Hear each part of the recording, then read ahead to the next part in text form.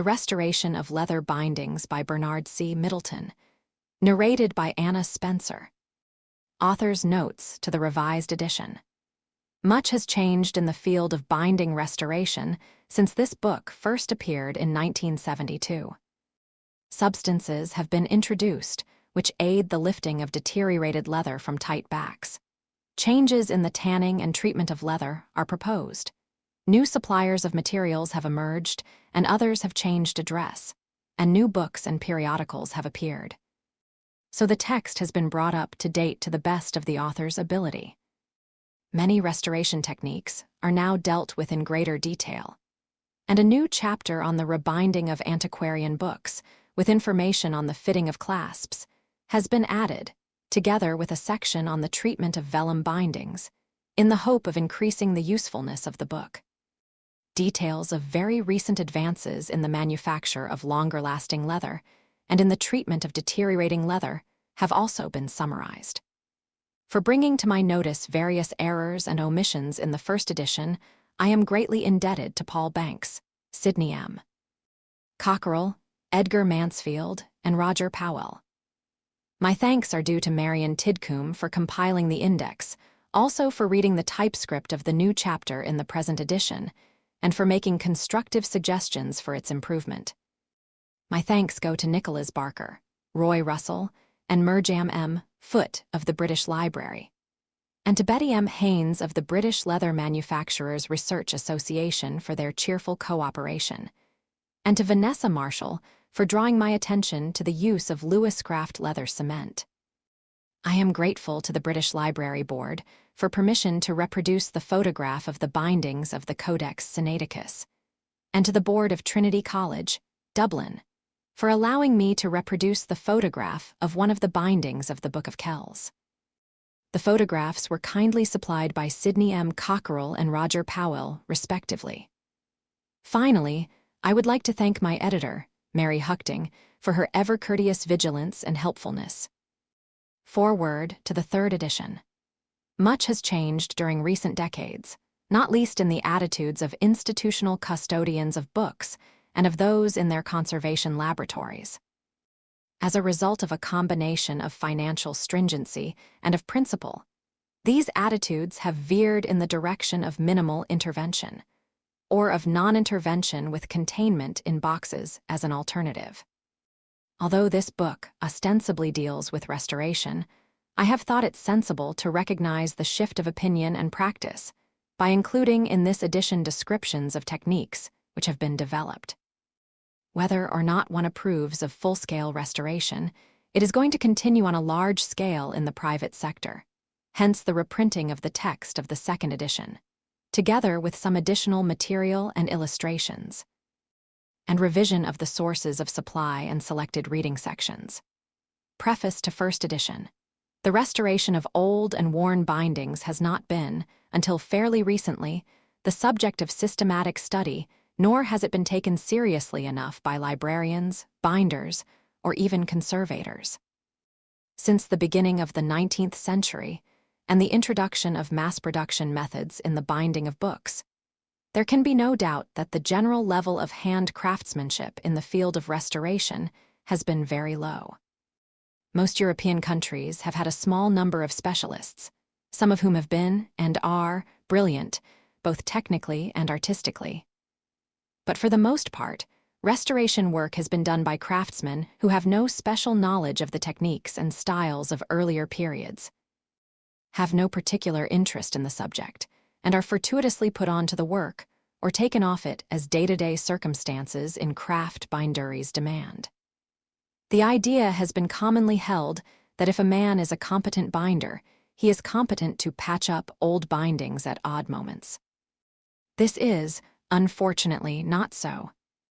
Even of those who are engaged regularly in this highly specialized and difficult field of craftsmanship, very few have taken the trouble to study early binding techniques and methods systematically and objectively so that bindings can be accurately and sympathetically restored. We see tragic proof of this on all sides. We see, for example, crude mutilations and ludicrously inappropriate ornamentation on too many fine old books, that could have been restored very nearly to their original condition by properly trained craftsmen. The purpose of the book restorer, as I understand it, is to make worn or damaged books usable again, and to restore them as nearly as he can to their original condition, while at the same time prolonging their life as much as possible. He must attempt to make the repairs as unobtrusive as is compatible with reasonable strength. But he should stop short of deliberate falsification with the intent to deceive a future owner of the book into believing that the book is in its original, pristine state. In my view, however, complete and unthinking adherence to this latter principle in every detail is not vital. For example, it seems to me that if a sliver of new leather is let into one end of a slightly cracked joint, and this is done more for the sake of appearance than for structural gain, no harm has been done if the repair is undetectable. On the other hand, one should hesitate to add a tooled and artificially aged lettering piece to a binding if the binding had not been lettered in the first place. Apart from any other consideration, such an addition might confuse collectors, bibliographers, and other historians of bookbinding. Between these two extremes, there is much that calls for the application of common sense and discretion. Temptations are numerous because a great many owners of books want them doctored undetectably for one reason and another. The craftsman's pride is another hazard because he may well be regarded as incompetent if he does not comply with the owner's instructions. And in any case, the achievement of a perfect or near-perfect piece of restoration can be a challenge which sweeps aside all other considerations. Whether one places greater emphasis on strength or on appearance must depend to some extent on the importance of the book, the taste of its owner, the use to which it is to be put, and the strain to which it is likely to be subjected. Maximum strength and period fidelity are two sometimes conflicting factors which the conscientious restorer must constantly endeavor to balance, and which frequently call for extremely difficult decisions. Book restoration is a demanding craft which calls for training, experience, and a considerable amount of skill. It also calls for discipline, patience, and steady nerves when things appear to be going badly. For example, when a spine is being removed from an important book for later replacement and begins to disintegrate into many fragments. In a situation like this, the spine can usually be saved if one keeps calm, but it may very easily be lost if one panics and becomes unnerved. The information and advice which follow are the result of my own experience and are the best known to me. There are, however, few absolutes and necessarily many ifs and buts in restoration work. One can only outline various alternatives and give timely warnings so that a choice can be made in light of the reader's previous experience, if any, and in light of the conflicting factors with which he may be faced when dealing with a particular book. Seemingly bad methods can sometimes be effective when employed intelligently by a conscientious craftsman, and seemingly good methods can be ineffective or even destructive when used by a poor worker. Experience, intelligence, and imagination must be combined if the work of the restorer is to be successful. Finally, the book restorer should be interested in the past, especially in the crafts of earlier periods, and feel that what he is doing is important. Otherwise, he will not have the spirit to carry on and do fine work. This volume would have been much less informative, but for the generous efforts of a number of people who have its subject very much at heart. My thanks are due in particular to Harold W. Tribullet, manager of the Graphic Conservation Department, R.R. Donnelly and Sons Company, the Lakeside Press, Chicago, for giving me the benefit of his long experience of craft binding, and to Herbert L. Hanna of the Library Technology Program of the American Library Association for his perceptive criticisms. I am also grateful to H. Richard Archer, curator of the Chapin Collection at Williams College, to Paul N. Banks, hand binder and conservator of the Newberry Library, Chicago, to Margaret C. Brown, chief of the processing division of the Free Library, Philadelphia, to Verner W. Clap of the Council on Library Resources, Incorporated, to Richard W. Luce, Assistant Librarian, Montana State University, to Stuart P. Smith, Head of the Serials Department at the University of Missouri, and to Nancy and Colton Storm, hand binders of Sedona, Arizona, all of whom have given generously of their time in reviewing and criticizing the manuscript, particularly in its early stages. I wish to thank the Council on Library Resources, Incorporated, for providing the funds which made its publication possible. I am also indebted to W. H. Langwell, FRLC, for his advice on certain chemical matters, to Sidney M. Cockerell for permission to base figures 3, 22, and 23 on illustrations in his The Repairing of Books, London. Shepherd Press, 1958. To my bindery assistant, Eric Horn, for help with the preparation of the photographs, and to R.B. Fleming & Co., Limited, of London, for their expertise in producing the photographs. Finally, I want to thank my father, who is himself a bookbinder, for reading the manuscript, and my wife, Dora, for her help with proofreading. Bernard C. Middleton. Introduction. There were many predecessors of the book, as we know it today. The most common immediate ancestor of the modern book was the Roman volumen, which was derived from the Egyptian papyrus roll and the Greek biblion, and consisted simply of a roll of parchment or papyrus.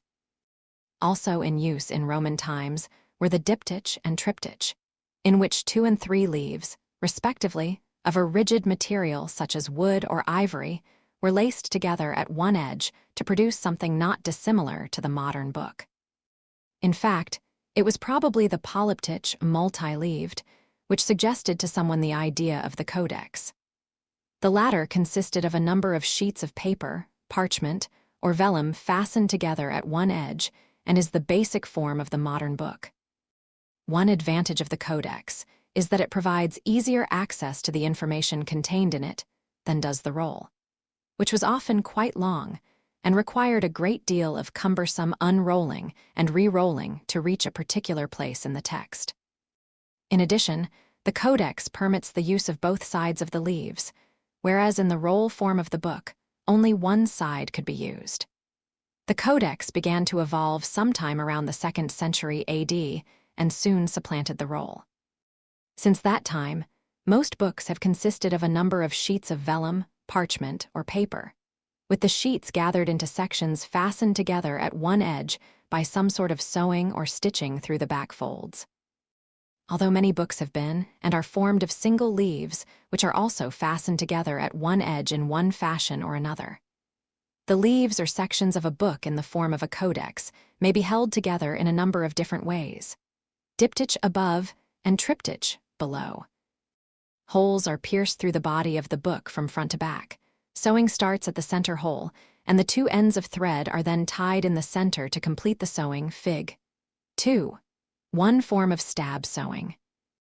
Fastening the leaves. Stab sewing, in which the thread or other material passes through the entire body of the book, from front to back, is the simplest form of sewing and was widely used on papyrus codices in the Mediterranean area during the first few centuries of the Christian era.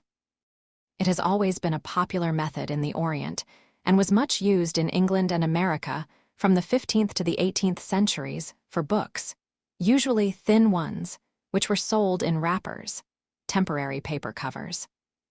Book papers with low tearing strength, such as art papers, are often more strongly secured by stab sewing than by sewing through the folds. In modern times, many periodicals and booklets have been stab sewn with metal staples. Stab sewing often makes it difficult to open a book, although this may not be a serious drawback if the margins are sufficiently wide and the paper is sufficiently flexible. In general, stab sewing is satisfactory only for those books which were designed for it from the beginning. Coptic sewing, practiced in Egypt and the surrounding areas about 1,300 years ago, consists of holding the sections to each other, and sometimes securing them to the boards, solely by means of thread which passes through the folds and then from section to section, usually knotted between each section. There are no supplementary thongs, cords, or tapes. This method spread from the Mediterranean to northern Europe, including Britain, but fell into disuse in the latter area when raised thong sewing was adopted in about the 8th century. Paradoxically, modern machine sewing is very similar in its basic techniques to Coptic sewing. Although earlier in the era of machine sewing, tapes and even cords were often used, nearly all publishers' hard bindings today are machine sewn in a manner very similar to Coptic sewing. Raised thong or cord sewing. By about the 8th century, the more substantial method of sewing the sections to raised leather thongs had come into use in northern Europe and seems to have been widely adopted almost immediately. It was almost the only method employed until about 1600. In the 16th century, a comparatively small number of books were sewn on strips of vellum, and has been in use for at least certain kinds of binding ever since. Late in the 16th century, hemp, jute, or flax cord began to be used in place of thongs, the latter having the unfortunate tendency to become brittle and break unless made of alum-tawed leather. Earlier books were usually sewn to double thongs or cords, with the thread carried around them in a figure 8 or herringbone pattern. Later, single cords became more common, with the cords completely encircled by the thread. One of the main advantages of sewing on raised cords or thongs is that the cords or thongs can be much thicker, and therefore stronger, than would be possible if the book were sewn on recessed cords. In addition, raised cords or thongs, in a binding in which all the elements are properly balanced, provide a gentle spring-like force, distributing the stress of opening the book over a relatively wide area. This aids substantially in retention of the shape of the book with use. In books sewn on raised cords or thongs, the spine of the cover is stuck down to the backbone of the book, with or without intermediate linings, to form what is called a tight-backed book, though when this type of sewing was first used, there was no adhesion of the leather. Recessed cord sewing, the making of saw cuts in backbones so that the cords are sunken flush with or slightly below the surface of the backbone, rather than raised above it, was started in Europe at the end of the 16th century, mainly in cheap retail bindings. In this case, the thread is simply passed across the cords rather than around them, thus making the sewing process easier and faster, and consequently cheaper. The great majority of modern leather bindings are constructed with a combination of recessed cords and a hollow back, see below. Books printed on stiff paper generally open more easily with this type of construction than with raised cords or thongs and a tight back. However, there is almost certainly a loss in durability because thinner cords must be used, and also because the making of the saw cuts inevitably results in at least some weakening of the backbone, although the importance of this latter factor is sometimes overemphasized. Books sewn on recessed cords often have fake raised bands glued across the backbone to give the appearance of books sewn on genuine raised cords or thongs. Tape was first employed during the second half of the 19th century in publishers' case bindings. This construction is very strong, and books thus sewn have the advantage of opening easily. The sewing process usually involves passing the thread across the tapes, but sometimes the tapes are encircled by the thread. Few books bound in leather are originally sewn on tapes, however, and this type of sewing will not be discussed in this volume. One of the two basic ways of fastening single leaves is by passing thread through and around the back edges of group of leaves to form made-up sections, which are then sewn all along or two sections on. Large books of plates have been overcast since the 16th century, and hand-over casting has been used since that time in various situations where single leaves are involved. Alternatively, this kind of sewing can be done so that the needle and thread also pass through 2 or 3 previously sewn sections, and at the same time attach the sections to the cords or tapes. This method, which saves time and obviates the possibility of gaps appearing between the sections, is called oversewing. In 1920, the oversewing machine was invented. This device, which is almost universally used in American library binderies, and some European ones, sends thread diagonally through the back edges of groups of leaves in such a way that sections are formed and at the same time are firmly anchored to each other. Books, which were originally made up of conventionally folded sections, are normally reduced to single leaves by trimming off their back edges prior to machine oversewing. This form of sewing is practically indestructible, but it produces a book which does not open freely unless the paper is quite thin, and from which it is virtually impossible to remove the thread. If the book ever has to be rebound, it is almost always necessary to again trim off the back edges of the leaves. Adhesive binding. The second basic method of holding single leaves together depends solely on some form of adhesive.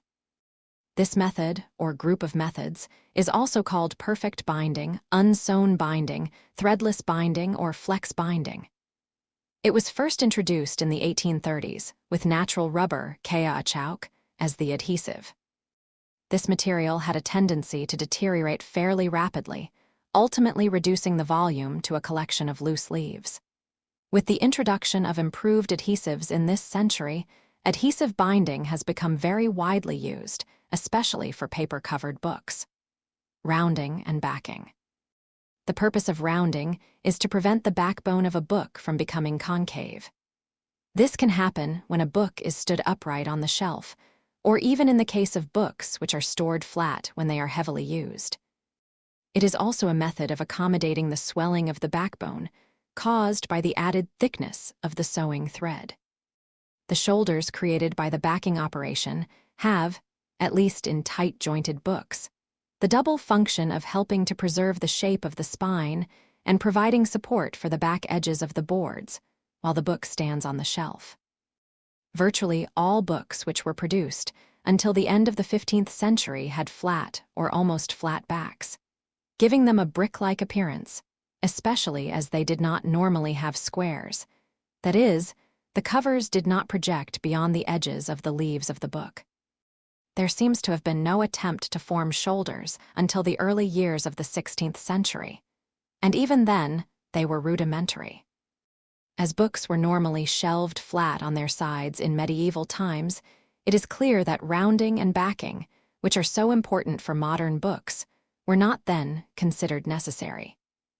Three principal methods have been used for attaching a book to its covers. The ends of cords, either raised or recessed, are frayed out and pasted down on the outer surface of the boards. In some early bindings, leather thongs were nailed into recesses cut into the outer surfaces of the boards. Usually, however, instead of being pasted or nailed, the cords or thongs are laced in, that is, passed through holes in the boards. In Coptic or Coptic-style sewing, the thread used to sew the backbone was often laced through holes in the boards. Books sewn on wide strips of vellum or on tapes were often attached by splitting the boards horizontally along the joint edge, inserting the slips, and gluing the split portions of the board back together. The earliest examples of this technique date back several hundred years, but for all practical purposes, the history of split boards can be said to date from the beginning of the 19th century, when they were used in England in spring-back ledger bindings. And since the 1880s, they have been used in English-style library bindings. Modifications of this style have occasionally been employed in some expensive fine bindings during the last 30 years or more. French joints, see below, are almost invariably used with split boards. As early as the beginning of the 18th century, in some Dutch quarter-leather bindings, for example, boards were attached to books sewn on vellum strips by gluing the ends of these strips to the inner surfaces of the cover boards. Vellum strips were also laced through the joints of vellum-covered bindings and of limp paper or vellum covers. Similarly, adhesion to the inner surfaces of cover boards was used in some 18th century English almanacs. However, in most of these almanacs, which were sewn on recessed cords, there were no slips, the cords having been trimmed off at the joints, and the boards were simply held on by the end papers. When cloth case bindings were introduced early in the 19th century, the boards were attached to the book by the frayed-out slips of recessed cords glued to the inner surfaces of the bookboards and covered over by the paste downs. Though many early cased books were sewn in the French style, without cords or tapes. In the latter style, the attachment of case to book depended on the adhesion of the end papers, and a reinforcing slip of paper glued to the spine and to the boards under the end papers. This type of binding was the forerunner of the modern case binding, in which no cords are used and in which the boards are attached by a cloth lining the mull, crash, or super. Across the backbone, the ends of the lining being glued down on the inside of the boards and covered by the pastidowns. There are not many hard and fast rules here, and many of the techniques mentioned above can be and have been used in different combinations, such as tapes being laced into boards or cords being glued into split boards. The Coptic type of book structure seems to have involved a loose hollow back. That is, while the sides of the cover were pasted to the outsides of the boards, the spine of the cover was not pasted down to the backbone. Soon after the advent of raised cord or thong construction, it became the usual practice to paste the leather spine directly to the backbone to form what is called a tight back, so that the backbone and spine moved together as a unit when the book was opened. The hollow back comes in two basic forms, the hollow tube and the loose hollow. In the hollow tube construction, a piece of stiff paper is folded and glued in such a way as to provide a flattened tube between the spine of the cover and the backbone of the book, with one or more of the layers of the tube attached to the spine and the others to the backbone, see Fig. 47. The hollow tube is almost invariably an accompaniment of recessed cord sewing. Nearly all fine trade bindings of the past century or so have been constructed with recessed cords and a hollow tube, often with fake raised bands pasted down over the tube. Case bindings almost invariably have a loose hollow back.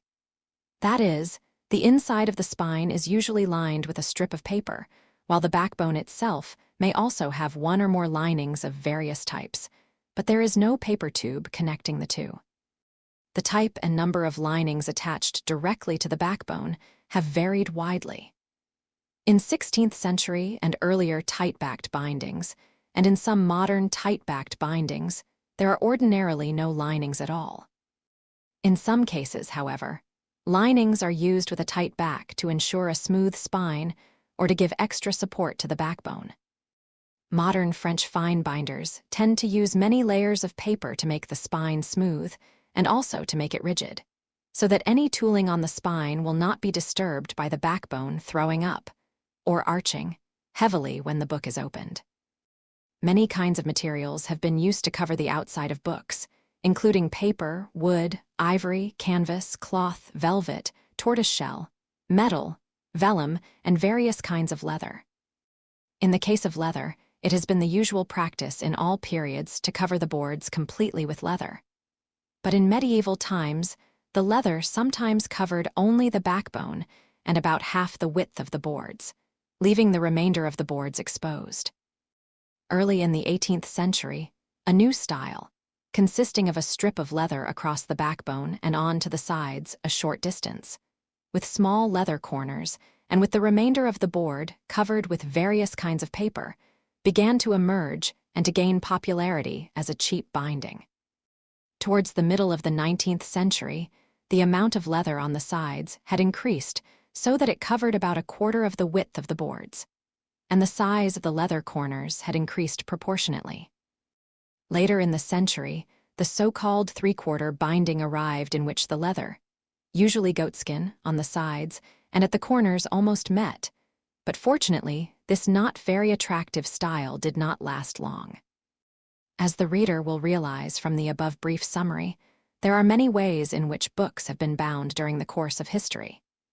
It would be quite impossible in a volume of this kind to deal with the restoration of all of these types of bindings. Not only will our discussion be limited to books bound, or at least partially bound, in leather, but almost entirely to that type of binding which, due to its prevalence in most modern, rare book library collections, is today the principal concern of the librarian conservator, namely the 16th through 19th century book printed on paper, with folded sections sewn by hand on raised or recessed cords or thongs, with either a tight or hollow tube back and with tight joints. Tight joints are those in which the boards are brought up flush to the shoulder of the book, as opposed to the book with French joints. French joints, in which the boards are positioned a short distance away from the shoulders of the book, are mostly found in case bindings, although they are occasionally found in other types of bindings as well. There will, however, be a short discussion of the restoration of the Kea-Achauk binding, which is not only case-bound, but consists of loose, single leaves bound with adhesive instead of being sewn.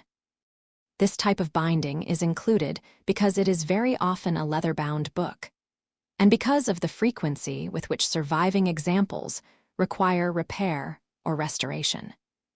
It will, however, be found that many of the techniques discussed in the volume are equally applicable to bindings other than those described above. Definition of terms: each craft has its own special terminology. The ancient craft of hand bookbinding has, over the centuries, developed its own highly specialized language to describe its techniques, tools, and materials. Because those who practice this craft today are relatively few in number and widely scattered, and because of the long history of the craft, during which terms have been freely borrowed from a number of languages and from other related crafts. There are differences in the terminology used in various parts of the English-speaking world. The following is a list of terms as they are used in this volume. Whenever possible, the alternative terms are also given. Adhesive bindings. Bindings in which the back edges of a book made up of single leaves are secured together solely with some kind of adhesive, sometimes referred to as perfect, threadless, sewn, or flex bindings. See also Kea-Achauk bindings, all along. A method of hand sewing a book in which the thread passes in and out and around or over the cords, thongs, or tapes along the whole length of the inside fold of each section from kettle stitch to kettle stitch, see Fig. 35. In some early examples, up to about the 12th century, the headbands were included and were not sewn separately, sometimes referred to as all-on. See also oversewing, two sections on, see all along. Alum-tawed leather. Leather, usually pigskin, but occasionally goat or other types of skin, treated with alum instead of tan bark or other tanning agents. The surface of early tawed leather sometimes resembles vellum in its hardness after use on early books. But unlike vellum, which usually has a smooth surface, tawed leather typically retains the hair follicles or grain of the skin. Alum-tawed skins are often found on books bound from the Middle Ages on and have demonstrated great durability and permanence. An example of tawed pigskin is shown in Figure 12. Aniline dyes, see stains. Art paper, paper with a smooth, often glossy, clay coating. Used for printing finely detailed illustrations, usually called coated paper in the United States. Backbone. The edge of a book along which the leaves or sections are fastened together in binding, the term backbone, is often used to describe the portion of the outer cover which covers the back of the book, and which is usually lettered with the title of the book, the author's name, etc. In order to avoid confusion, this portion of the cover will be referred to in this volume as the spine, and the term backbone will be restricted to mean the back edge of the body of the book. Back cornering, the removal of board from the four corners of the boards at the joints. Back cornering of the type shown in Figure 43A was employed from the 16th century to the last quarter of the 18th, the purpose being to make a space for thick turn-in leather. From the last decades of the 18th century, back cornering has involved the cutting away of a small triangular piece of the outer surface of the head and tail ends of the boards. The cut is made so that the inner corners of the boards remain intact, see Fig. 43. The purpose is to relieve strain on the joints of the book when the boards are opened, and also to facilitate the setting and shaping of the head caps before they are tied with thread. Some leading British binders now back corner on the inside instead of the outside as a means of structural improvement. Back folds. The folds through which the sections are sewn, stapled, or otherwise fastened to each other. Sometimes, in context, they are referred to merely as the folds, backing.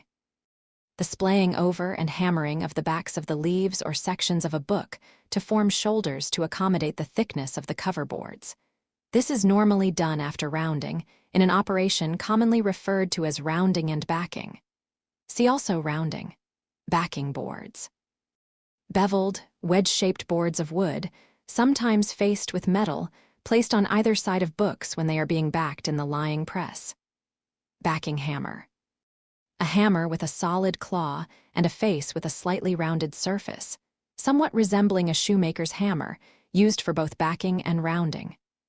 Back linings. Various layers of cloth, paper, or leather used for reinforcing or stiffening the backbone of a book. The operation of placing these materials on the backbone is usually referred to as lining up. See also mull. Backsaw. See tenon saw, backstrip, see spine. Band nippers. A handheld device made much like a pair of pliers with straight, flat jaws, usually fitted with a spring to separate the jaws. Used for molding leather over raised bands. Bands. 1. The cords or thongs on which the sections of a book are sewn.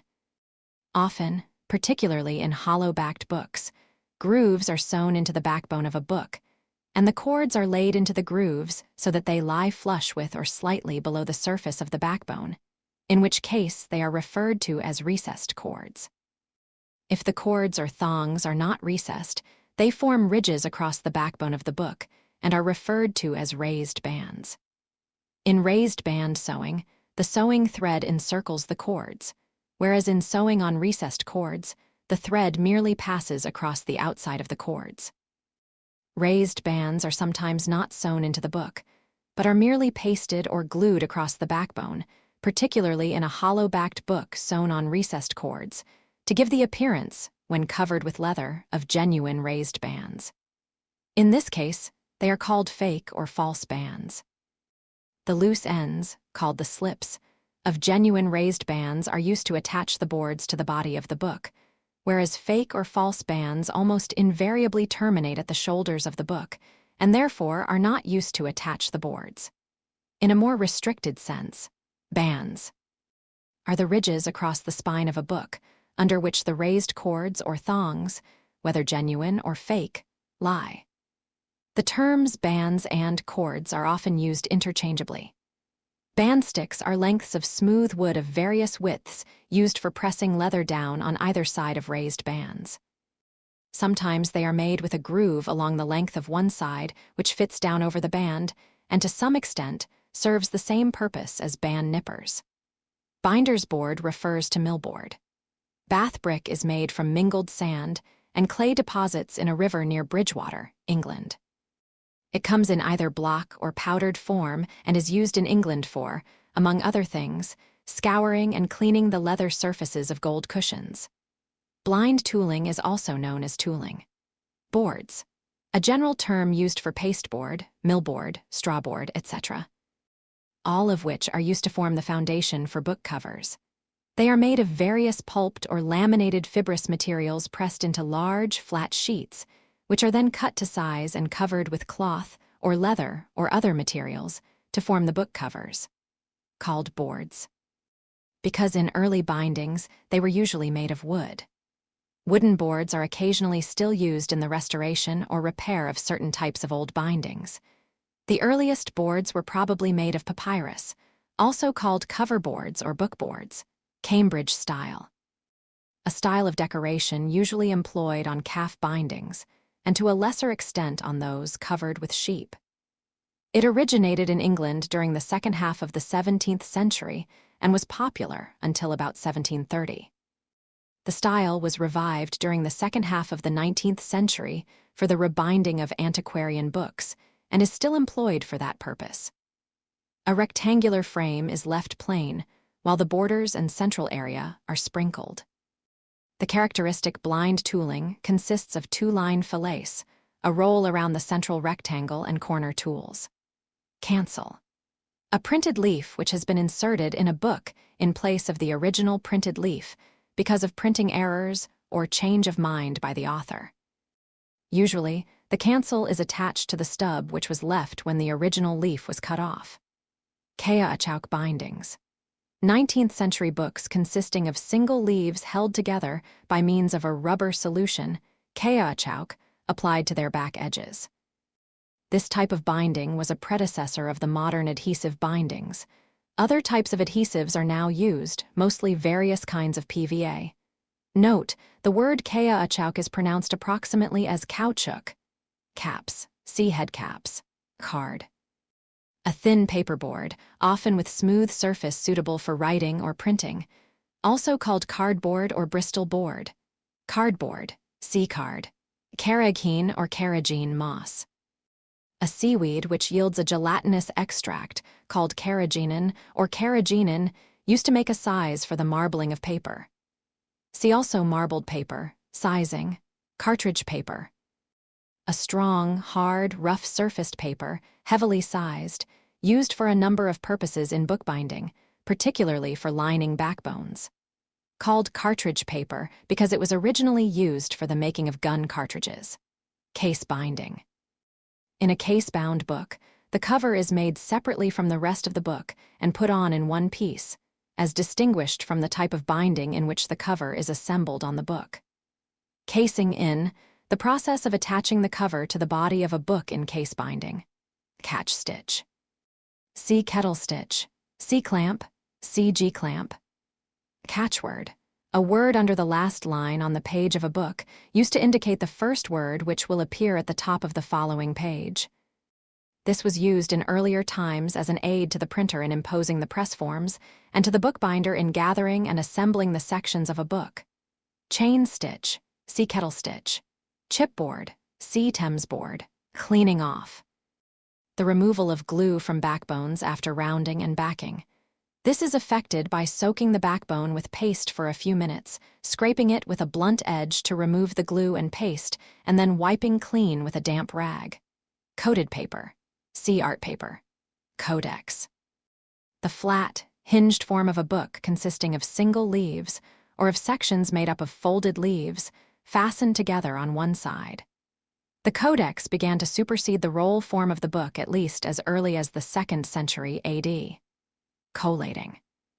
The process of assembling a book in proper order, and of checking the completeness of the book and the correct sequence. Common calf or sheep binding.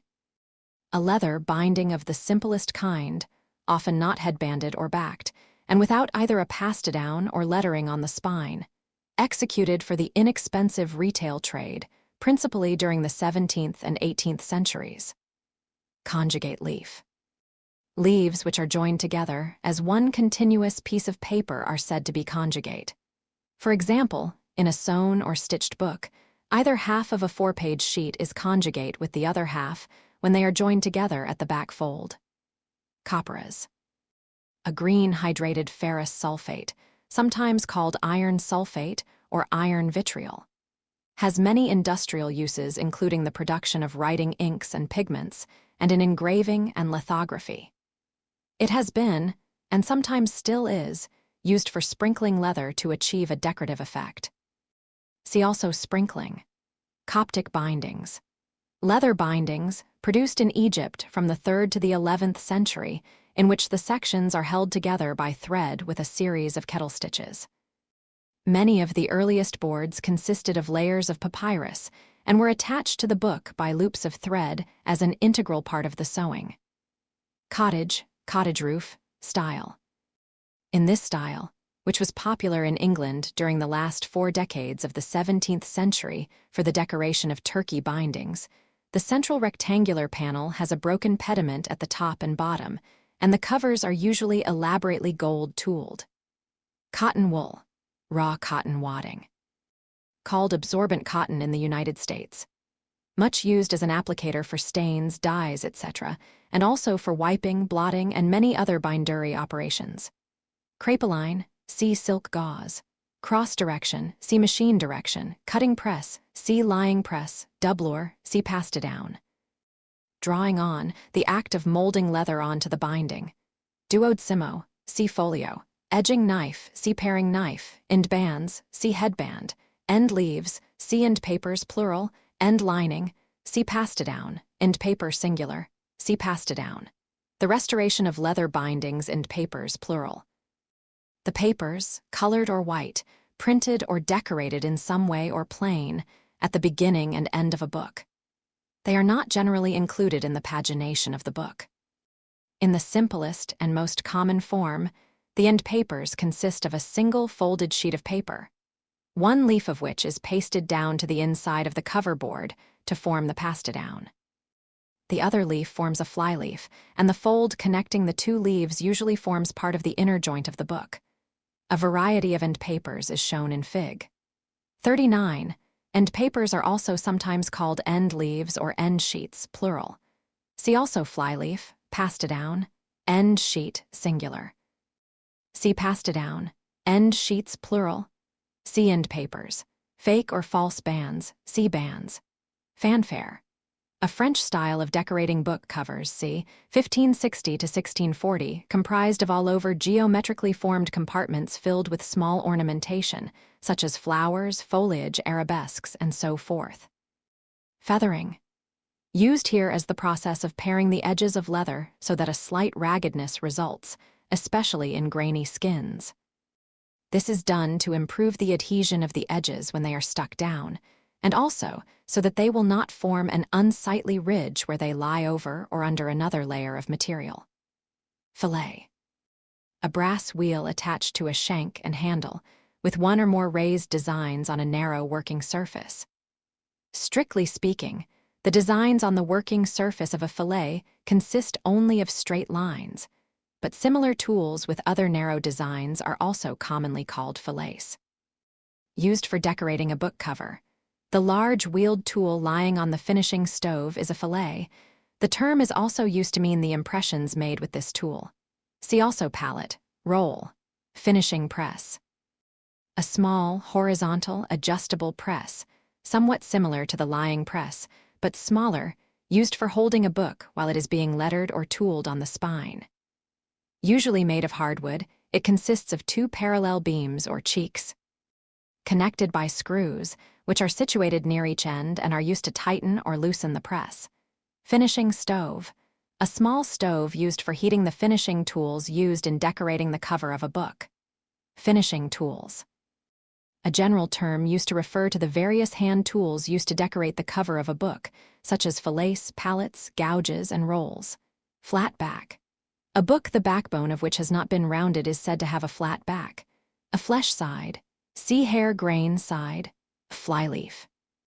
The leaf, or leaves, forming that part of the end papers not pasted down to the inside of the cover board. See also made flyleaves. Folder. A small, handheld tool, formerly made of bone but now more often of plastic, more or less knife-shaped, used in folding sheets to form a smooth crease in the folded edge, and for many other binding processes. Folds. See back folds. Foliating. The numbering of leaves, not pages. This system of numbering preceded the modern system of paginating. See also paginating. Folio.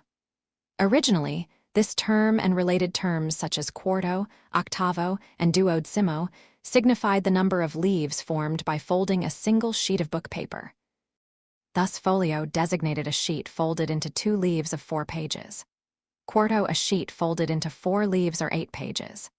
And duodecimo, a sheet folded into 12 leaves or 24 pages by cutting 4 leaves from a 12mo imposition and inserting them into the 8vo.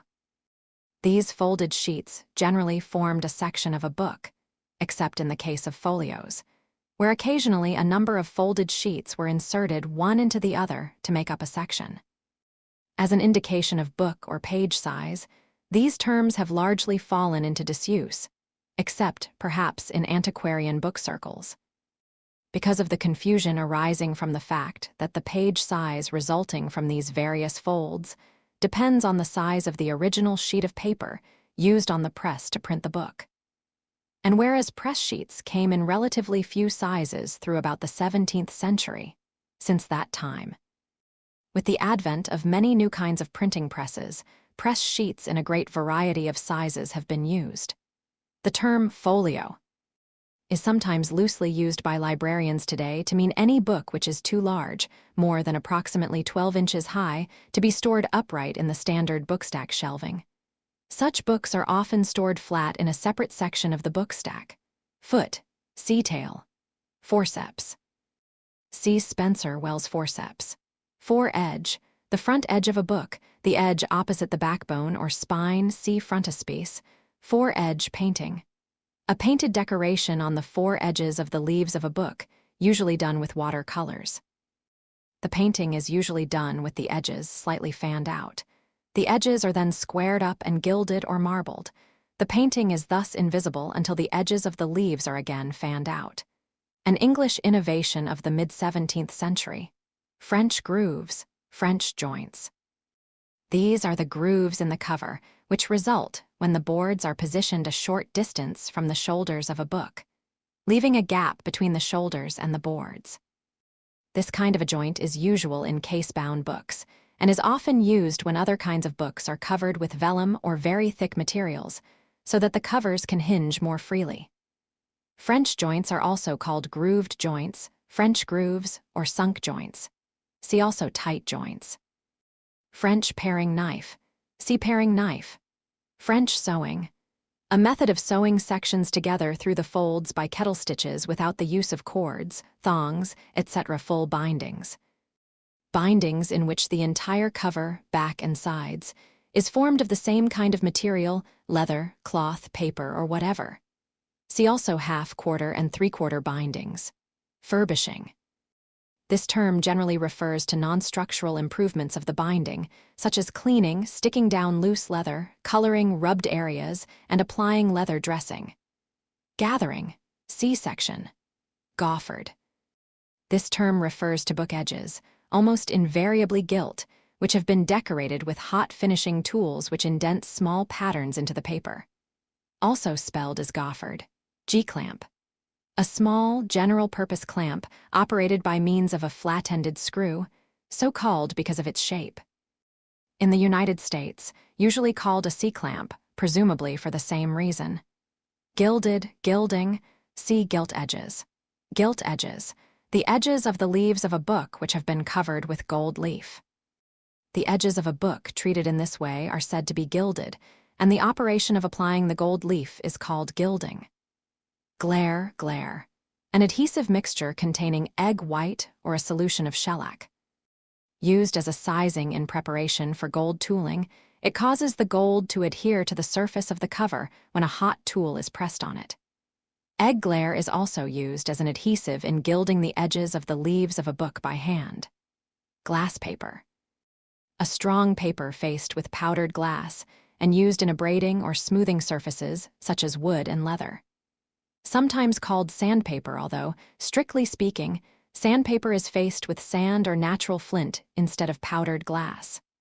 Gluing up. The rubbing of glue or other adhesives on and between the back folds of the sections prior to rounding and backing the backbone of a book. Goffered. See goffered. Gold. The gold used by bookbinders and restorers comes in three forms. 1. Leaf gold. This is genuine gold, at least 23 karat, alloyed with a small amount of silver and copper. It is supplied in books containing 25 leaves, each 3% inches square. The leaves are extremely thin, about 1/250,000 of an inch. 2. Real gold foil. Consists of genuine gold, atomized on to a prepared carrier film in vacuum chambers, or gold leaf attached to the film with an adhesive. This is subsequently treated with heat-sensitive size that acts as a form of glaire, so that the impression of a hot tool will transfer the gold to material which has not been previously prepared for tooling by the application of egg or shellac glaire. 3. Shell gold. So called because it used to be supplied in small mussel shells. Similarly shaped plastic containers are now used. It can also be bought in small blocks. It consists of genuine gold powder held together with a size. It is transferred to the object being treated by means of a wet paintbrush and can be used for filling in small areas of tooling when the original gold is missing. Gold foil. See gold, gold cushion. a pad consisting of a wooden board with a layer of cotton wool covered with rough leather, flesh side uppermost, used as a working surface when cutting gold leaf to size. A flat-bladed knife with a wooden handle. The blade is usually about 6 inches long and 1/4 inch wide, and has a smooth, moderately sharp cutting edge on one or both sides. It is used to manipulate gold leaf and to cut it into the requisite sizes and shapes. A piece of tacky rubber used to remove and collect surplus gold after tooling. A finishing tool, the working surface of which forms a segment of a circle, used to impress curved lines on book covers, in paper also called machine direction. In leather, the markings or texture of the outer or hair grain side.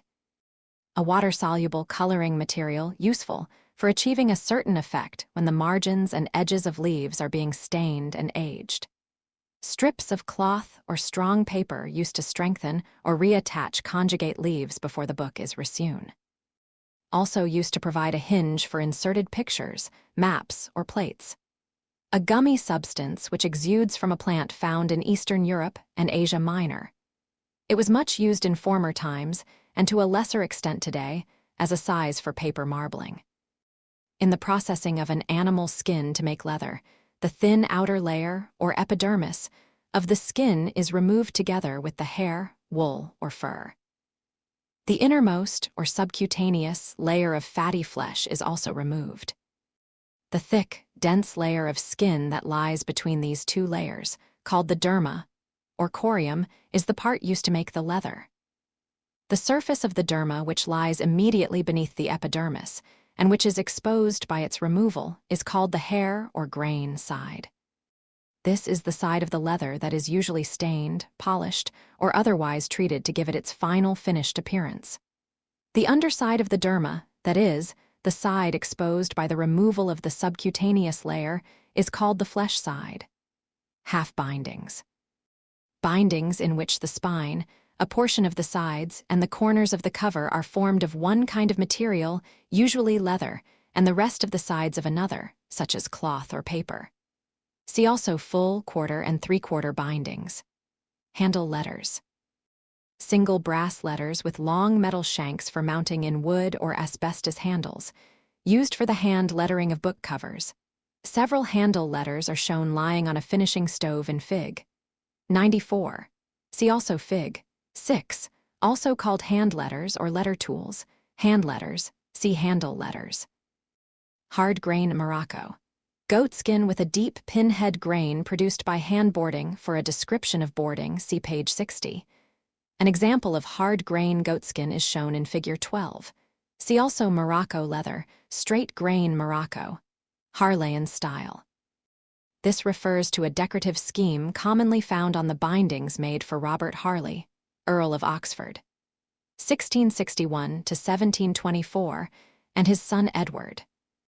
Typically, this consists of an elaborate border built up with one or more rolls, and a central ornament in the shape of an elongated lozenge built up with small tools, all in gold. Head, the end of the book at the top of the page, see frontispiece. See also tail. Headband. In early bindings or fine bindings, a piece of embroidery sewn on by hand over a strip of leather, stout cord, or other material at the head and tail of the backbone of the book, see frontispiece and figs. 46b through 46f. The strips of leather, cord, etc. The headbands are sewn onto the cores of the headband. The band at the tail of the book is sometimes called the tailband. Headbands and tailbands are sometimes referred to collectively as end bands. In most modern publishers' trade bindings, the headband, if used, consists of a piece of machine-woven material which is glued on the backbone, rather than sewn on. See also stuck-on headbands. Headcap, the visible portion of the fold of leather where it turns in at the head and tail of the spine. Strictly speaking, the cap at the tail end of the spine should be referred to as the tail cap, but usually the caps at both ends of the spine are called headcaps or simply caps. Hinge, see inner joint, outer joint. Hollow back. The type of back in which the spine of the cover is not stuck down to the backbone, as in a tight-backed book. A tube-like paper lining is sometimes situated between the backbone and the spine. If there is no tube, the book is said to have a loose hollow. When the leaves of a book or the covering materials are stiff and thick, a hollow back usually enables the book to open more freely than would be the case with a tight back. See also one on and one off, one on and two off, etc., tight back. Incunabula. Books printed before 1501. Industrial methylated spirit. A type of methylated spirit which contains no pyridine. It consists of ethanol with 5% methanol. Inner joint. The inside hinge of the cover, made of the fold of the end papers and slash or a strip of supplemental cloth or leather. Sometimes referred to as the inner hinge. Jaconet, jaconet. Thin white cotton cloth treated with a size which enables it to remain stable for a short time after the application of adhesive. Often used as a reinforcing material in bookbinding because it provides good strength without bulk. Japanese tissue. A soft, strong, fairly transparent, long fibred, and absorbent paper made from the fibers of a variety of Japanese plants, especially the mulberry. It is available in a variety of thicknesses and colors. It is a very versatile paper, and according to the thickness used, it can be employed for patching leaves, for the overall lining of leaves as a reinforcement, for mending tiers, for reinforcing the back folds of sections, or for mending inner joints. Join. A bookbinding term used to indicate the point at which two pieces of material come together or overlap. Kettle stitch. This term is most likely derived from the German Kettelstitch, a stitch that forms a little chain, but it is thought by some to be a corruption of catch-up stitch. It is the knotted thread which joins the sections together at the head and tail of the book. It is sometimes called a chain stitch or catch stitch. Clusel G, supplied by the Hercules Powder Company. It is hydroxypropyl cellulose and can be dissolved in ethanol, isopropanol, industrial methylated spirit, or water for use as a sizing and reinforcing medium for paper and as a consolidant for leather. Knocking down iron. A heavy, T-shaped piece of iron. When clamped in a press, the knocking down iron forms a solid base for hammering down the cords or tapes used to fasten the book to the boards, or for other similar types of binding operations. Knocking up. The process of squaring up the edges of a book or a pile of sheets of paper. This usually involves dropping and knocking the backbone and then the top edge of a loosely held book onto a flat surface until the leaves or sections are well aligned. This process is often referred to, particularly in the United States, as jogging. Craft paper. A strong brown machine-made paper widely used for wrapping purposes and in bookbinding for lining the backbone of the book. It can be obtained glazed or unglazed, ribbed or plain. Label. A piece of paper or other material bearing the title of the book, the name of the author, etc., which is fixed either to the spine or the side of the cover of a book. In a leather binding, it is usually made of leather of a contrasting color. It is also known as a lettering piece. Laid paper.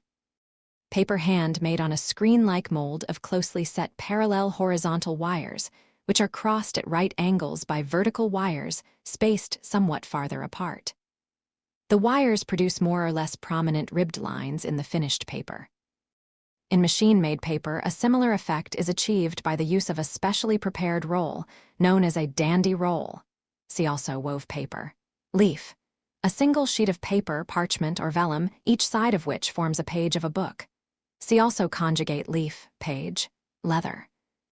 The skins of a wide variety of animals, preserved and prepared by chemical and mechanical treatments. The most commonly used skins for the binding of books are goat, calf, sheep, and pig, but many other types of skin have been used at one time or another, including human skin. Leather dressing. There are many different formulas for leather dressing, consisting of various mixtures of oils, waxes, solvents, and softeners. The purpose is to lubricate and soften certain kinds of leather. Lettering piece. See label. Letter spacing. The insertion of spaces between the letters of the words in a line of type. Letter tools. See handle letters. Lifting knife. A knife with a shallow bevel on one side only and with a short cutting edge running at an angle across the width of the blade. Usually shaped by the restorer himself to fit his own individual needs. The steel of the paring knives from which lifting knives are usually made is often too soft to withstand the hard wear involved in lifting tough millboard and leather, so it is a good idea to cut down machine hacksaw blades. It is important to ensure that they have been tempered all through and not just along the edges. The knives are used in restoration for lifting pasted down leather, paper, and so forth. Lining paper, see pasted down. Lining up, see back linings. Loose hollow, see hollow back. Lying press/cutting press. A horizontal press, somewhat larger than a finishing press, usually consisting of two parallel beams connected by a large screw near each end, used for tightening and loosening the press. This press is used for clamping or holding a book while backing, trimming the edges of the leaves, and many other binding operations. Also called a laying press. Machine direction. This is the direction in which the fibers in a piece of machine-made paper tend to lie, due to the motion of the paper-making machine.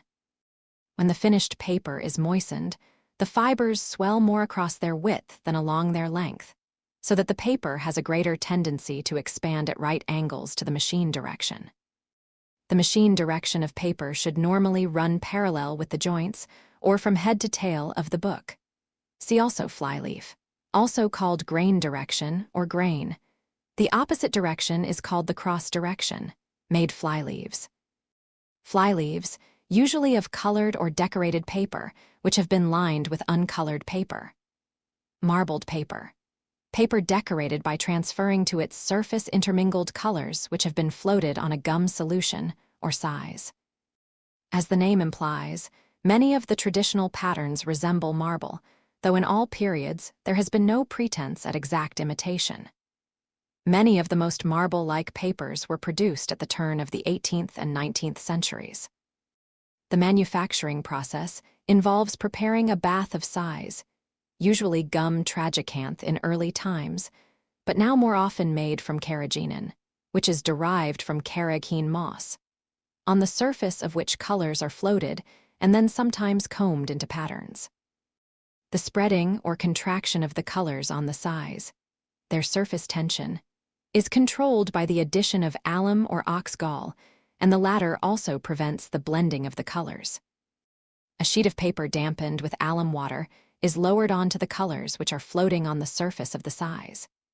When the sheet is lifted off, it is found that the colors have transferred to the paper and remain firm while the paper is washed in running water to remove clinging size.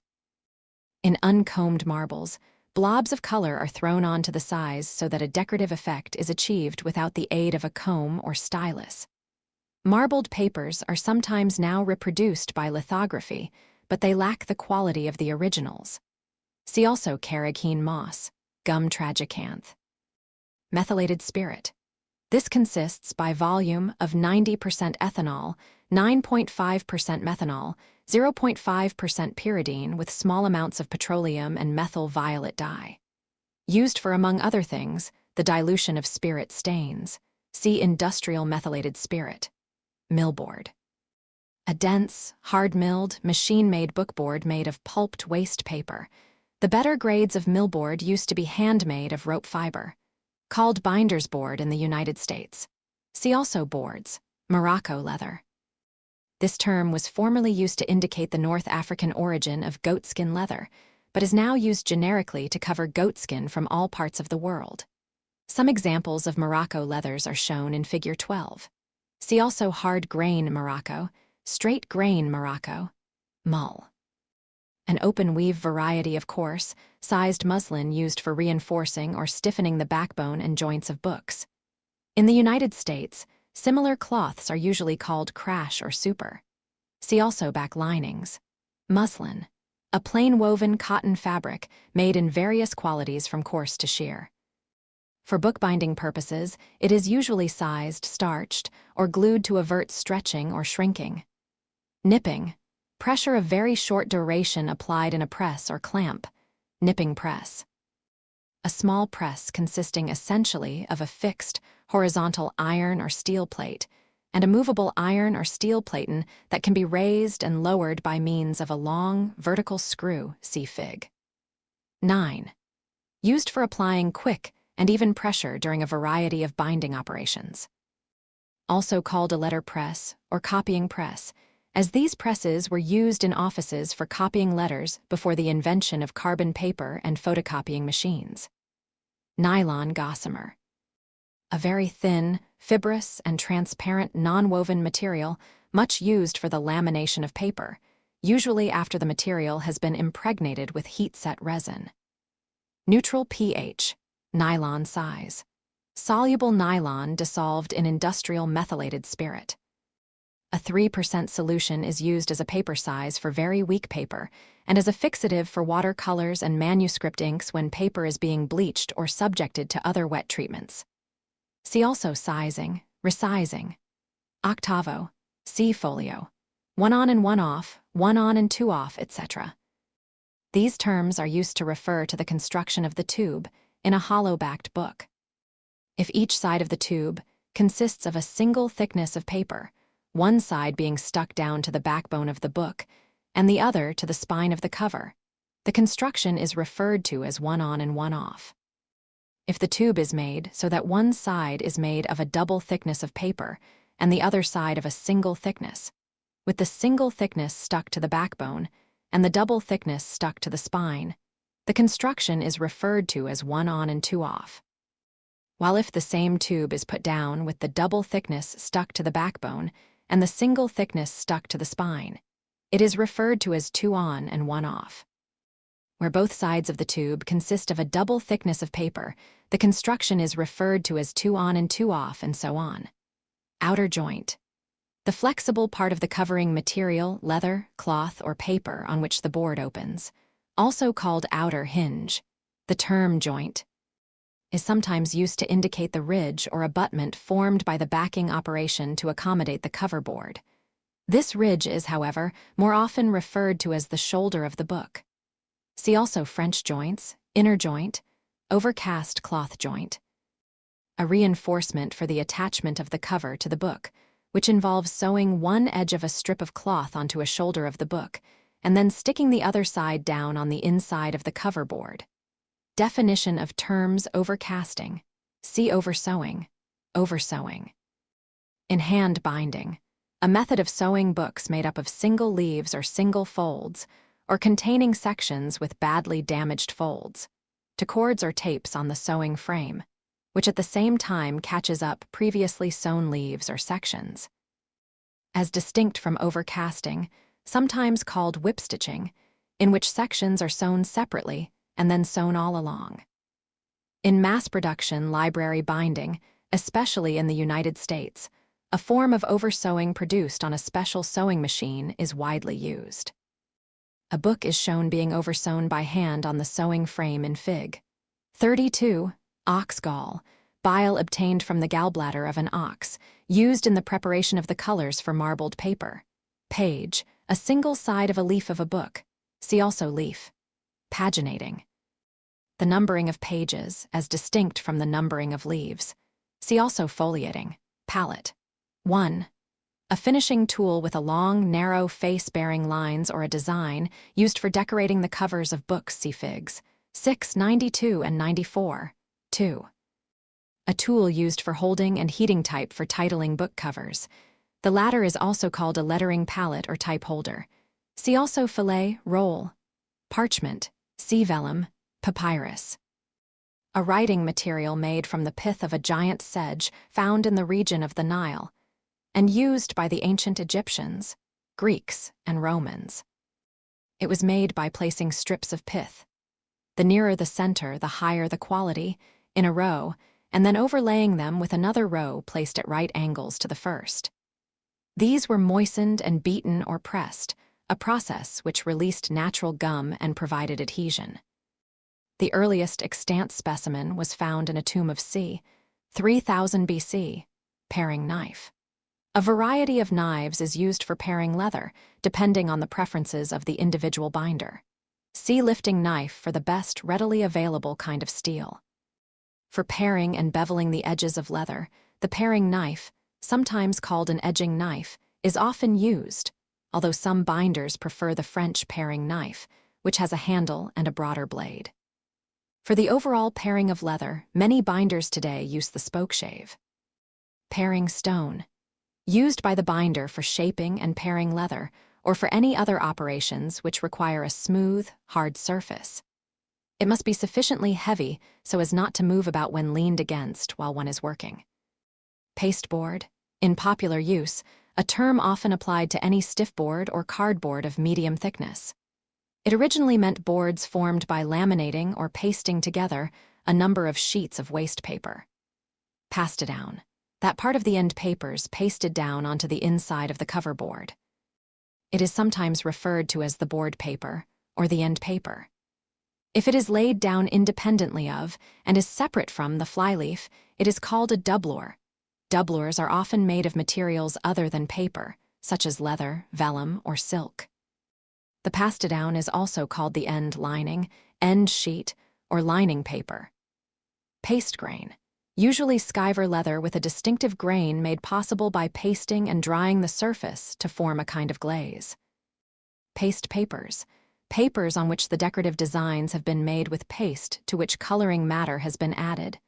Paste wash, paste thinned with water. The consolidation of a powdery or rough leather surface can be obtained by means of a washover with a paste wash. Great care needs to be exercised in the selection of bindings for this treatment, however, as it may blacken some leathers. It also tends to harden the leather and prevent the penetration of dressing, so this treatment is more suitable for leather on the sides than for the spine and joints. PI. RA. Printing Industries Research Association. Test. This is an accelerated age test for vegetable tanned leather, which involves treating a specimen of leather with large amounts of sulfuric acid and hydrogen peroxide. If the test piece emerges from this treatment blackened and gelatinized, the skin from which it came is likely to deteriorate in a polluted atmosphere containing sulfur dioxide. However, a long-term storage program has raised doubts as to the validity of the test. Platen. The moving plate in a press, such as a standing or nipping press. Plow, a device for the trimming of books and boards. It consists of two parallel blocks of wood connected by one large screw with a handle. The left-hand part of the plow fits into a runner on the left cheek of the cutting press, and the other side of the plow carries an adjustable knife, which is gradually moved inward by the turn of a screw and slices into the book or board as the plow is moved back and forth. The plow has been in use since the early years of the 16th century, during which time there have been few improvements. However, during the last 2 years, the design of plows has been considerably advanced to make it a much more precise tool. In this, only the knife and not the whole right-hand side moves as the book is trimmed. Potassium lactate, used here to mean an aqueous solution of potassium lactate and a fungicide. It acts as a protective salt for leather to prevent acid damage and fungus attack. It is likely to decline shortly in favor of other treatments. Pressing boards. Flat boards made of wood, either solid or laminated, or fiberboard used to ensure even pressure when books are placed in a press. Pressing tins. Thin metal plates used during pressing, mainly to exert local pressure at those places which would not otherwise receive it. For example, when a book is pressed after the turn-ins have been stuck down, tins are placed between the boards and the book. Pulling. Reducing a sewn book to loose sections, or in the case of adhesive bindings, to loose leaves, by removing the entire cover, the end papers, the headbands, the lining on the backbone, the cords or thongs, and the thread, or adhesive. Pulling is sometimes referred to as taking down. PVA. Used here to mean polyvinyl acetate emulsion adhesive. Quarter bindings. Bindings in which the backbone and a small portion of the sides are covered with one kind of material, and the rest of the sides, including the corners, with another in very early bindings, the rest of the boards were left uncovered. See also full, half, and three-quarter bindings. Quire.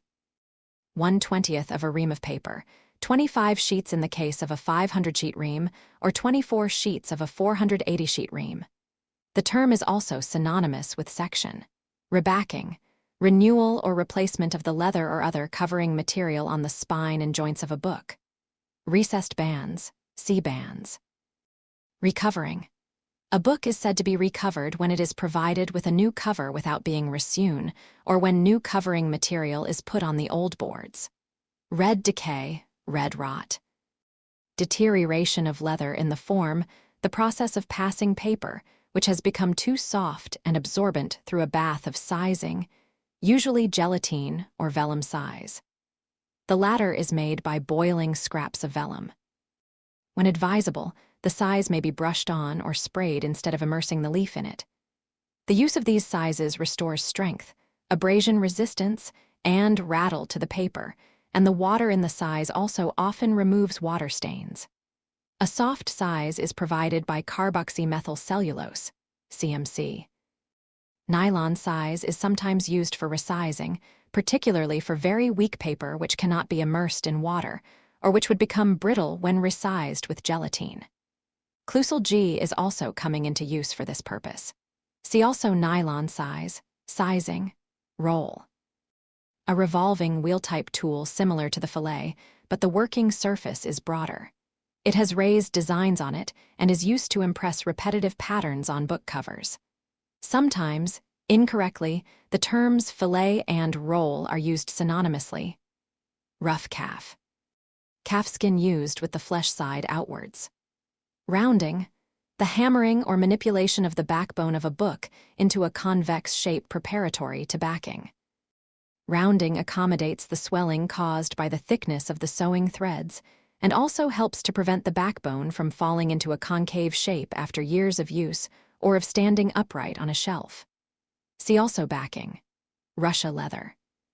Originally made from calfskin and later from cowhide, it has a reddish-brown color, a fairly smooth surface, and a characteristic odor resulting from its impregnation with oil of birch bark. Almost invariably it is diced. That is, it has a light latticework of crisscrossing diagonal lines impressed into its surface.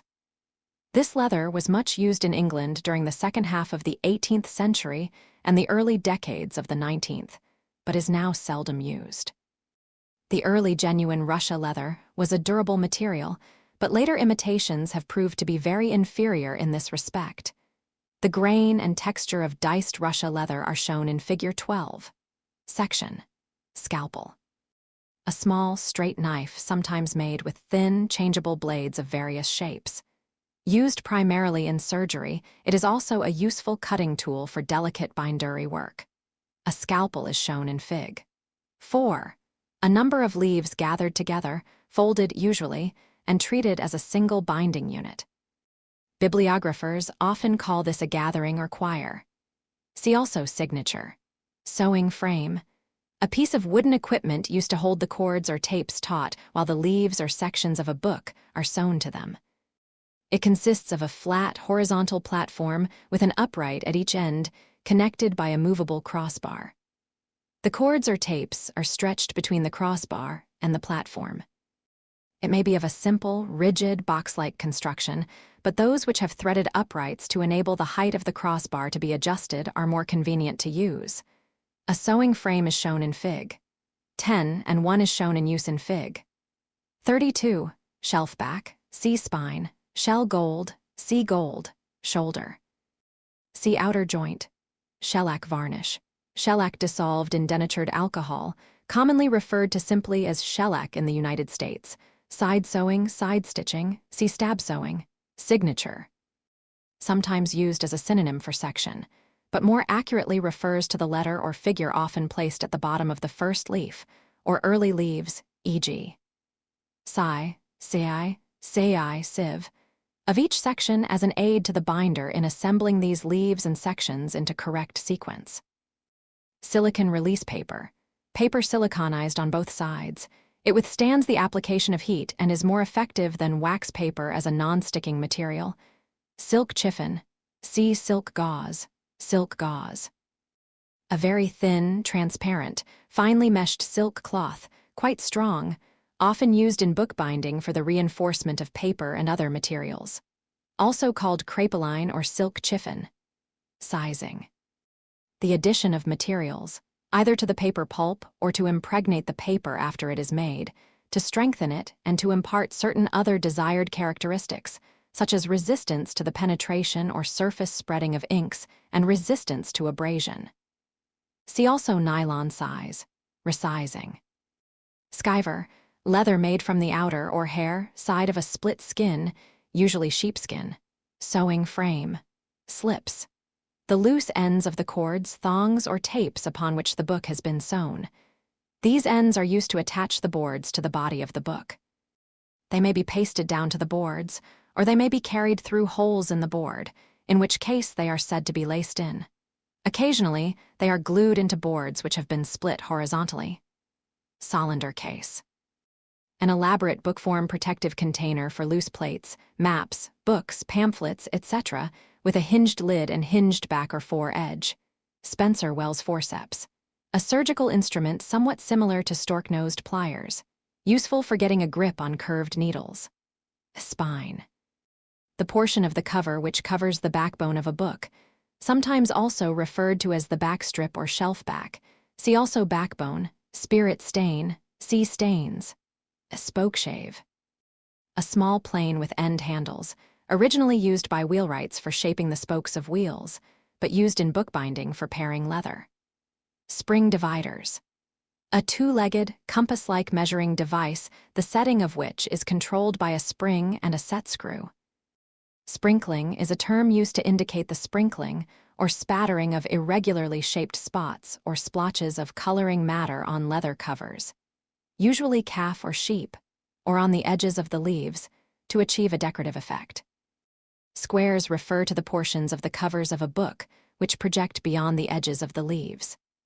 Stab sewing is a form of sewing, or stitching, in which the thread, or wire, or other material passes through the entire body of the book from the front to the back. Also called side sewing or side stitching. A stain is a suspension or solution of dye or coloring matter in a vehicle. The major difference between stains and other coloring agents is that stains have little or no opacifying power. Thus, when applied to leather, stains impart color while permitting the grain or texture of the leather to show through. The two types of stain most frequently used in coloring leather in restoration work are spirit stains, dyes dissolved in methylated spirit, and water-soluble stains, dyes dissolved in water. The kind of dyes most often used today for this purpose are synthetic dyes, such as those made from aniline. Spirit stains tend to have greater penetrating power and are faster drying than water-soluble stains. Both types are available in powdered form or as prepared solutions. Stamping, see tooling. A standing press is a heavy vertical press with a platen raised and lowered by a central iron screw in which books are piled and pressed. Straight grain morocco refers to goatskin with creases in one direction on the hair side. Originally, the creasing was done by moistening the leather and boarding it, but a similar effect is now obtained by plating the skins with a heated, engraved steel plate. The grain and texture of a straight grain goatskin are shown. See also hard grain Morocco, Morocco leather, straw board. An inexpensive board which is made mostly from macerated straw and comes from Holland. See also boards. Stuck-on headbands. In the 16th to 18th centuries, these were strips of vellum embroidered with thread on the top edge by hand and were used principally in Germany. The center part was pasted or glued to the backbone of the book, and the ends, on which there was no embroidery, were stuck either to the inside or the outside of the boards. In later varieties, the ends were cut off flush with the joints and were not stuck to the boards. The early 19th century type of stuck-on headband consisted of cloth folded over string. The present-day stuck-on headband is machine-woven to approximate the appearance of the hand-embroidered headband. See also headband, sunk joints, see French joints, swelling.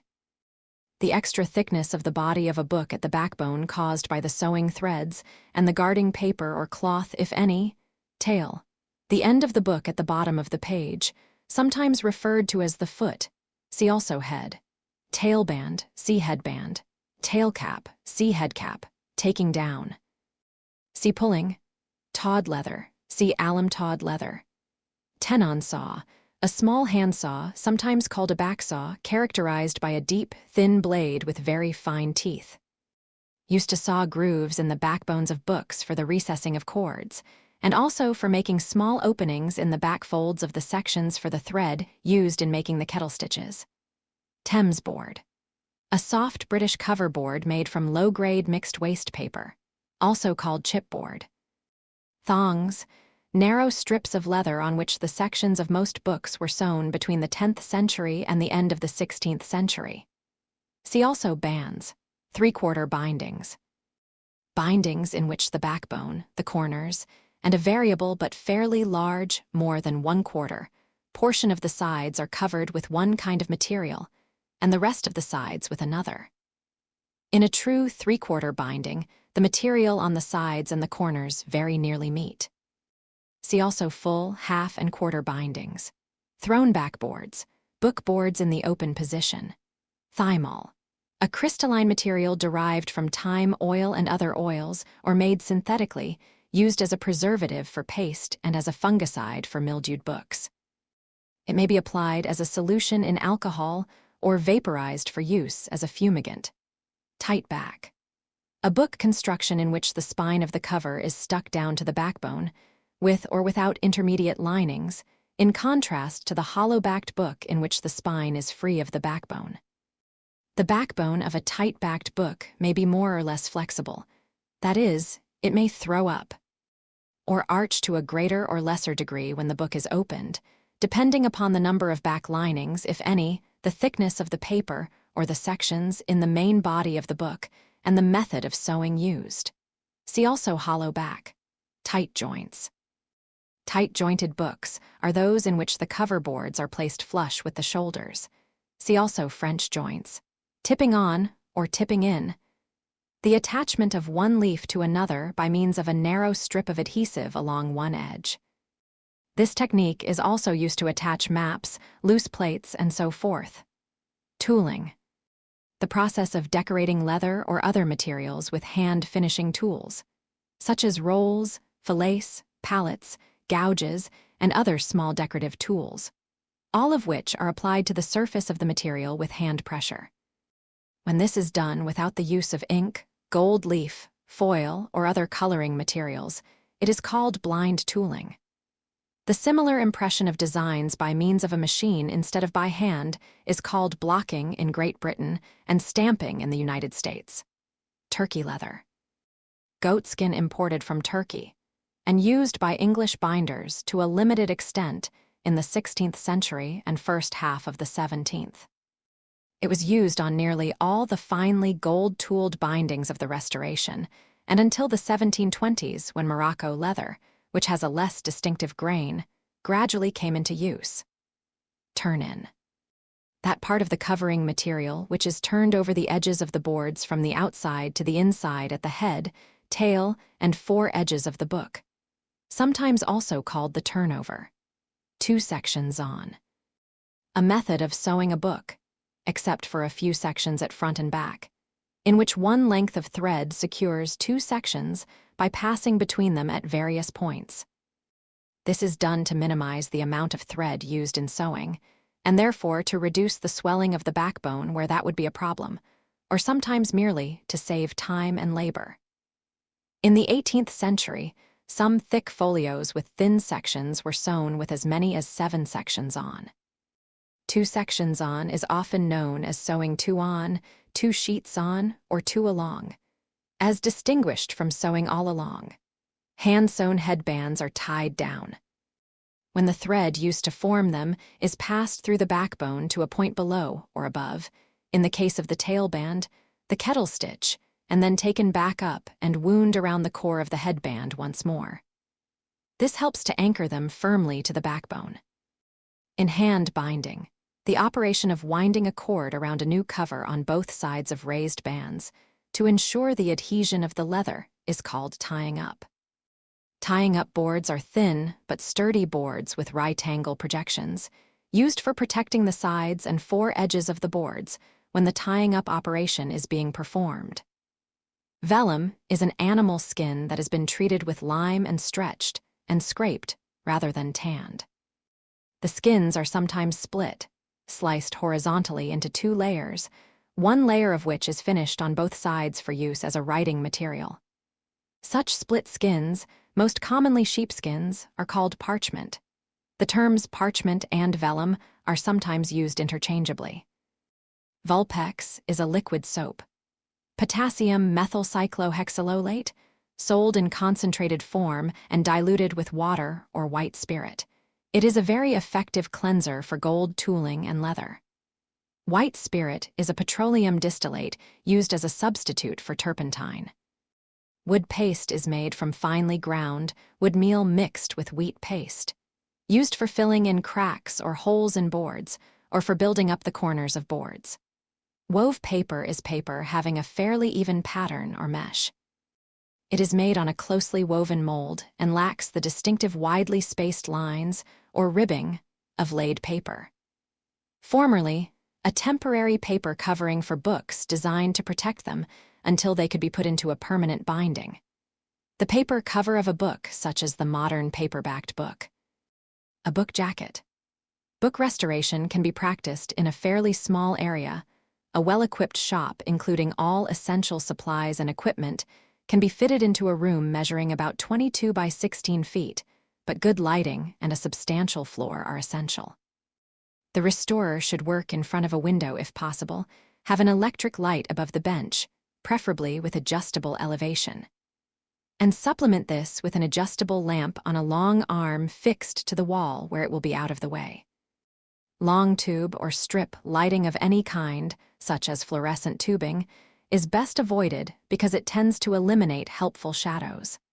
Some form of heating should be available for making paste, etc., and running water should be situated close by. It is very important, however, that the room itself should be dry, no more than approximately 65% relative humidity, and not less than 50%. A large selection of tools, equipment, and bits and pieces of material, old and new, needs to be kept in stock for a full range of work. Otherwise, one is likely to be delayed and frustrated quite frequently. Stocking of the bare essentials only is false economy and encourages the use of inappropriate materials, with consequent detriment to the craftsman's work. The following is not intended to be a complete list of materials and equipment needed for a hand bindery, but is only for the purpose of listing and commenting on the principal items needed to carry out the kind of work described in this volume. Adhesives. The following adhesives are those most often used in restoration work. Glaire. White of egg has been used for making glaire for gold tooling for about 500 years, but shellac glaire is becoming increasingly popular because it is more convenient to use. Egg glaire is prepared by mixing the white of an egg with a few drops of vinegar. This mixture is beaten up and then allowed to stand overnight, after which it is strained through fairly fine muslin into a bottle for use. Alternatively, egg albumen crystals can be soaked in water, 1 part of crystals to 4 of water, overnight, and then strained off for use. Egg glaire works satisfactorily long after it has putrefied, but admittedly, the odor is highly objectionable. Shellac glaire can be obtained in liquid form, ready for use. Although there are a number of products on the market, I like and always use the BS glaire developed by W.H. Langwell and sold by Russell Bookcrafts. Historically, most pastes have been formulated from raw or modified starches or dextrins obtained from various plants, such as wheat, maize, corn, potato, sago, rice, and tapioca. They normally form brittle films if not carefully used, and can cause warping due to the swelling and subsequent contraction of the material to which they are applied. By compounding with humectants such as glycerine or sorbitol, non-warp pastes can be obtained, but they are never as truly flexible as some other adhesives, and the addition of these materials to paste may sacrifice some of its more desirable bookbinding characteristics. Pastes penetrate into the materials to which they are applied more readily and dry more slowly than most other adhesives. For this reason, they are often preferred for many hand-binding operations. Properly made, they have excellent adhesive qualities. Modern pastes of completely synthetic materials are available, but hand bookbinders have traditionally used paste made from plain wheat flour and have found it eminently satisfactory for many purposes. And it has the advantage over some synthetic adhesives that it is easily reversible. Cold water wheat paste can be made in a few moments by mixing ready-made paste powder into cold water. This paste is satisfactory for bookbinding purposes, but if one wishes to be absolutely certain of the purity of the adhesive, it is better to boil one's own wheat flour or wheat starch paste. I prefer the working qualities of wheat flour paste for most operations.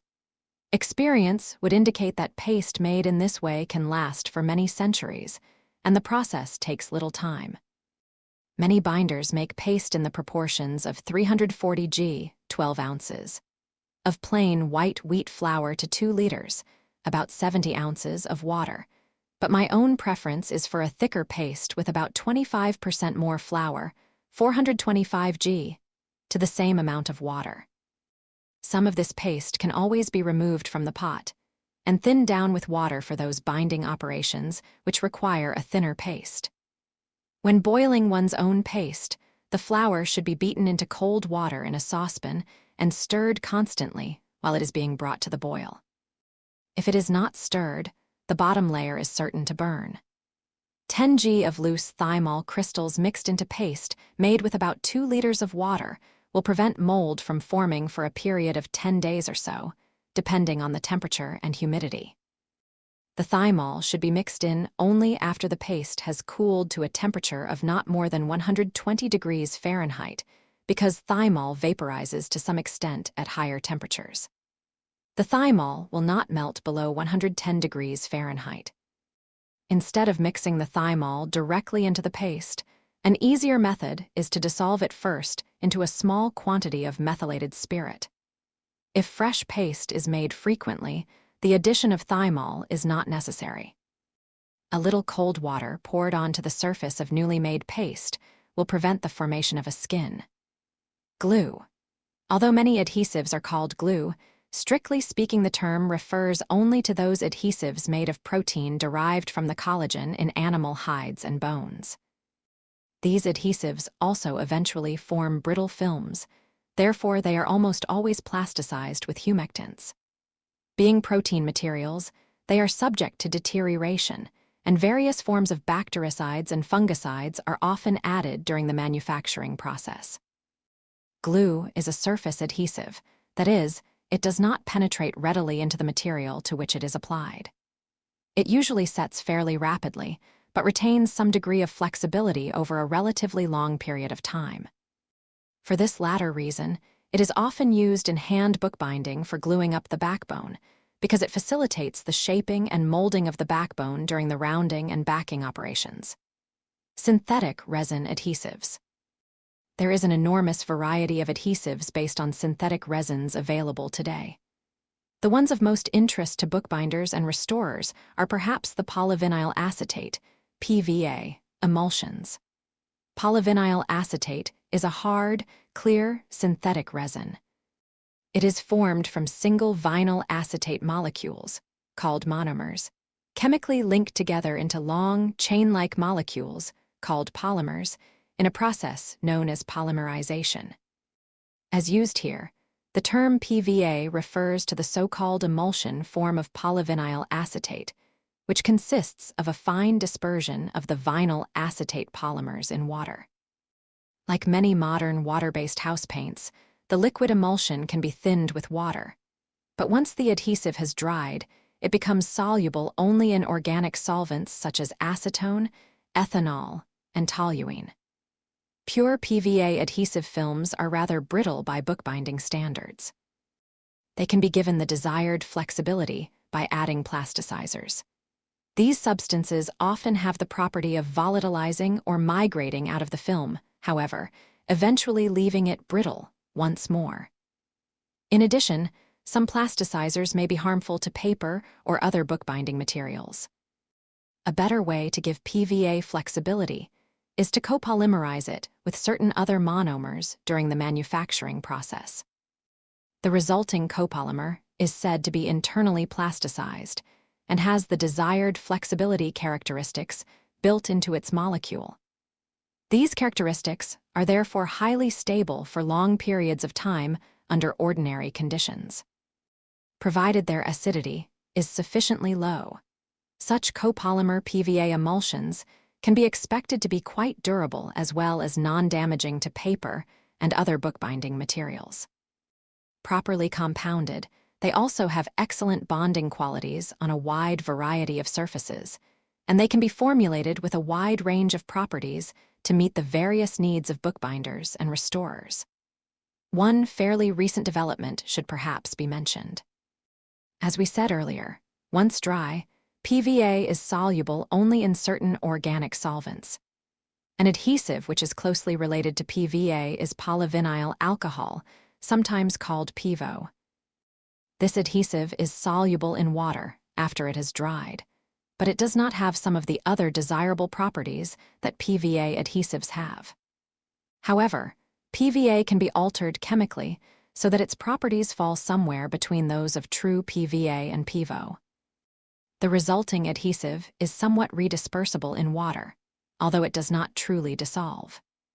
These adhesives therefore may be of interest to restorers, although it must be pointed out that at this date, it is not certain how long they will retain their various desirable properties.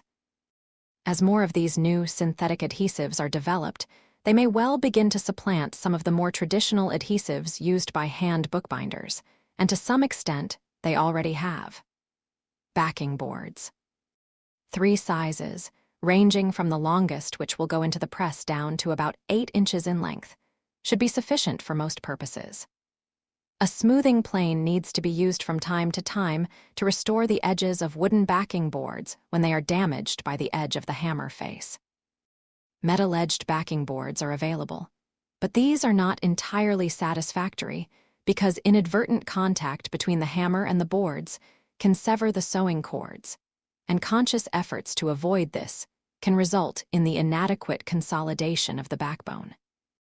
This difficulty does not arise in the case of tape-sewn books, but even with these books, the use of metal-edged boards is not recommended. Band nippers. It is best to have nickel-plated nippers or those made of some non-rusting material so that they will not stain the leather. Band sticks. A variety of widths should be kept on hand. Their surfaces should be kept smooth so that they will not roughen the surfaces of new leather. Bath brick. This material is used to degrease the surface of gold cushions.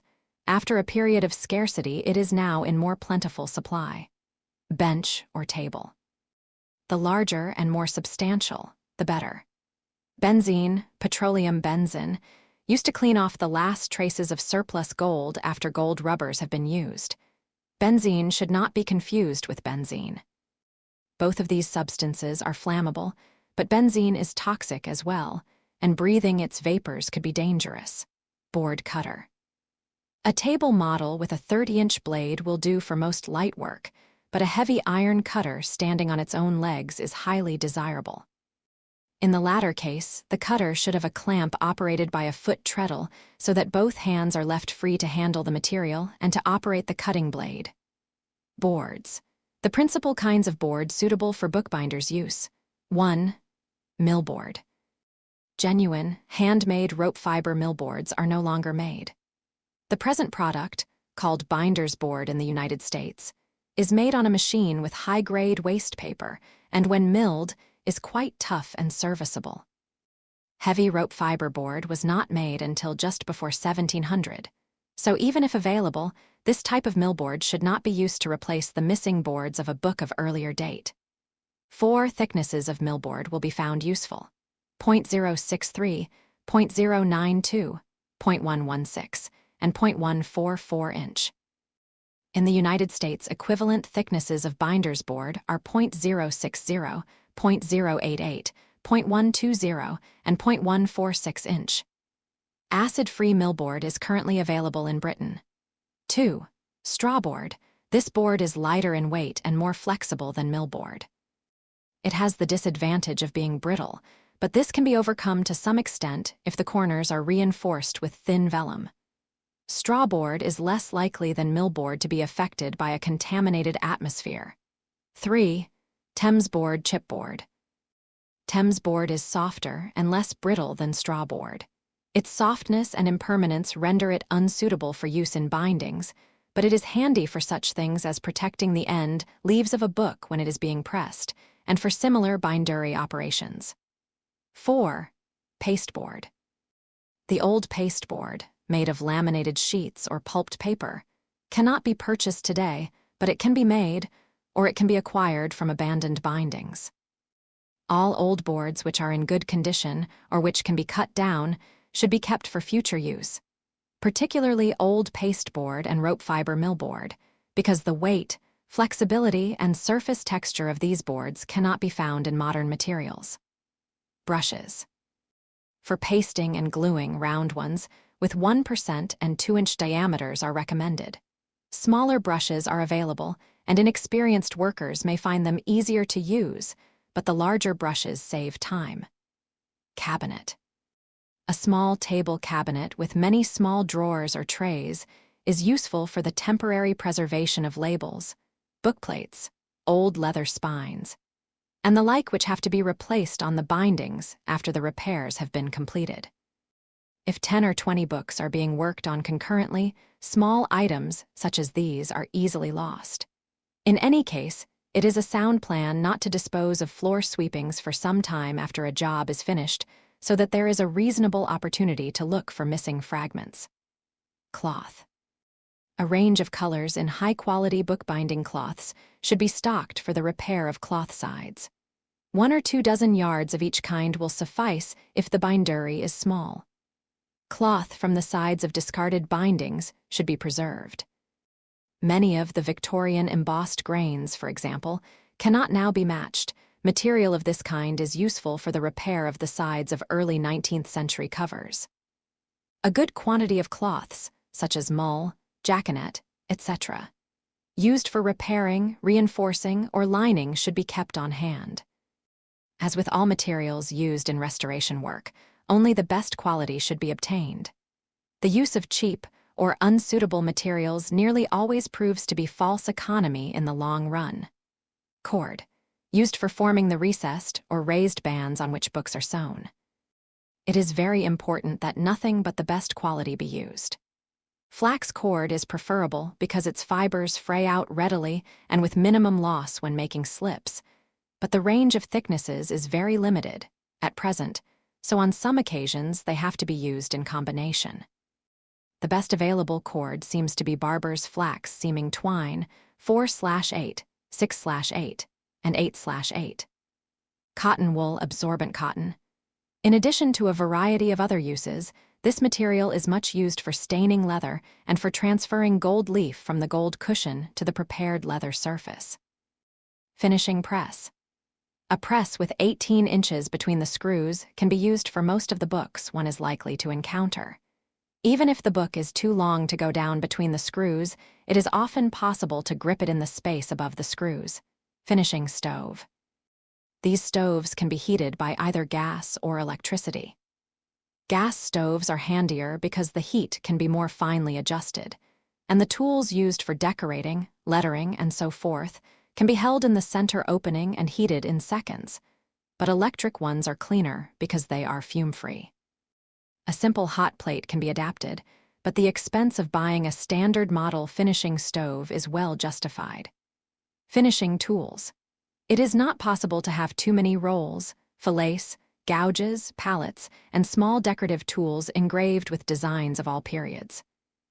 Everything except duplicates should be kept because even the most unlikely-looking tools are useful sooner or later. Since only part of such a tool may be required, the tool may have to be tipped over slightly onto one end so that only part of the design is impressed into the leather. Tools which are damaged or worn and are of no use to binders producing new work are often acceptable to restorers, who aim at a different standard of finish. New, sharply cut tools often produce the wrong effect in restoration work. Flour, plain white wheat flour for making paste. Folders. A busy craftsman frequently mislays them, so have many at hand. Some hand binders prefer the traditional bone folders, but the better plastic ones are quite serviceable. G-clamp. Many professional binders and restorers keep their leather in position while they are paring it by applying body pressure against that part of the skin, which overlaps the paring stone. If the restorer prefers not to do this, or if the piece of leather is too small, it can be held in position by means of the G-clamp, with a small piece of millboard placed between the surface of the clamp and the leather. A clamp with a 3-inch opening will fit on to virtually all working surfaces. Glare, see under adhesives. Glass paper. Various grades of glass paper and slash or sandpaper should be kept on hand. These materials have many uses in bookbinding. Glue, see under adhesives. Glue pot. This should have an inside diameter of about 5 inches. Various types of glue pots are available, either electrically or gas-heated. The cheapest and simplest kind consists of a well for the glue, which fits into a water container in a kind of double boiler arrangement. This stands on a gas ring or electric plate for heating.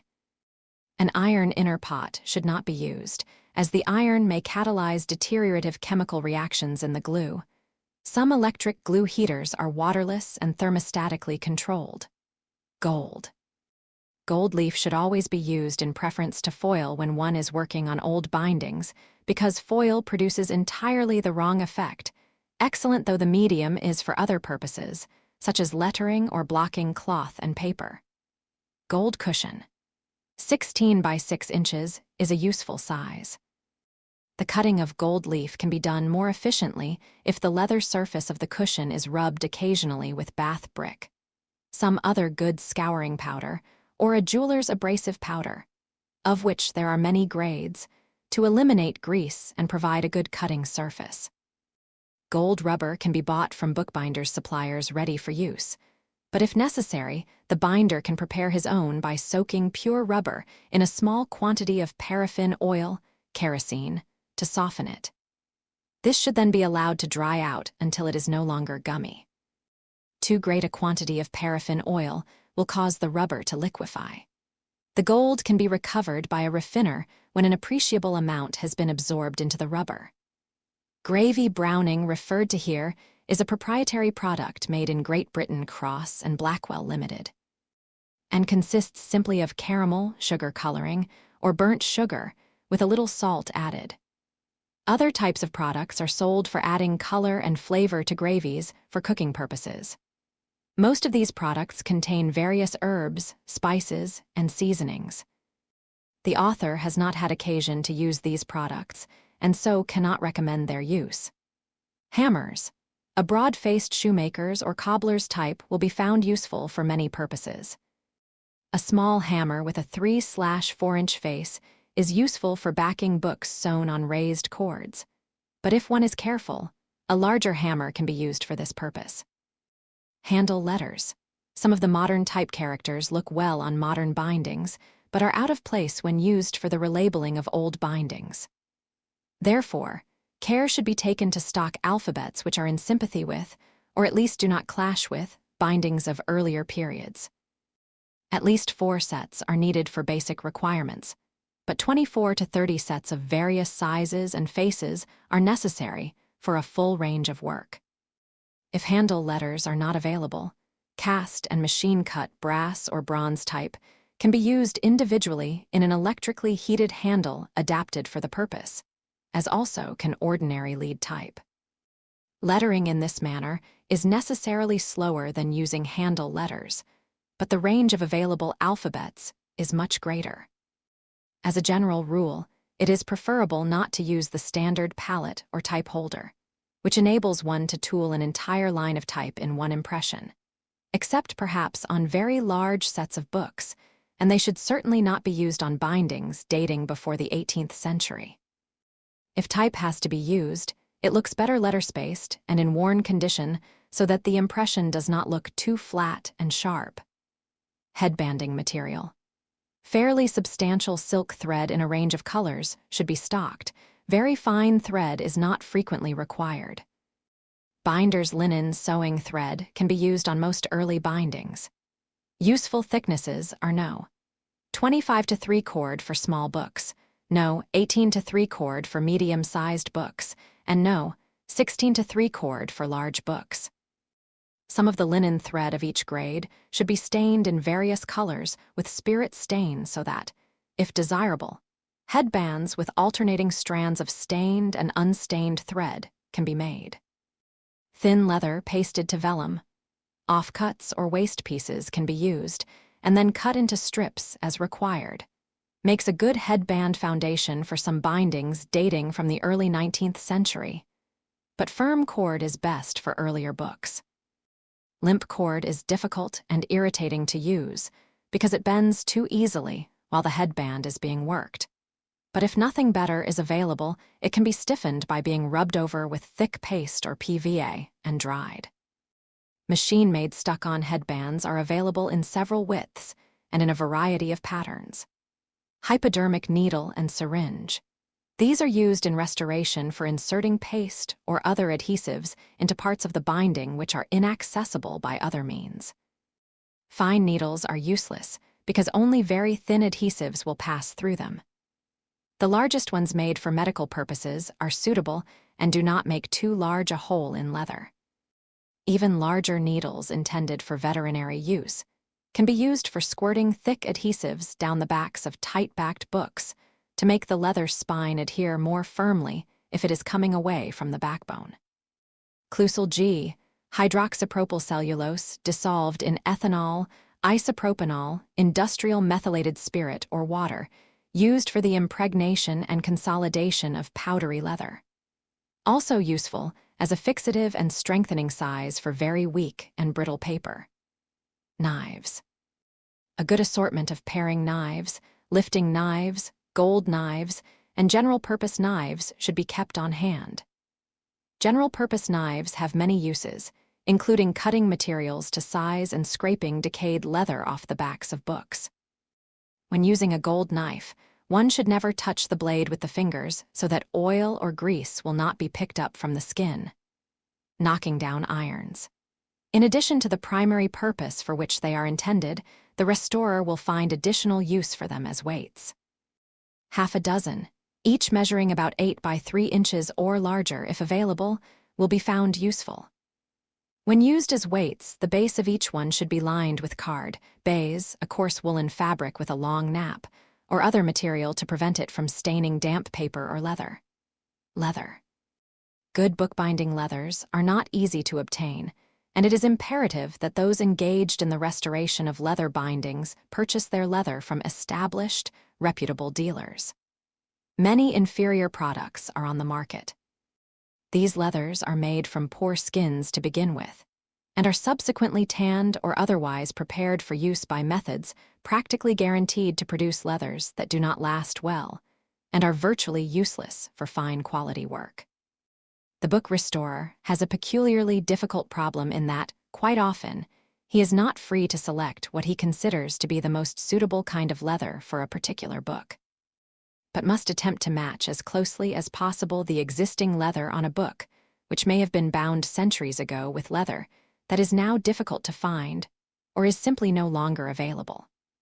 He must keep on hand a good stock of chrome-tanned leathers are extremely durable, physically and chemically, but are difficult to work with, being less supple, and they do not take tooling and decorating nearly as well as vegetable-tanned leathers.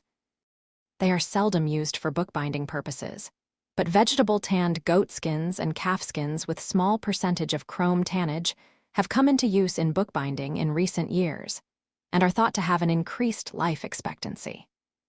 Calfskin so prepared and suitable for the repair and restoration of bindings is made and supplied by G.A. Roberts and Sons Limited. 2 Whites Grounds, Bermondsey, London SE 13JY.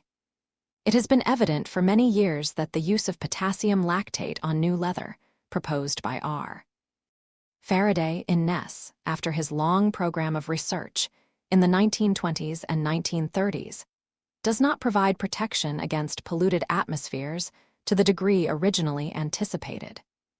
Some binders, including the present writer, have occasionally found that the leather on their bindings has cracked along the joints, and even, in the case of calfskin, become powdery within 15 or 20 years. Which is a depressing state of affairs for a craftsman, and an alarming one for those who pay his bills. When the conservation branch in the British Library was formed in 1976, one of the first moves was to instigate a very extensive program of research into the causes of decay of bookbinding leather, and methods of treating new skins and leather already covering existing bindings. The research was funded by the British Library and conducted by Betty M. Haynes of the British Leather Manufacturers Research Association, BLMRA. The results, published by the library in 1984, after this book was printed, are far-reaching and of major importance to all who are in any way concerned with bookbinding leather. It would be unwise to quote specified recommendations here, because at the time of writing, final tests are being conducted at the British Library. But the following is a brief outline of the BLMRA proposals. Users of bookbinding leather, for archival purposes, are advised to employ alum tawed or full chrome-tanned leather, both of which have excellent records for durability. For technical and aesthetic reasons, this is not always possible, so the use of vegetable-tanned leather retanned by the manufacturer with aluminium salts is advocated. Exhaustive tests in a gas chamber have indicated that aluminium retannage offers more effective protection against atmospheric pollutants than potassium lactate or citrate. Although the binder may retan vegetable-tanned leather by immersing the leather in a dilute solution of aluminium triformate or by brushing the solution on the flesh side. It is recommended that the retannage be carried out by the leather manufacturer and that binders purchase aluminium retanned leather. The inadvisability of applying potassium lactate to leather thus retanned with aluminium is emphasized because, as in the case of the semi-chrome leather now much used by restorers, this can affect the combination of the tannages. The BLMRA further recommends the use of a wax plasticized polymer, applied as an emulsion to the finished binding as a final polish. This forms a continuous film which, in tests, reduced by 90% the absorption of sulfur dioxide into the leather, and, as a welcome secondary benefit, prevented change of color. In addition to making recommendations for the manufacture of more durable leather, the BLMRA has important advice for the treatment of the vast numbers of books already covered with vegetable-tanned leather, most of which has started to rot. It is claimed that in most cases, the treatment will inhibit further deterioration and have a long-lasting effect. The procedure consists of 3 principal stages: retannage of vegetable-tanned leather, or of leather which has a vegetable retannage on a mainly chrome tannage with aluminium triformate, reinforcement of weakened leather by means of impregnation with a polyurethane, and coating the surface of the leather with a plasticized polymer. As a first action, it is recommended that the surface of the old leather be cleaned twice with petroleum ether, BP 60 to 80 degrees C. If the leather also needs to be washed in the normal way, there seems to be no reason why this should not be done, provided that it is allowed to dry before proceeding further. Next, aluminium triformate mixed with a certain proportion of methanol is brushed on, the quantity of the solution being carefully related to the area of the leather being treated, rather than to the weight, as in the case of unused skins. It is essential to spot test the binding to check that the alcoholic solution of aluminium triformate does not blacken and embrittle the leather. If it does, the retannage stage should be omitted. Some darkening may occur, but this can be minimized if the leather is allowed to dry slowly without the aid of fans or heaters. The retanning with aluminium is said to protect the leather significantly against further deterioration even when this is fairly advanced, a claim which was never made in favor of lactate. Even though, as previously stated, one should not apply lactate to leather which has been retanned with aluminium triformate. Tests seem to show that previous use of lactate is unlikely to cause subsequent retanning with aluminium triformate to be ineffective. One is warned that the triformate has a limited shelf life and should be stored in a refrigerator. The next stage is reinforcement of the binding's weakened leather with the polyurethane, which is highly penetrative and elastic, and which effectively protects the leather against scuffing and absorption of acid. It is diluted with petroleum ether just before use and applied with a small brush. Here, again, the amount applied is calculated in relation to the area of the leather, so 2 or 3 applications may be necessary if the prescribed amount is to be absorbed. Excess polyurethane is removed with petroleum ether, and then the leather is allowed to cure for 3 days. Finally, it is recommended that a light coat of plasticized polymer containing wax be brushed over the total area of the binding and then allowed to dry for 30 minutes. When dry, a final rub-over with a soft cloth produces a natural patina. The foregoing, which is only the briefest outline of the important and detailed, but still provisional proposals, is included here merely as an indication of the fundamental changes which are likely to affect all those who manufacture and use bookbinding leather during the next few years. Goatskin. A useful general-purpose leather, often loosely referred to as Morocco, with a wide variety of grains. Perhaps the best known are the partly tanned Nigerian skins which are ratanned and dyed in England. Native dyed Niger has proved to be a pleasant and durable leather, though in recent years there have been reports of dubious practices in its manufacture by a few tanners. Brick red is the most common color of native dyed Niger and the most useful, but it has an unfortunate tendency to fade. The surface of straight-grain goatskin is covered with parallel crinkles, produced by the pressure of grained steel plates in a process called plating, and the result is very serviceable. The boarded variety of straight-grained leather is produced more naturally by folding the leather over, grain to grain, and then rolling it in one direction with a handheld board while the leather is wet. This process, known as boarding, was much used during the closing decades of the 18th century and early part of the 19th, and in most cases, the finish has lasted very well. Boarding in several directions produces a fine pebbly texture known as hard grain. The widest possible range of colors and grains of goatskin should be stocked, including hard grain with a pinhead or pebbly texture and a hard surface, for the repair of 19th century bindings. Paste grains, which are sometimes made of other skins than goatskin, are also useful for the repair of some 19th century bindings. Calfskin. The present-day product is much softer and weaker than the leather used 300 or 400 years ago, partly because the skins now come from much younger animals. Today, many skins are from animals only 2 or 3 days old. The skins usually supplied by tanners are not heavy enough for a great many of the books which need to be repaired, so the tanners must sometimes be asked to provide heavier ones for use on large books. Sheepskin. In its unsophisticated state, when it has not been split, or grained with plates, wool sheepskin has a rather soft surface which tends to be easily abraded, and it can be difficult to prepare for use because of the loose fatty layer which is awkward to pare.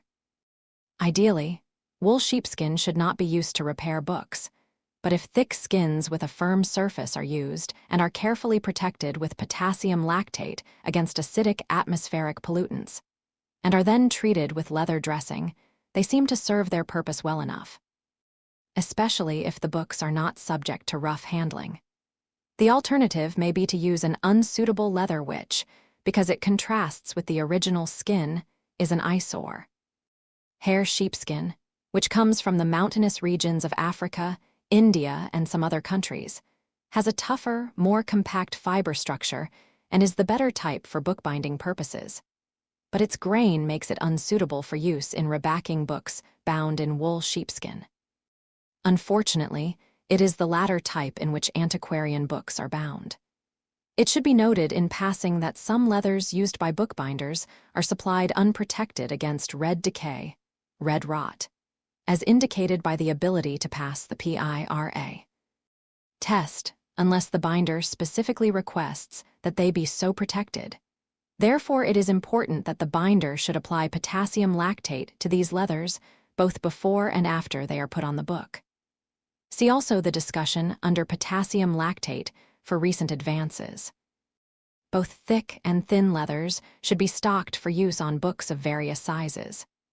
In general, the larger the book, the thicker the leather should be so as to provide the necessary strength.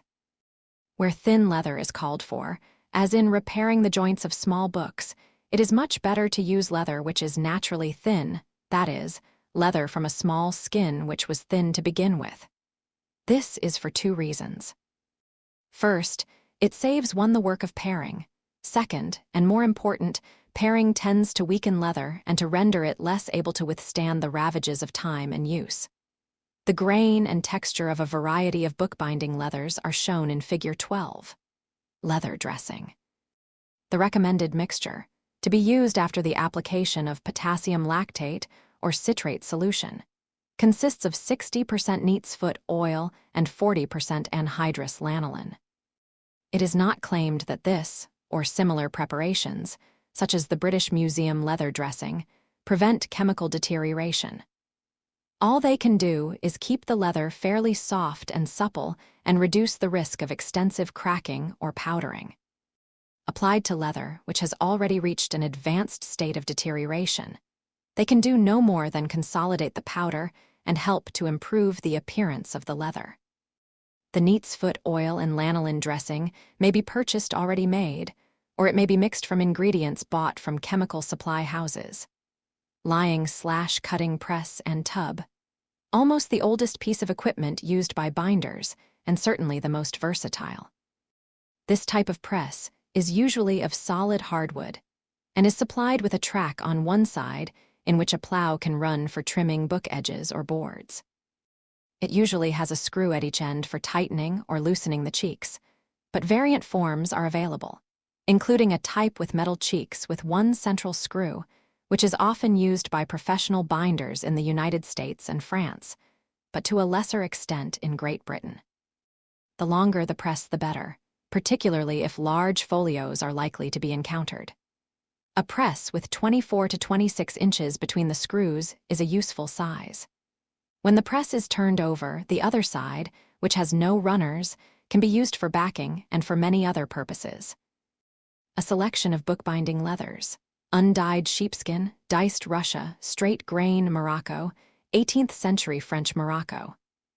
The tub is named after the tub or barrel on which the press rested in early times. Today, four-legged stands are more often used. Methylated spirit.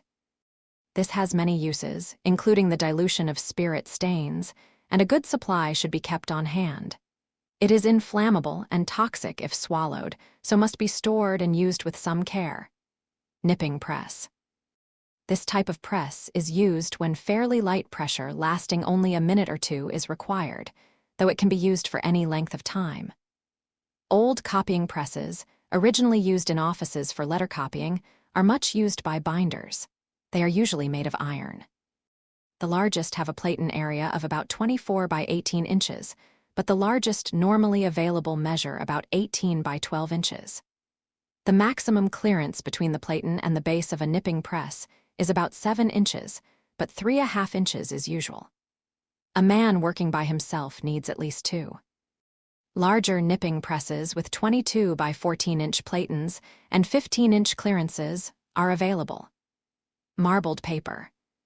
The marbled paper sides or flyleaves of all discarded bindings should be preserved for future use, principally for the repair of inner joints and the replacement or patching up of the damaged sides of books that are not bound in full leather. The uncombed marbled papers made by the Cockerell Bindery and by Mitchell and Mallock in Great Britain look well when used for the residing of half bindings of the last quarter of the 18th century and the first quarter of the 19th. They can be toned down if necessary with a water-soluble coloring agent such as gravy browning or with coffee with a touch of black water-soluble stain in it. or with any one of a number of commercial stains or dyes available on the market, to produce a used or aged effect. Spirit stains are more risky, mistakes not being easily corrected, and the use of such stains for this purpose should be avoided whenever possible. The color should be applied with cotton wool and then immediately rubbed with a wad of dry cotton wool, so that in addition to toning the marbled paper down, some of the marbling colors are rubbed off at the same time, thus reducing their density.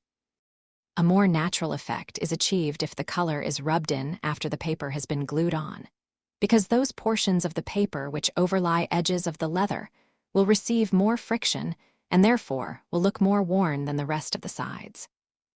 And this is more in keeping with genuine old sides. It should be emphasized that one seldom needs to replace the marbled paper on the outside covers of books. Usually, the only time this is justified is when the book has been stored under damp conditions, which have caused the paper to fall off and become lost. Bindings should not be resided merely because the original paper is severely rubbed, though the paper corners of quarter bindings or the edges of half or three-quarter bindings, where the paper turns in over the boards, may sometimes have to be replaced. Other kinds of decorated papers, such as block-printed papers, paste papers, and sprinkled papers should also be kept on hand. Plain paper. As in the case of marbled paper, nothing should be thrown away, however unlikely its future use may seem. In my experience, everything comes in useful sooner or later. Laid and wove uncolored paper should be stored separately, and colored papers should be stored in folders or boxes, one for each color. This saves much time in the long run.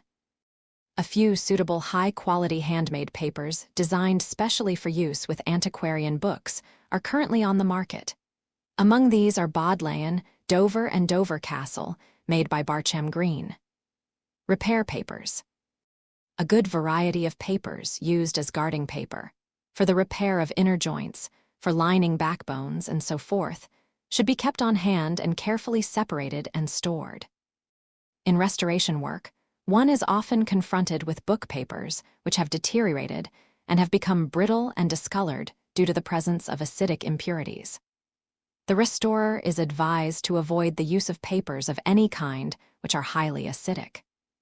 Not only are these papers unstable in themselves, but through a phenomenon known as acid migration, they may cause damage to adjoining papers or to other bookbinding materials with which they come into contact. If acidic paper must be used for one reason or another, it should first be deacidified. Paper cutter. The board cutter will usually serve well enough, but a small paper cutter with a 16 to 18-inch blade and a hand clamp is useful for many small tasks, such as cutting strips of Japanese tissue. Paring stone. A large one measuring about 24 by 18 by 2 inches is desirable, and the surface needs to be very smooth. The special stones used for lithographic printing are now much less used by printers than formerly, and they are becoming difficult to obtain. Plate glass and slabs of marble can be used instead, but these are decidedly second best. Marble, unless it is very thick, has a tendency to crack or split under pressure, and using a hammer or other heavy tools on a glass surface can be risky. If glass must be used, the edges should be ground down to prevent the worker from cutting himself. Paste, see under adhesives. Paste tub should have an inside diameter of about 8 inches. The paste can be kept in the container in which it is prepared, but it is better to transfer it to a wooden, ceramic, or stainless steel tub with a wire or cord stretched across the middle against which the paste brush can be scraped before use. The tub should be soaked in water and scraped out before fresh paste is put into it. If a batch of paste has turned moldy, it is well to wash the tub out with boiling water or very warm water containing thymol to kill the mold before using it again. Petroleum jelly. A white petroleum jelly, such as Vaseline, can be used for the temporary adhesion of gold leaf to leather or other material before heated tools are impressed. It can be purchased in small tins or jars. Pliantex. A polyacrylic resin used as a consolidant for powdery leather. Its use facilitates the lifting of decayed leather from the spines of books. It is diluted with 1.1.1 trichloroethane or ethyl acetate, usually in the proportions of 1 part of Pliantex to 2 parts of diluent. Pre-diluted Pliantex together with diluent is available from Arthur Rich and Partners, Limited. 42 Mount Pleasant Drive, Belper, Derbyshire, D51 Ad, England. Plough. This is not likely to be much used for the edge trimming of old books. In fact, the edge trimming of old books should, in general, be avoided whenever possible because it narrows the margins and creates an uncharacteristic crispness to the edges of the leaves, all of which diminishes the value of the book. But it is useful for trimming boards, other than wooden ones, which are too thick to be cut satisfactorily in the board cutter. Potassium lactate. A quantity of a 5% solution of potassium lactate in distilled water with 0.25% paranitrophenol added to protect the solution and the leather from mold, or a 5% solution of potassium citrate should be kept on hand. Potassium lactate may be purchased as a ready-made solution, usually 50% and without the fungicide, or mixed from ingredients bought from chemical supply houses. It has been found that much old vegetable tanned leather has absorbed sulfur dioxide from the atmosphere, but has not deteriorated, while more modern leather has perished in similar circumstances. The reason is that, after leather has been tanned, it contains water-soluble protective salts known as non-tans, which are washed out of modern leathers when they are immersed in a drum for dyeing, whereas these salts have remained in old leathers, which were merely wiped over with dye. The non-tans prevent decay of the leather by resisting the deleterious action of sulfuric acid. Potassium lactate, sponged on to newly tanned and dyed leather, can have the same effect. It is advisable to wipe the leather over again with potassium lactate after it has been applied to the book cover, and after the adhesive has dried, in case some of the earlier application has been washed out by moisture during the binding operations. Pressing boards. These used to be made of solid wood, but are now generally made of plywood, usually about 1/4 inch thick. They should be stocked in the same quantity and the same sizes as the pressing tins. Pressing tins. One needs a range from the largest size, which will go into the lying press, down to octavo, approximately 6 by 9 inches. At least 4 different sizes with 2 or more pairs of tins in each size. Many of those supplied to the trade are tinned iron, but these tend to rust after being used for some time, so the use of stainless steel is preferable. The tins commonly supplied in Great Britain are 21S WG British Imperial wire gauge, or 0.032 inch thick. Sulfur dioxide in itself may or may not be harmful to leather, but it can form sulfuric acid when combined with atmospheric oxygen and moisture. Sulfuric acid in any appreciable amount can be harmful, not only to leather, but to other bookbinding materials as well. This is satisfactory for binding processes, but is too thick for some delicate repair work. Slightly thinner tins, 22 SWG, 0.028 inch or 23 SWG, 0.025 inch are better for the kind of work the restorer is called upon to do. Scalpels are very useful for delicate cutting and slicing operations. Swan Morton surgical blades usually No. 10, occasionally No. 11 are recommended. The No. 10 blade can be used most of the time when working very delicately with disintegrating leather on the spine of a book, as its broad shape supports crumbling material. The point of No. 11 is useful on some occasions. Care should be taken when changing blades, as they must be held between 2 fingers while sliding into position, and it is easy to cut oneself in the process. A sewing frame should be fairly large, not less than 24 inches between the uprights. 8-inch shears are the most useful. Bookbinder's shellac varnish often looks better on old bindings if diluted with 25% methylated spirit. Spencer Wells forceps have a self-locking device, though stork-nosed pliers can substitute if forceps are unavailable. A spoke shave is an efficient time-saving tool for all-over pairing of leather, available with curved or flat soles. Most binders use the flat type, filing the back part of the sole so the blade meets the leather at a shallower angle. The front opening should be widened to prevent clogging, and the edge rounded for smoother action. A spoke shave with double blade angle adjustment is preferable. Spring dividers. On many occasions, these are more convenient to use for making measurements than a ruler. Stains. As with leathers, the restorer must select his coloring materials with some care. Desirable characteristics are ease of application, color fastness, and chemical inertness. That is, they must not have a harmful effect on the materials to which they are applied. For many centuries, bookbinders used various kinds of natural dyes and stains derived from plants and animals. These kinds of dyes and stains are still used, but most restorers find that synthetic dyes and stains are easy to work with and produce satisfactory results. An assortment of colors and shades of water-soluble stains and spirit stains should be kept on hand. Spirit stains are supplied in liquid form in black, dark brown, nut brown, light brown, red, green, and navy blue by Car & Day and Martin Limited. The stains can be bought in small 43 ml bottles, but it is far more economical to buy it in 1-liter bottles. 214-liter containers are available, but these are unwieldy and the quantity is too great for normal purposes.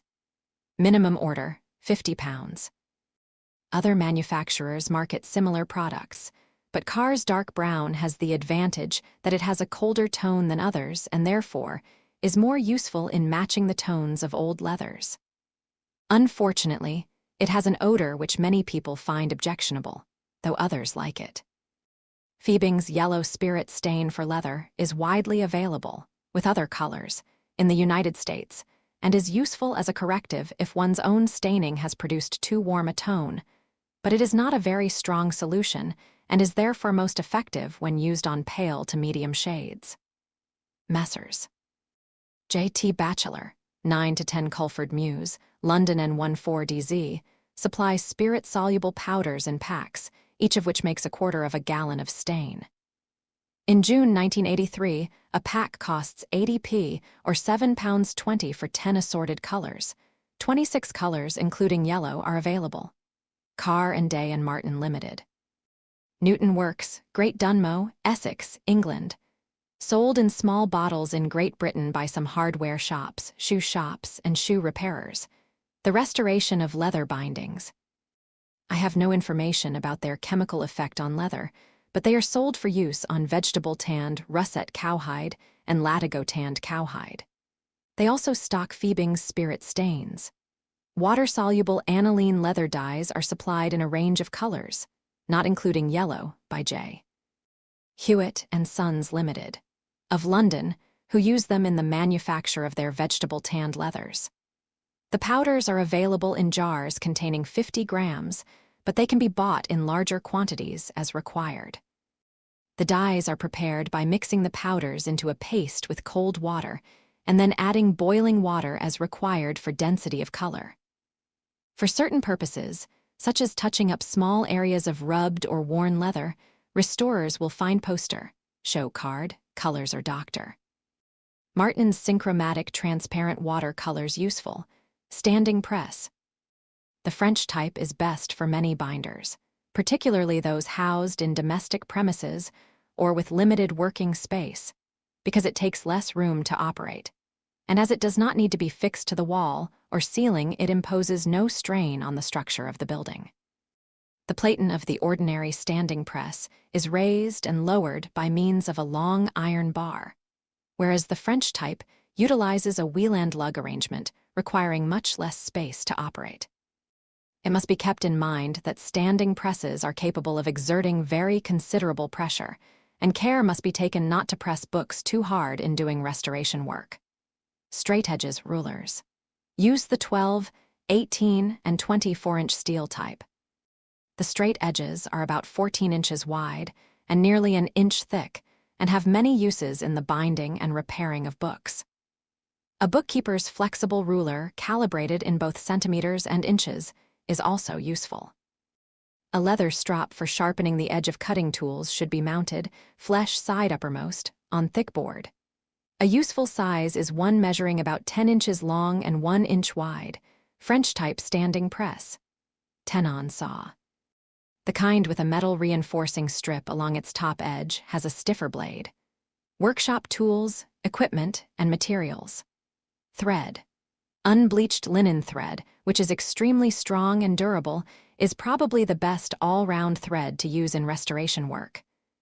It is used primarily for the resewing of the backbones of books, but is also used for such things as overcasting cloth joints to the shoulders of books, and sometimes for headbanding. For resewing, the following thicknesses will suffice. No 16 cord, no 18 cord, no 25 cord, and no 35 cord. The thread is supplied in 15-gram skeins in 450-gram boxes. When the skeins are undone, they will be found to be in the form of loops. When these are cut, the ends can be plated on to a row of nails hammered into the wall, or wherever is most convenient. The 35-cord thread can be used for overcasting cloth joints. 50-cord thread can be used for the same purpose, and this is available in 250-gram spools. Thymol. Available in crystalline or lump form. Useful as a preservative for paste and as a fungicidal agent to combat the formation of mold. Tying up boards. Have several pairs of 12 and 18-inch boards. Vellum. Only a small quantity of thin vellum for the reinforcement of corners, for making headbanding material, and rarely for making leather thongs need be stocked. Vise. A small one is useful for renewing tool handles, mending clasps, simple tool cutting, and so forth. Wood paste. A variety of commercial products are on the market under various names, all of which consist essentially of wood flour, or meal, solvents, and some kind of binding agent. They dry quickly, harden upon exposure to air, and when they have dried and hardened, they may be filed, glass-papered, and stained much like ordinary wood. W.H. Langwell has pointed out that some of these products may have a nitrocellulose, cellulose nitrate base. The use of this material in restoration work is at least questionable. On the whole, therefore, it is probably best that the restorer make his own wood paste by mixing finely ground wood meal with wheat flour paste. Although this dries more slowly than the commercial products, it can be worked and treated in the same way. A little experimentation will allow the restorer to determine the correct proportions of the mixture, depending on the use to which it is to be put. PVA is not useful for making wood paste, as it is not hard enough when dry. Woodworking tools. A small range of chisels, planes, gouges, pliers, saws, and the like, for use on bindings with wooden boards and for the repair of old solander cases with wooden frames should be kept on hand. Sources of supply for the convenience of the reader who is not familiar with sources of supply. The following is a list of suppliers who carry a general line of bookbinding and conservation materials and equipment, together with a few who specialize in particular products. Note: the consolidant Pliantex is no longer available and has been replaced by Cellugal Registered. The diluent for this is 100% isopropanol. Bookmakers International Limited, 6701B Lafayette Avenue, Riverdale Park, MD 20737 USA. Tel. 801 927 to 7787 Email. Bookmakers@Earthlink. Net good range of binding supplies and equipment. Recuries Unit 1 Horsepath Industrial Estate Cowley, Oxford OX4 Sect England Tel. 01865 74775 Fax. Conservation materials, adhesives and chemicals, including Cellugal Registered. Craft Bookbinding Co. 2525 Ebright Road, Wilmington, to 19810 to 1125 USA. Tel. 302 475 to 1534 Wide range of binding and conservation supplies, including Griffin Mill acid-free millboards, conservation supplies, second-hand equipment, etc. Phoebing Company, Inc. 516S, 2nd Street, Milwaukee, Y 53204. Tel. 414 271 to 5011 fax. 414, 271 to 3769 spirit stains for leather, with useful range of colors. Also available from J.E. Batchelor Limited, in London. Harcourt Bindery, 51 Melcher Street, Boston, MA 02210 USA. Tel. 617, 542 to 5858 fax. 617, 451 to 9058 bookbinding tools and supplies, catalog on request, also used finishing tools and equipment. Harmat and leather is stocked, along with marbled papers, catalog $20. Harcourt sells Dutch fabrics, catalog on request, and Japanese fabrics, wholesale only. Harmat and Leather Limited. Westfields Avenue, Higham Furs, Tel. 01938 4121/312471, fax. 01983 412242, email. Mark at Harmat & Co. UK. J. Hewitt & Sons Limited. Kinald Leather Works, Curry, Edinburgh, A 145 RS, Scotland, Tel. 0131 449 2206, fax. 0131 451 5081, email. Sales at Hewitt-Com Falconer Fine Papers Limited. London WC 1B4 AR, England, Tel. 02078 311151, fax. 02074 301249, very good stock. Very wide range of binding leathers, notably chieftain and clansman. Some with hand-worked and embossed old-style grains. Workshop tools, equipment, and materials. J.T. Batchelor Limited. 9 to 10 Culford Mews, London, and 14 DZ, England, Tel. Phoebing's Spirit Stains for Leather. JVO Papers, 15 Newell Street, Limehouse, London, E14 7 HP, England, Tel. 02079 8774 64, email. John at JV 0 Papers.com, hand, mold and machine-made archival quality papers, tissues and boards.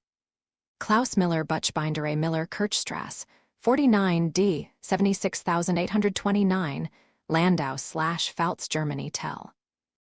06341 to 63658, email. Schliessen at AOL.com, reproduction brass clasps.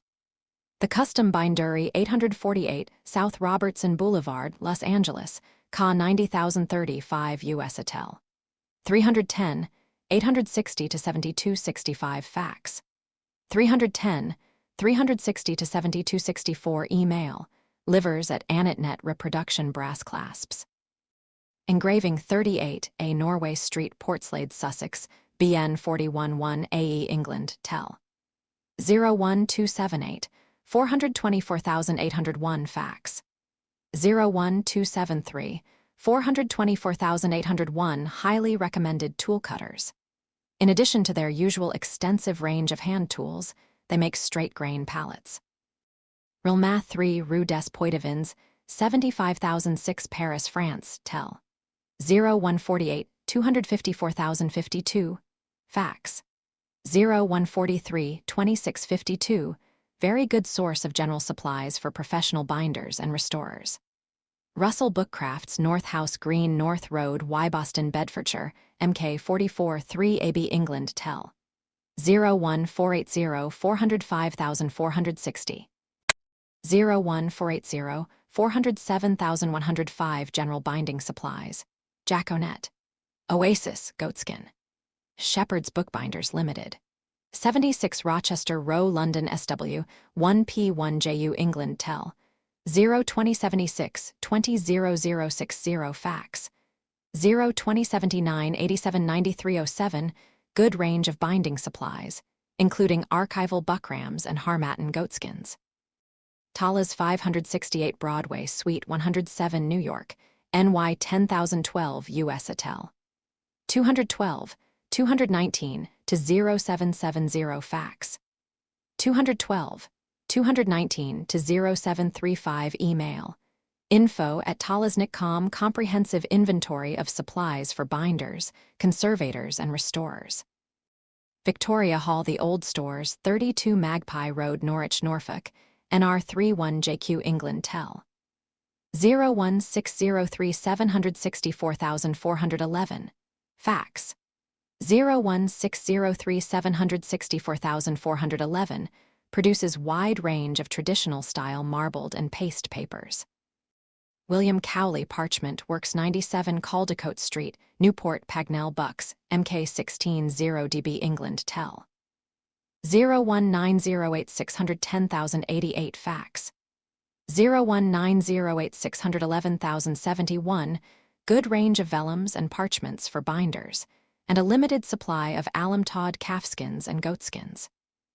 ZH de Groot Heemrod Singel 255, A3023 CE, Rotterdam, Netherlands Tel. 10 to 4,258,924 Fax. 10 to 4,765,560 Wide range of vellums, including very thin, antique-looking ones, which are excellent for the rebinding of antiquarian books in period styles. Also, unusual leathers. Further information on sources of supply can be found in the Excellent Supply Directory, published in 2001 by the Guild of Bookworkers. 521 Fifth Avenue, New York, NY 10175 USA. Designer Bookbinders, 6 Queen Square, London WC 1N3R, England, also periodically publish a directory of suppliers of equipment and materials, the last being issued in 2002. Both directories have international listings. A useful list of suppliers, US only, is to be found in Laura S. Young's Asterisk Bookbinding and Conservation by Hand Asterisk, Oak Knoll Press, 1995, pp. 253-5. Information about materials and equipment is published in Asterisk, the Abbey Newsletter Asterisk. 7105 Geneva Drive, Austin, TX 78723, and in Asterisk Paper Conservation News Asterisk, Institute of Paper Conservation, Lee Lodge, Lee, Worcester WR65LB, England. Asterisk storage of materials asterisk ideally. The materials used in the restoration of book bindings should be stored in an orderly, clean, and carefully controlled environment. Storage rooms should not be subjected to high concentrations of dust or other atmospheric pollution, but in any case, as a safeguard, closed cabinets should be used whenever possible. If possible, the temperature and humidity should be controlled. Ideally, the relative humidity should not be above 65%, and the temperature should be about 65 degrees Fahrenheit. The latter should certainly not exceed 70 degrees. Large map drawers of metal or wood are eminently suitable for the storage of papers, which should be stored flat. The depth of the drawers should not exceed 4 inches, because paper kept in drawers deeper than this may be damaged when it is being removed.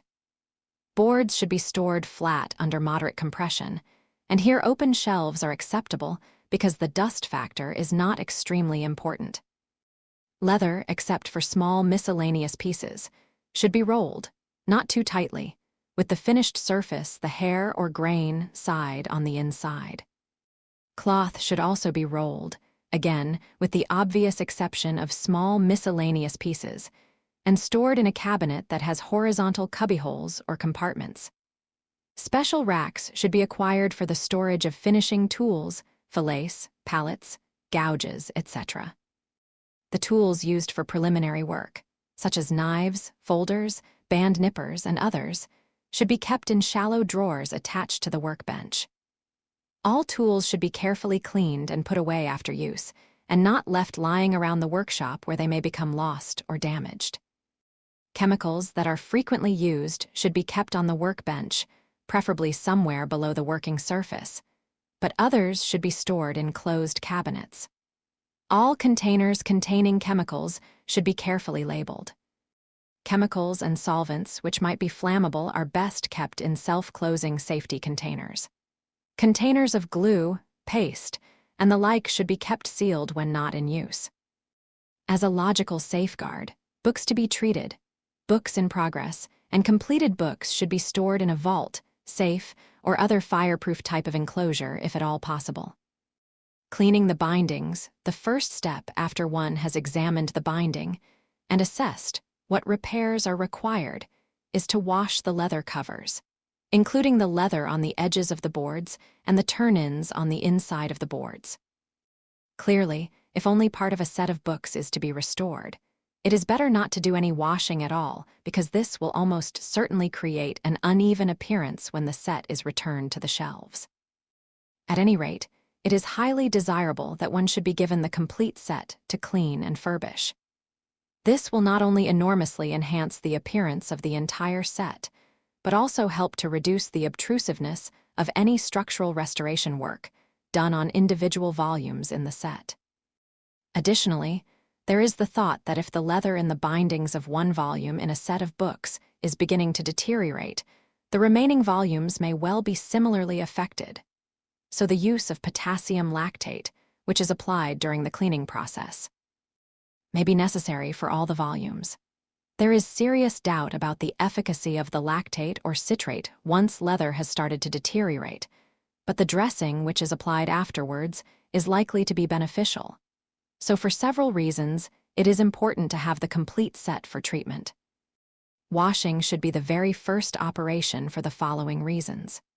The surface of the leather and any gold tooling on it have not yet been disturbed by restoration techniques and are therefore less likely to be washed off. After washing, the tone or shade of the leather may well be found to be different from what it was before, in which case there is a better chance of choosing repair leather, which is in sympathy with the original material. If the washing is postponed until the restoration work has been completed, there is a danger that the adhesion of the repairs will be weakened. The washing of leather is usually best accomplished with a solution of cold water or, better still, potassium lactate and either saddle soap or a mild, high-quality surgical toilet soap, such as is used in hospitals. When all else fails, Vulpex, a liquid olate soap will often work wonders in cleaning grimy gold tooling. A 10% solution in water may be strong enough to brighten dull gold when ordinary soap achieves nothing. In the case of gold tooling, which looks almost like blind tooling, a 25% or stronger solution may be required, but care should be exercised if the leather is colored because the soap may shift it. All these can be applied with cotton wool or a sponge. A moderately stiff brush is occasionally helpful in cleaning deeply impressed and very grimy gold tooling, or leather with a deep grain. The amount of water or potassium lactate in the soap solution should be kept to a minimum, and the rubbing should be done as quickly and gently as possible, particularly if a brush is used, so that any gold tooling will not be loosened and lost. Old tooling is much less easily damaged than new tooling, but in any case it is better not to take risks. Powdery leathers are sometimes likely to be severely darkened by washing. An inconspicuous spot should be washed experimentally before the whole binding is tackled. A separate wad of damp cotton wool should be used to remove the residue of the soap. Otherwise, the leather is likely to dry with a white bloom on it. This is particularly true of leathers which have a pronounced grain, because the soap will tend to settle into the crevices. Any soap remaining after the leather has dried may be removed with a soft brush. In the case of quarter, half, or three-quarter bindings, the cloth or paper sides may be cleaned with erasers, such as the ones recommended in Carolyn Horton's Cleaning and Preserving Bindings and Related Materials. If a binding has been washed with water and not potassium lactate, a potassium lactate solution should be applied to all leather parts with cotton wool, especially if the leather is in good condition. And the binding should then be thoroughly dried before repairs are started. Depending on conditions, this might take from 1/2 to a full day. Care must be taken during this process not to cause the blackening of any old, powdery leather. If the leather is much decayed, there is little to be gained by washing it, especially if there is no gold tooling. The most rapid deterioration of a leather binding usually occurs on the spine, as under normal book storage conditions. The spine is the area of the cover most exposed to light and to the surrounding atmosphere. Light, both natural and, to a lesser extent, artificial, will eventually cause the fading of colors in leather and may well have other damaging effects. While the surrounding atmosphere, unless artificially controlled, may be subject to more or less severe fluctuations in temperature and humidity, which over a period of time can prove to be harmful to many book materials. The atmosphere may also, and in these days almost certainly will, contain various pollutants, such as sulfur dioxide, which under certain conditions are known to have a deleterious effect on leather. Sulfur dioxide itself is not harmful, but in moist conditions and in the presence of iron, which acts as a catalyst, it forms sulfuric acid, which is very harmful. The outer joints of a book, being so close to the spine, are often similarly exposed. In addition, since they are subject to repeated flexing as the book is opened and closed, they are placed under more physical strain than any other part of the cover. For these reasons, one of the most frequent tasks the conservator, restorer, or binder must undertake is that of reinforcing or replacing the spine and joints of a leather-bound book. The strongest and most effective method of doing this is by putting a layer of new leather over the backbone and joints of the book in an operation known as rebacking. Before this can be done, the original spine must be removed. Since the objective of book restoration is to preserve the original binding as much as possible, insofar as this is consistent with a reasonable degree of soundness and durability. It is usually the wisest and most practical course to use the original binding methods and materials whenever possible. The original spine should therefore be salvaged after being removed from the book and later replaced on top of the new leather if at all possible. At any rate, if the book is to be rebacked, the spine must be removed whether it can be reused or not. It might be well, therefore, first to describe the procedures for removing the spine. As a logical sequence, we will then describe the series of operations required for preparing leather-bound books for the rebacking operation, and then the rebacking process itself. From there, we will move on to discuss some other problems encountered in the restoration of leather bindings and various methods for solving them. Removing the spine of a book is one of the processes which can only be learned by actual experience in order that the craftsman can get the feel of various leathers, including those which may be badly rotted, and thus be able to anticipate what these leathers will do when attacked with a knife. Very often, the removal of the spine is the most difficult operation of all in the restoration of a binding for the following reasons. As was pointed out earlier, the leather on the spine is usually in a more advanced state of decay than most other parts of the cover. One is usually working on a curved surface due to the rounded shape of the underlying backbone, unless one is working on a 15th or early 16th century book, the backbones of which were characteristically flat. One is often working with genuine raised bands, which tend to get in the way of the knife. Unless the book is to be resewn, the cords or thongs which make up these bands should not be cut through or removed if they are in sound condition. The removal of the spine from a book with recessed cords and fake raised bands is not nearly so difficult as removing the spine from a book with genuine raised bands. In the book with fake raised bands, the knife passes readily over the recessed cords, and since the fake bands are merely glued or pasted on, they can be removed with the spine. One can usually, but not always, tell by examining the exterior of a binding whether or not the bands are fake. If the book has a hollow back, it is possible, of course, actually to see that there are no raised cords. If the book has a tight back, it may be possible to see whether there are recessed cords from inside the book if it opens well. If there are recessed cords, any raised bands would be fake. If the cords cannot be seen from inside, it can sometimes be determined whether the book has fake bands by looking for slight bumps at regular intervals along the outer joints. If the raised bands on the spine are not aligned with the bumps caused by the attachment of recessed cords to the boards, the raised bands are fake. Sometimes, if the leather on the spine is still fairly strong and supple, it may be possible, if one wishes, to lift the leather off the fake raised bands and leave them in place. Otherwise, they can be sliced through and lifted with the spine. There are several things to keep in mind when removing the spine of a book. First, there is the lifting knife.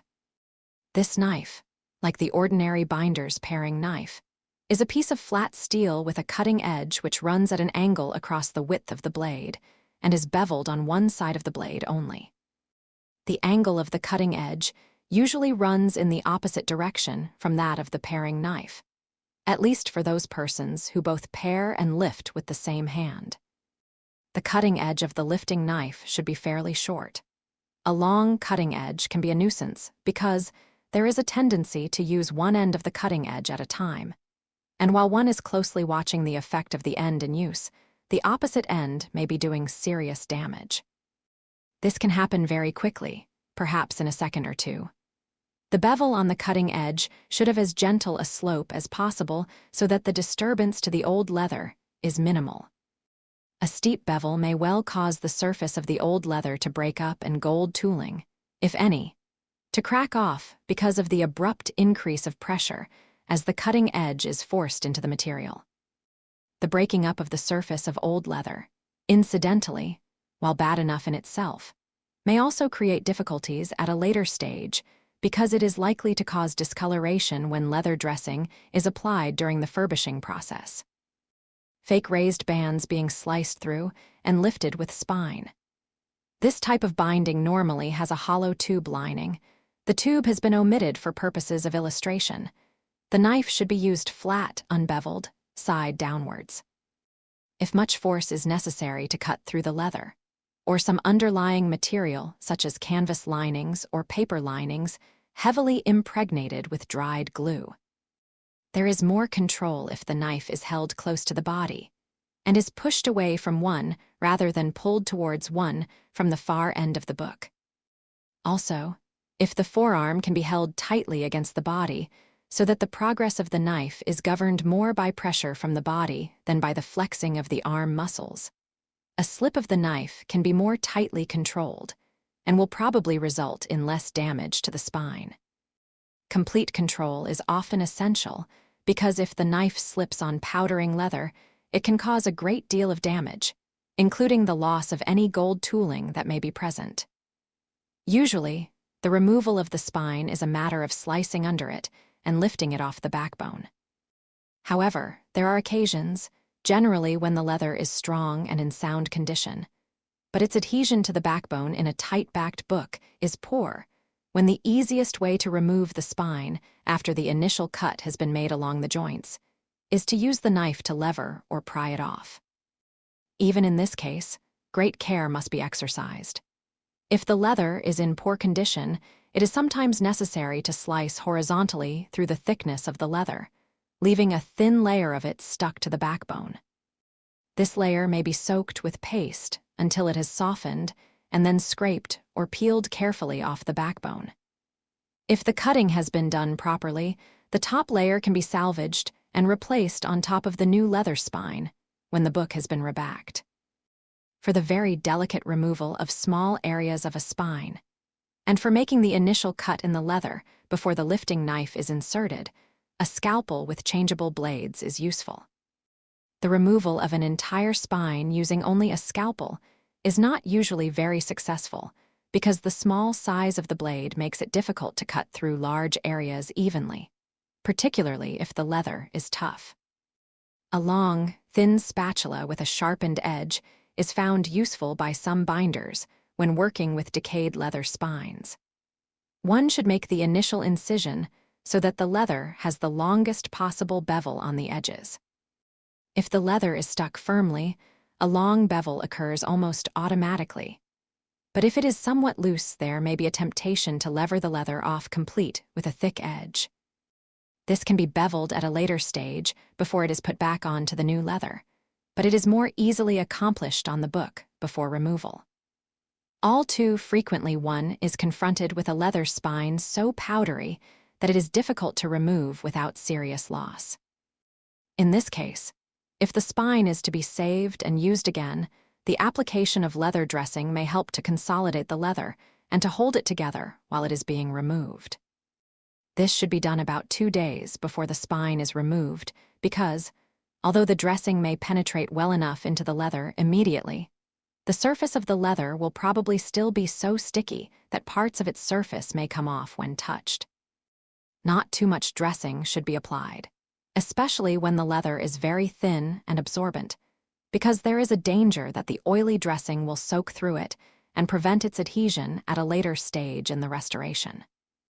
Water is sometimes used to hold powdery leather together while it is being lifted, but this should be avoided whenever possible, as it permanently blackens some decayed leathers, particularly powdery calf of the 18th and 19th centuries, and causes embrittlement. Goatskin and sheepskin of the second half of the 19th century and later which are suffering from red decay are likely to be similarly affected. I have experimented with a weak nylon size, but this too has a tendency to blacken these leathers.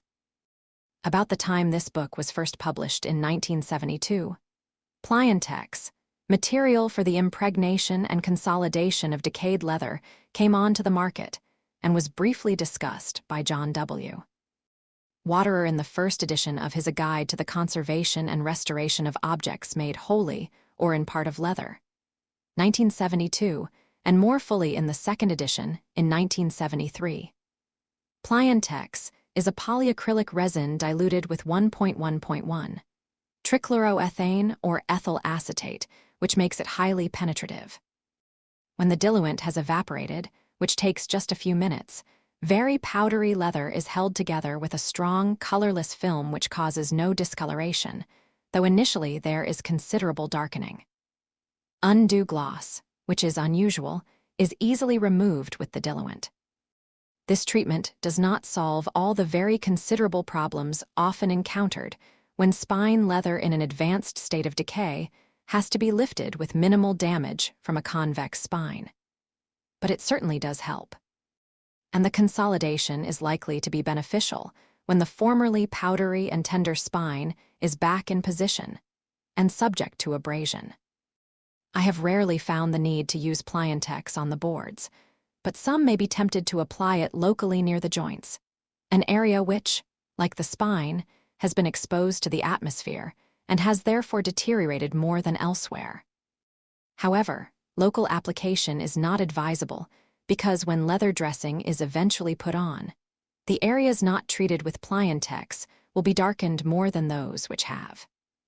My experience with Clusal G, hydroxypropyl cellulose dissolved in ethanol, isopropanol, or IMS, which has come to notice in recent years, is limited, but it seems to me that its effect on leather is very similar to that of Pliantex.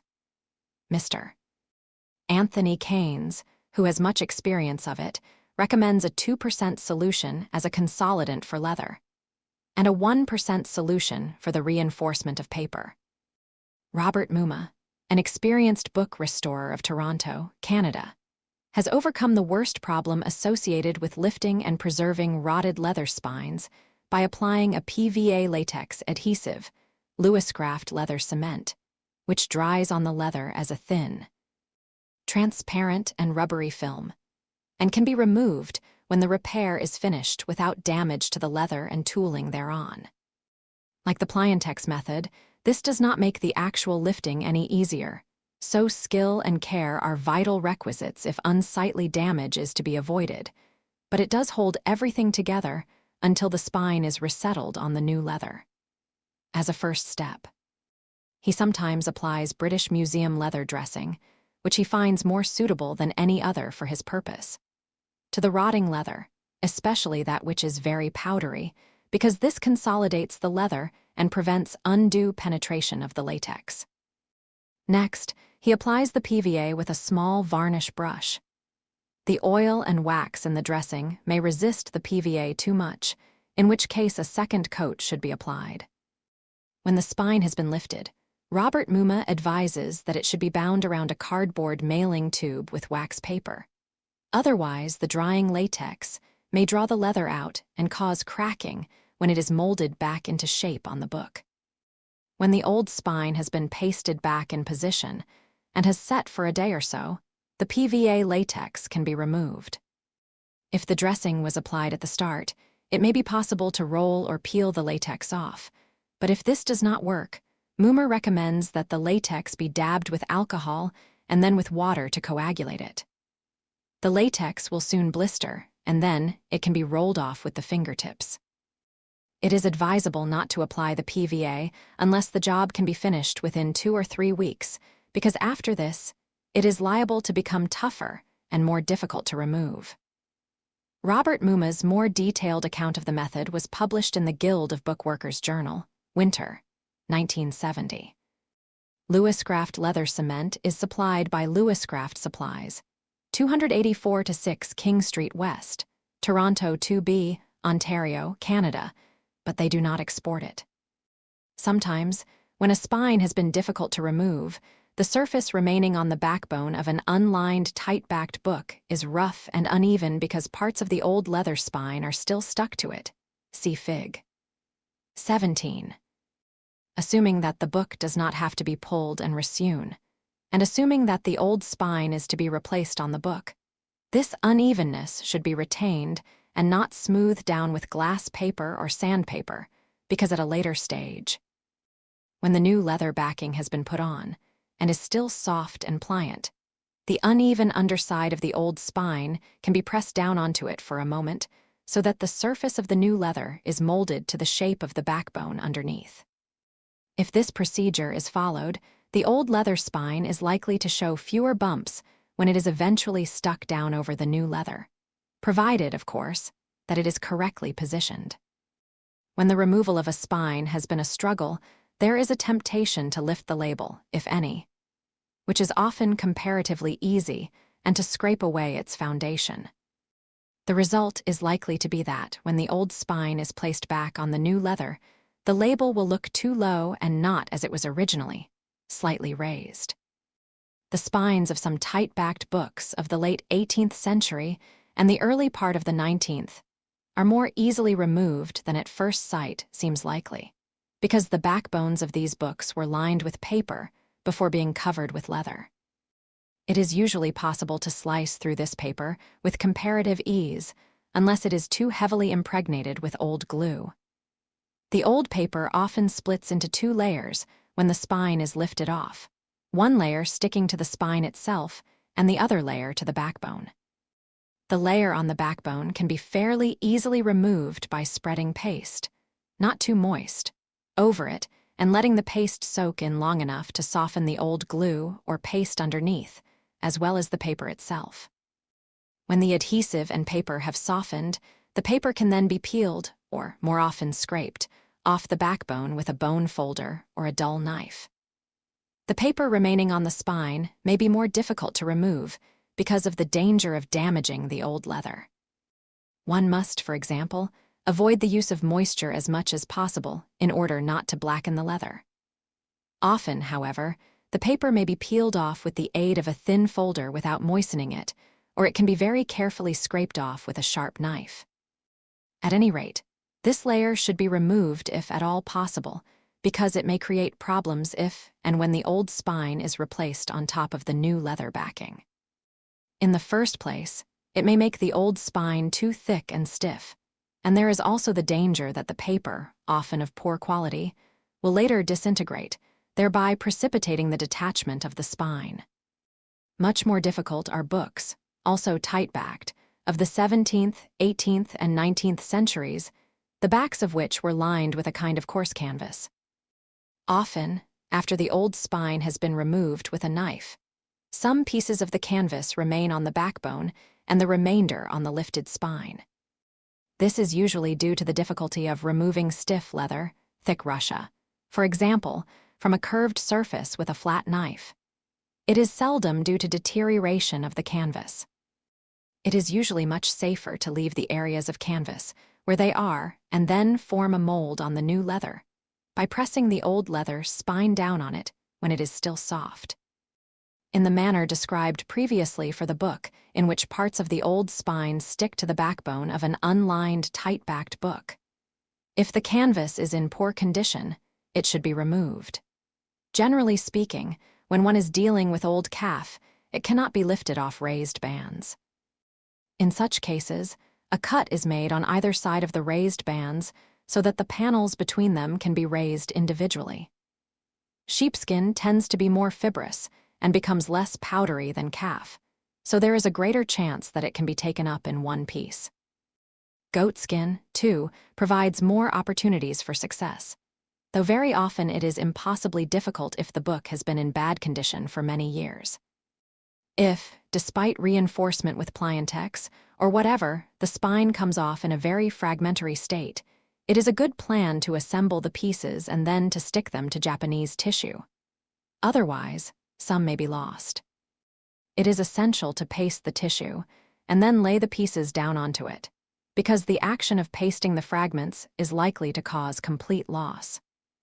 There is, of course, little difficulty in removing the spine of a book which has either a loose hollow back or a hollow tube back, but in the latter case, some care may be needed to get the upper part of the tube, the part not stuck to the backbone, off the detached spine. There may be a temptation to leave this part of the tube in position on the old spine, but like the paper lining on the spine of a tight-backed book mentioned above, this may create difficulties later on and should be removed if at all possible. It should not, however, be removed until the old spine is ready to be put back on the book, as it serves to hold the spine together while it is off the book.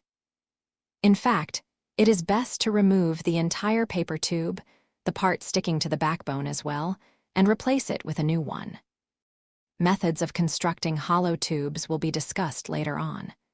The old spine should be put away in a drawer for safety until it is time to replace it on the book. If it is in fragments, it should be wrapped in paper or placed in an envelope. The paper wrapping or envelope should be marked to indicate the book to which the spine belongs, and also to indicate which end of the spine is the top, if this is not self-evident. Only on comparatively rare occasions will the boards still be firmly attached after the removal of the old spine.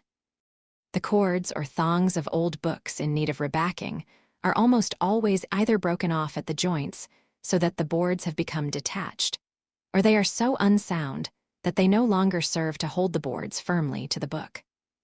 In the latter case, it is usually best to cut them off flush with the joints and use one of a number of methods to reattach the boards. The cords often look sound and feel firm when lightly tested, but it is important to test their strength with a determined tug to make sure that they will perform adequately in future. Also, if the cords along one joint are broken, the cords on the other side of the book must be suspect, and unless they are very clearly strong, it may be a good plan to cut them so that both joints can be reinforced similarly. When the original spine and any linings have been removed, the condition of the backbone should be carefully inspected to see whether it must be repaired or resewn. Techniques for repairing the backbone, as well as for forming new slips for reattaching boards, will be discussed in the next section. The condition of the original headbands should also now be inspected to see whether they need to be repaired or replaced. Alternatives to resewing. One of the most difficult problems a restorer must face is the book in which the sewing is weak or defective, and some of the leaves or sections have become loose or detached. In many such cases, the book must be resewn. Before this is done, every possible alternative method of securing the leaves or sections and strengthening or reinforcing the backbone should be considered. The reasons for this are twofold. First, the edges, especially the four edges of resewn books, are seldom as smooth as they were originally. Although this may often be of trifling importance, it can in some cases spoil the appearance of the book, particularly if the edges are goffered, marbled, or gilded, or there is a four-edge painting. Second, and more important, the resewing of a book often involves an enormous amount of time and labor, and should therefore be avoided whenever possible. When only one or two sections of a tight-backed book are loose, it is sometimes possible to secure the loose sections with the aid of thread and a semicircular needle without removing the old leather spine if the backbone is not too tight and has not been too heavily glued up. In this kind of book, if the spine is still strong along the joints but is no longer stuck down to the backbone, Thread can be worked from inside the sections with a semicircular needle to encircle the cords or thongs. The sections can then be pulled into place and secured to the cords or thongs with the thread. Because of the thickness and curvature of the semicircular needle, it may be necessary to pass the thread through the folds some distance from the cords or thongs on both sides instead of immediately alongside them, as is usually done. If necessary, Spencer Wells forceps or stork-nosed pliers can be used to press the needle out through the backbone and to pull it back through again. When the sewing has been completed, the loose ends of the thread can be stuck down along the inner folds, or, better still, they can be poked out through the folds to the backbone, where they will be perfectly secure when the loose spine is once more stuck down to the backbone. It should be noted that in a book with raised bands, this technique cannot be used if the cords or thongs are too heavy and thick to allow the semicircular needle to reach around them. In this operation, the final sticking down of the loose spine can be accomplished by running adhesive down the back between the leather spine and the backbone. This same method can, of course, be used to secure loose sections in the backbone of a book after the old spine has been removed. But in this case, it is easier to secure the sections with a straight needle rather than a semicircular one. If there is just a little weakness in the backbone here or there, or a general looseness, it may be possible to reinforce it, once the spine and any linings have been removed, by making shallow saw cuts between the head and tail ends of the book and the kettle stitches with a tenon saw, and inserting cord to which glue or PVA has been applied into the grooves.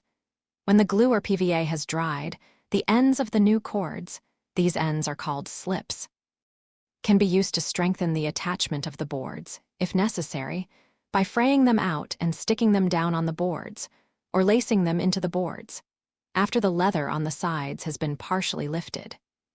If this is not necessary, the ends of the cords can be cut off flush with the joints. The use of recessed glued-in cords is not advocated for small books printed on thick paper because the backbones of these books are usually somewhat stiff, and they tend to be difficult to open properly. The presence of the glued-in cords will make the backbone stiffer, and the books, consequently, will be even more difficult to open. In general, much more can be done in the way of reinforcing the backbone of a book if the paper is thin and tends not to throw up arch, much when the book is opened than if the paper is thick and the backbone has a tendency to throw up heavily. Sometimes a backbone which is loose, but not broken, can be tightened up sufficiently by gluing it up and lining it with a layer of jaconet or some other thin, strong material. Again, this should not be done if the book is small and printed on thick paper, because it might tend to make the backbone so stiff that it will not open well. Finally, it may be useful to point out that, although the sewing of some tight-backed books may appear to be somewhat shaky, the rebacking operation itself may firm the book so that it will prove in the end to be perfectly sound. Whether or not this will be sufficient must be a matter of judgment on the part of the restorer, based largely upon his past experience. The operations described above can, if necessary, be carried out without detaching the boards. But, as was stated in the previous section, the cords or thongs will usually be broken at the joints, or will have been cut off at the joints by the restorer, so that the boards have already become detached. Even when the backbone is still basically sound, some binders will resew books merely for the sake of removing these broken cords or thongs and replacing them with new ones with which to reattach the boards. However, since there are effective alternative methods of reattaching boards, this is not necessary and is wasteful of the restorer's time. Large numbers of books, some with hollow backs, have been rebacked without reinforcement of the attachment of the boards, so there has been nothing to hold the boards on to the book when the leather has deteriorated. Many others have been given a mull lining on the spine, the ends of the lining being stuck down under the pastidowns. This is useful as a means of relieving strain on possibly shaky cords, but is not very effective if there is no lacing in because the covers can be pulled away from the book. One alternative to resewing which is widely employed is to sew new cords over the old ones, and then, to use the new slips to reattach the boards. In this method, the new cords are first pasted down over the old, which may be either single or double. And then the new cord is sewn onto the old, usually from the outside as shown in Figure 21, second band from the left. If the backbone is not too tight and the book opens well, the new and the old cords can be sewn together from the inside. This is seldom easily accomplished, however, particularly when the book has been heavily backed. Heavy backing bends the end sections on each side of the book sharply over to form prominent shoulders. And in books like these, the first and last sections are extremely difficult to sew through from the inside. At any rate, the place where the sewing on of the new cords must be the strongest is near the joints, since that is where the greatest strain on them will inevitably take place. Semicircular surgical needles and Spencer wells, forceps, or stork-nosed pliers are useful for this kind of sewing. The ends of the new cords are then frayed out to form slips, and after the leather on the old sides has been lifted to expose the boards, these slips can be either pasted on to the outer surface of the boards or laced into them, as will be described in Section 11. In the books discussed in this volume, the sewing usually will have been done on cords rather than leather thongs, so that, unless otherwise stated, the assumption will be that the book has been sewn on cords. At any rate, leather thongs will more often than not be found to be in such poor condition that they must be replaced entirely. As will be pointed out in the next section, in this case, it is usually best to replace them with cords. Two methods of forming new slips for reattaching boards. New cord pasted over old, then the old and new cords are sewn together. Linen threads are secured around old cords. New slips being formed by sewing linen thread around old, single cords. Two alternative methods for reattaching boards are described by Sidney Cockerell. In one of these methods, linen threads are passed out on either side of original raised cords at every third section, more frequently if the book is large, so that the ends of the threads come to the outside of the backbone from inside the sections. When this is done, the loose ends of the threads can be gathered together and taken over the shoulders to form new slips and either pasted down on the boards or laced in. The original cords and the new threads should be encircled with thread at various points so that the strands cannot be pulled away from the back of the book. Here again, the most critical point that needs to be reinforced is that near the joints. If it is felt that having the new thread behind only one thong or cord creates too localized a strain, one can span pairs of thongs or cords. The other method described by Sidney Cockerell is intended for books sewn on recessed cords. In this method, tapes are used. New slips being formed by sewing linen threads around pairs of cords, placed between the existing cords and sewn on through the centers of the sections at intervals throughout the book. See Fig. 24. The free ends of the tapes are then used as new slips to reattach the boards by pasting them down on the inside of the boards and covering them with the pastadown. By splitting the boards horizontally, inserting the slips, and gluing them into position inside the boards, which is useful if there is no pastadown, or lacing them in by using a chisel instead of a bodkin. The second technique can only be used on those kinds of boards that split well and are at the same time firm and strong. The technique I frequently employ to reattach boards, which I believe to be the easiest and strongest of those here described, and which has the further advantage of being applicable to almost all books, involves pasting one side of a strip of jaconet or similar material onto the inside of each shoulder, and then overcasting it onto the book with thin thread to make a cloth joint, the other side of which will be stuck down onto the board at a later stage when the new leather has been stuck on. In this case, unlike cords or thongs, the cloth will be pasted down on the inside of the board instead of the outside. This serves to strengthen the inner joints of the book. If jaconet is not used, the material should be one which does not readily allow adhesive to penetrate through the material to the opposite side, and which does not immediately lose its stability. Before the overcast joints are applied, any necessary repairs should be made to the original headbands. If the threads used to tie down sewn-on headbands are more or less intact but loose, the tying down can be reinforced with thin, strong thread anchored to the backbone through every third or fourth section of the book, or by loops passed around the headband and stuck to the spine. If the thread is fine and of matching color, the reinforcement is inconspicuous. If the headbands are too badly deteriorated or are missing, new headbands must be made, see Section 9. If stuck-on headbands were used originally and are in a state of disrepair, the easiest course is to remove them, cut new headbands which more or less match the old to the proper length, and stick them down into position with an adhesive. Cane ones tend to be rather springy and are perhaps best avoided, but if they are used, it is usually best to use an adhesive that sets fairly quickly, such as glue or PVA.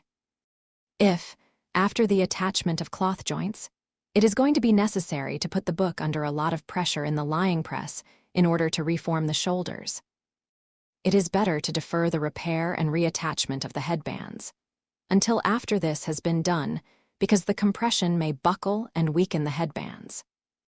In overcasting the cloth joints, a long, sturdy needle is fixed into a wooden finishing tool handle, and this tool is then used to pierce a series of holes about 1/8 inch apart at the base of the shoulder through the cloth joint and down through the backbone at an angle of about 45 degrees.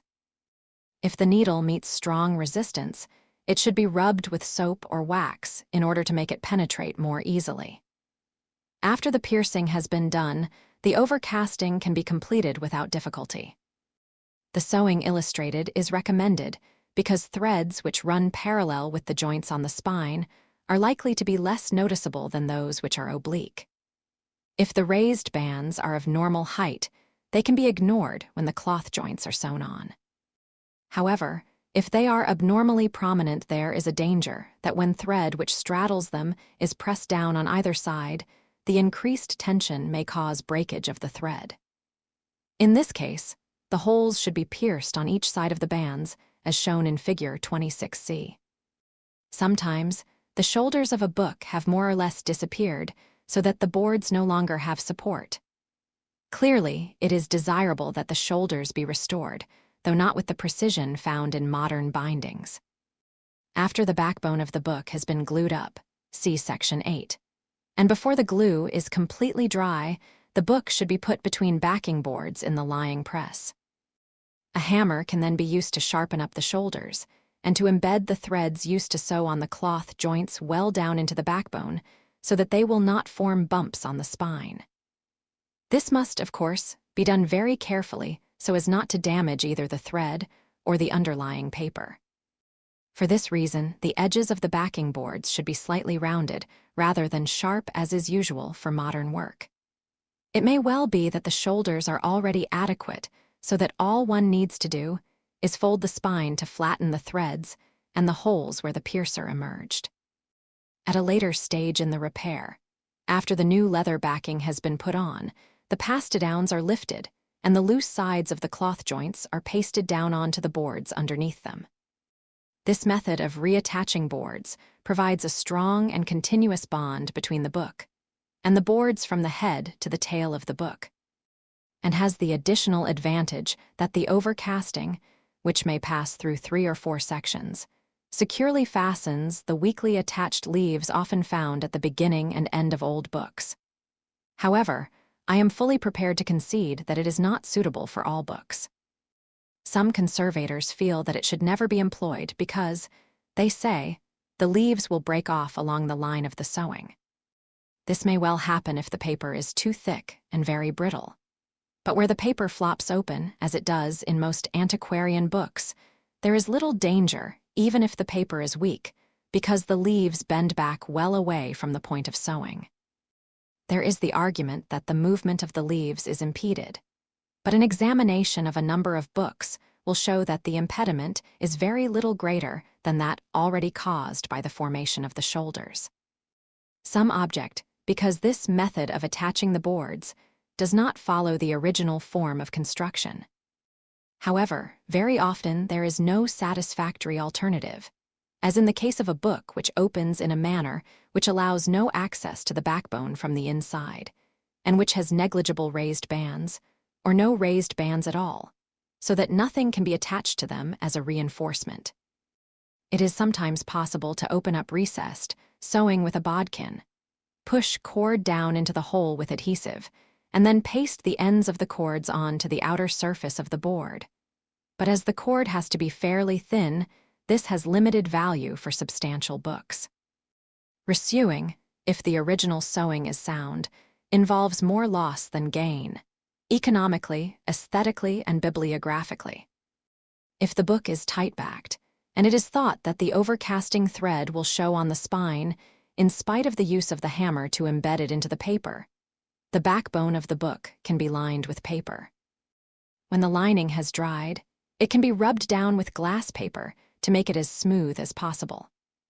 Linings are less likely to be needed on the backbones of large books with heavy leather covers, because on these books, the thread will not normally show through. In any case, if the spine is tooled, the distribution of the tooling may be such that any slight bumps from the threads will be camouflaged.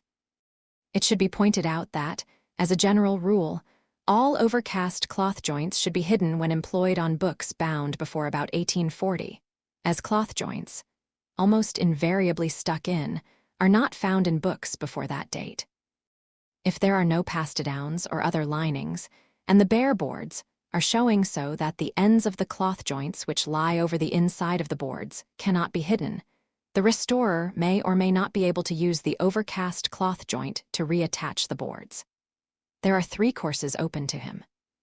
He can abandon the use of the overcast cloth joint and adopt one of the other methods described above for reattaching the boards. He can use the overcast cloth joint and then cover the part showing on the board with a new pastidown or lining, which some may consider to be a bibliographically dubious practice since it alters the character of the original binding. 3. He can use the cloth joint, but paste down the first flyleaf of the book just far enough to cover the cloth joint so that most of the flyleaf is left free, see Fig. 27.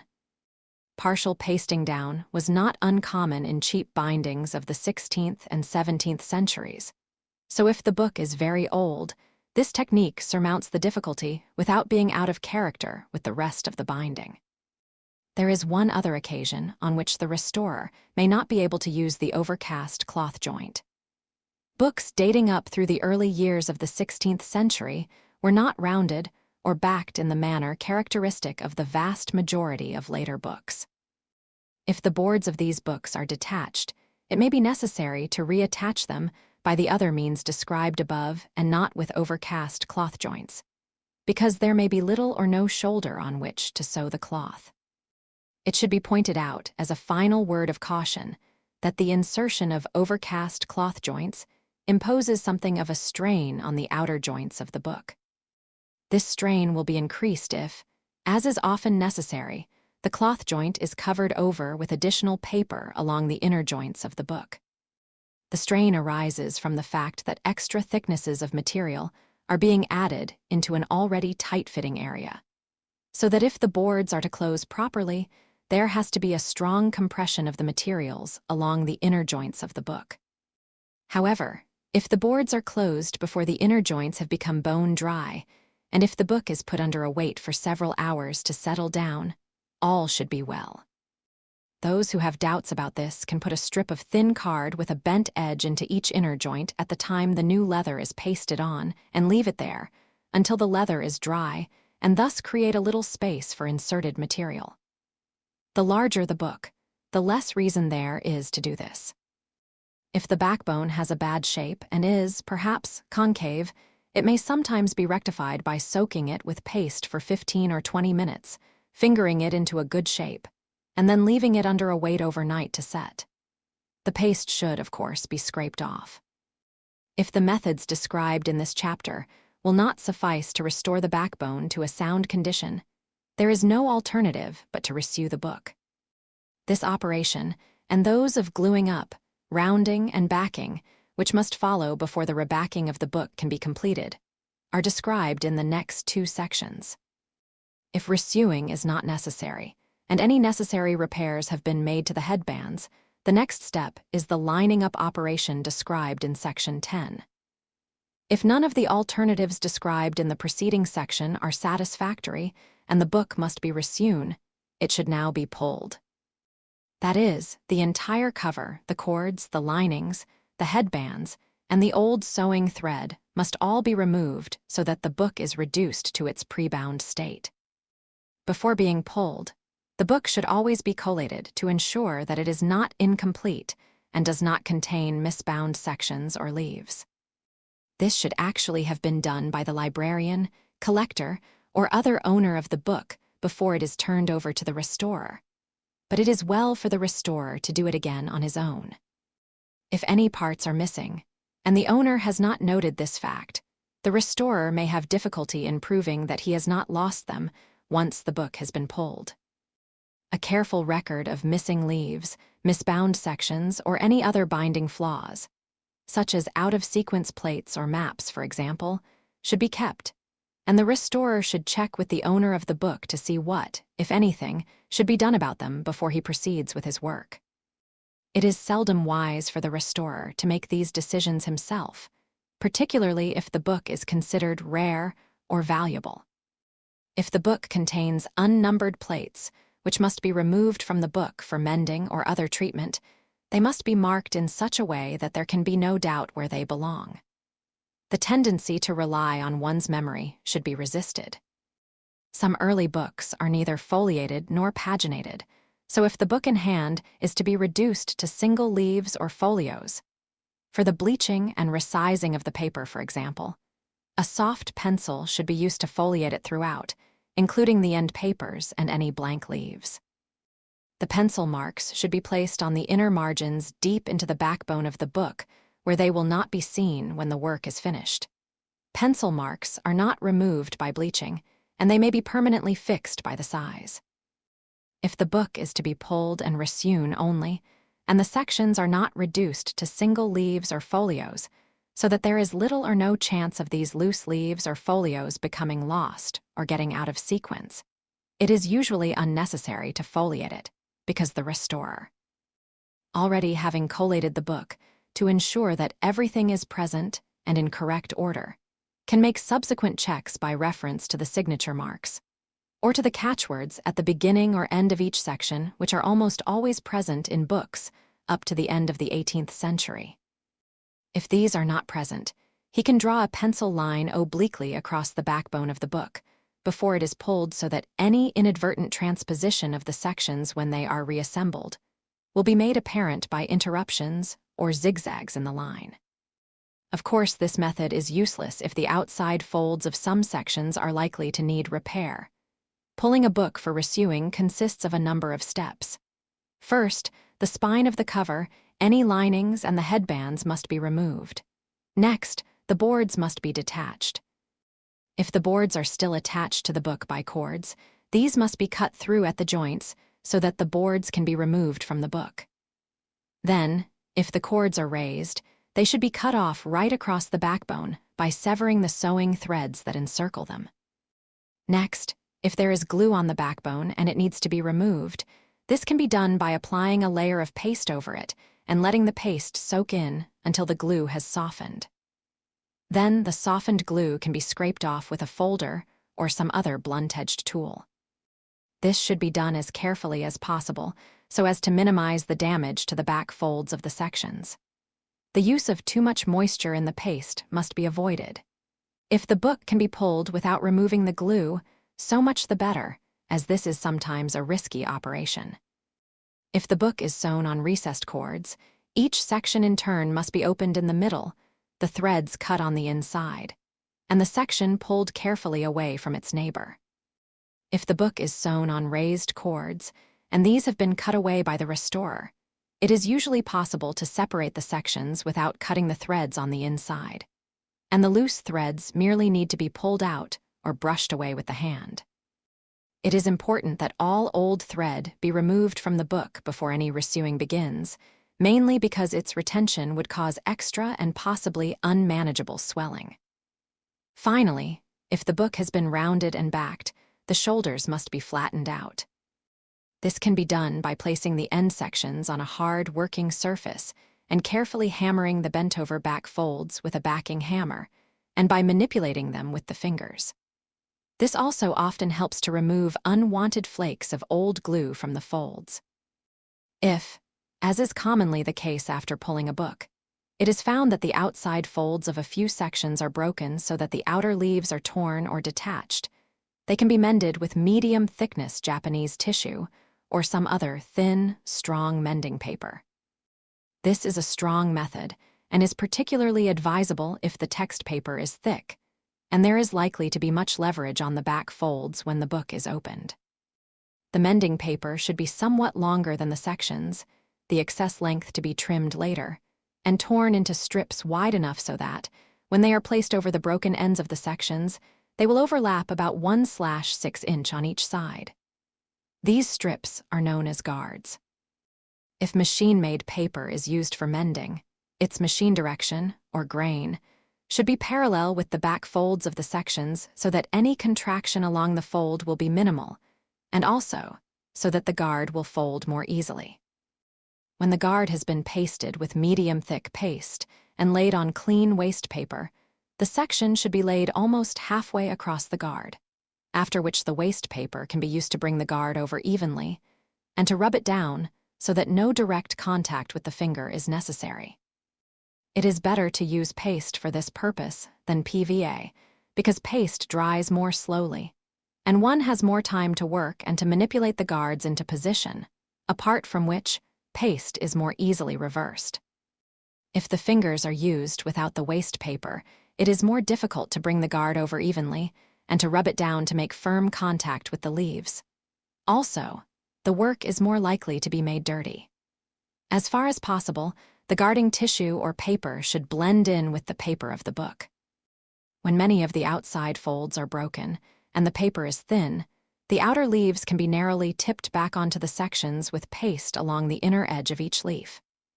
This will avoid the excessive swelling in the backbone, which would result from many added thicknesses of guarding paper.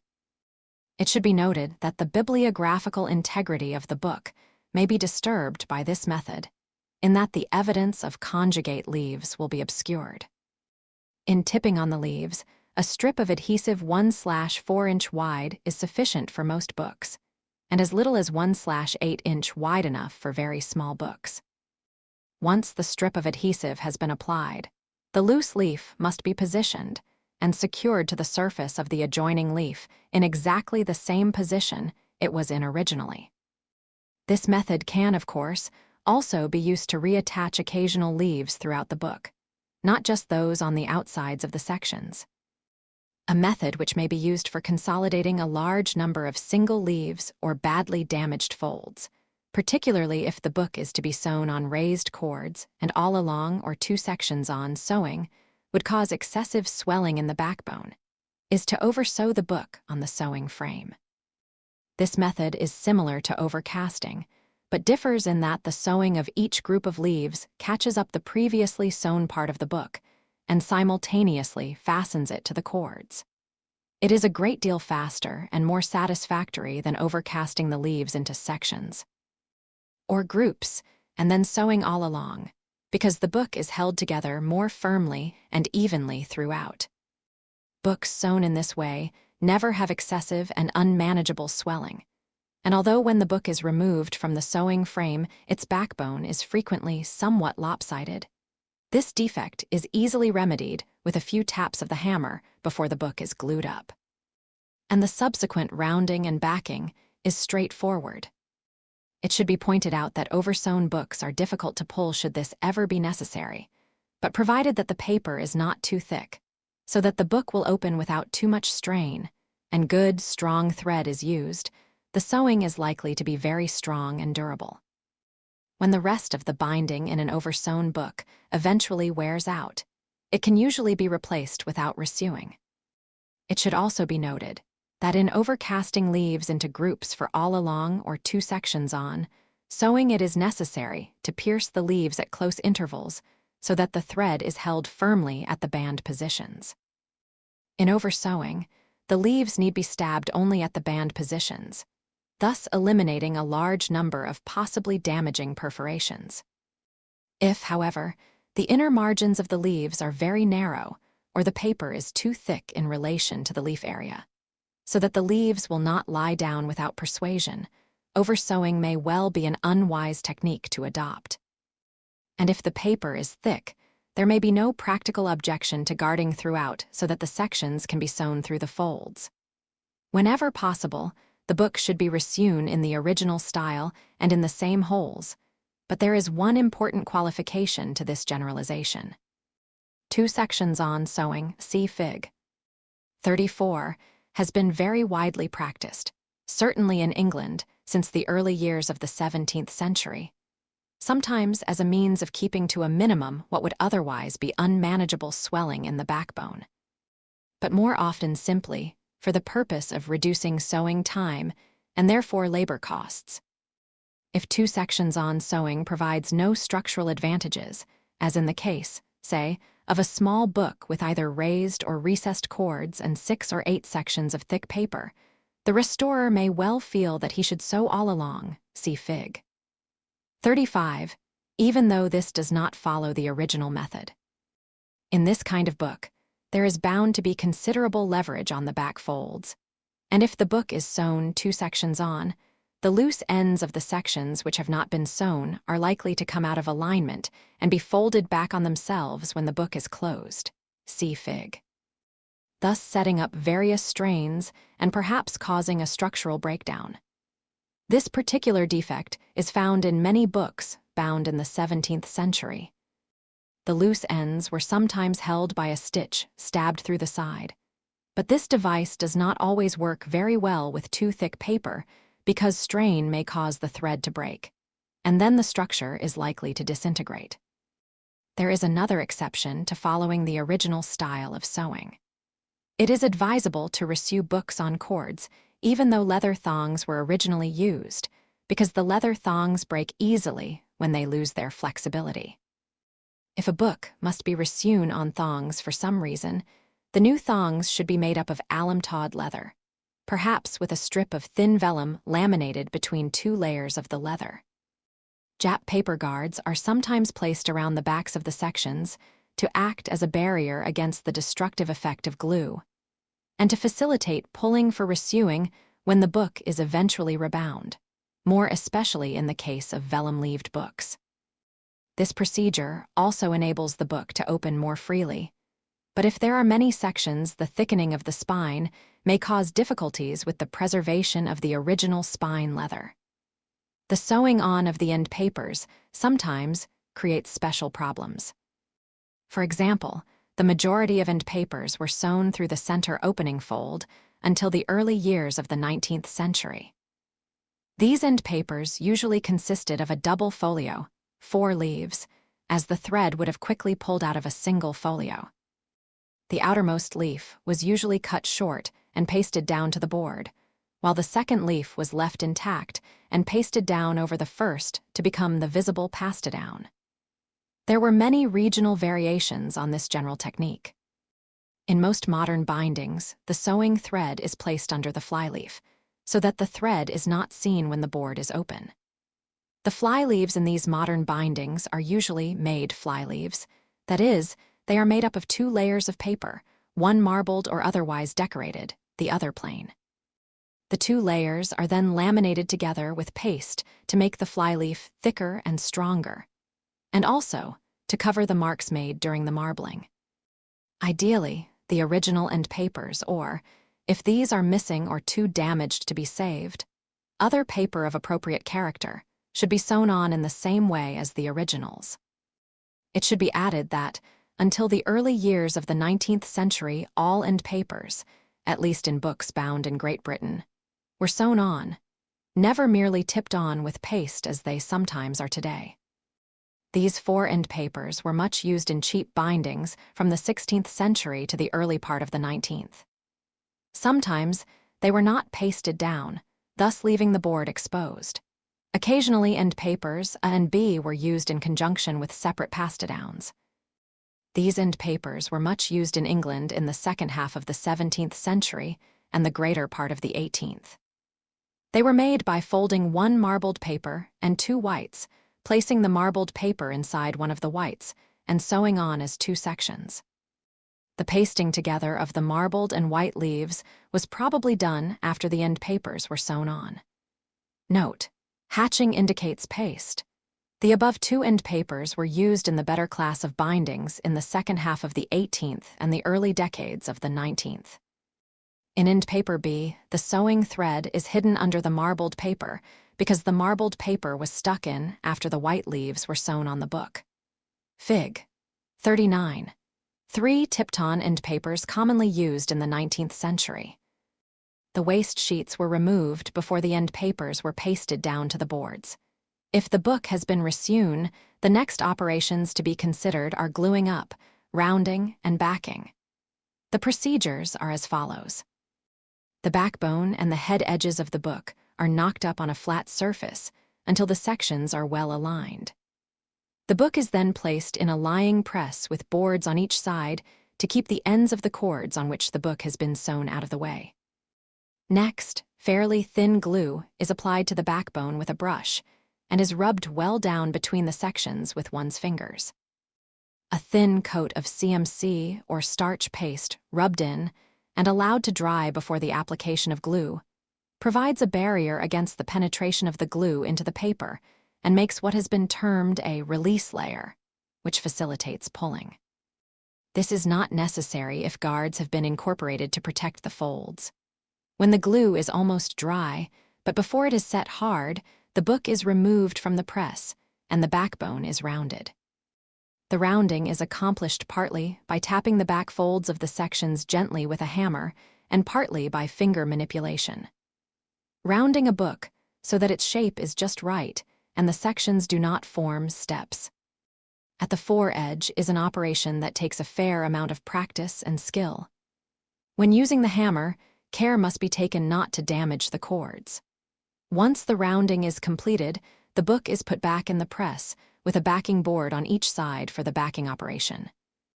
The backing boards are positioned so that their top edges are slightly below the back folds of the end sections of the book.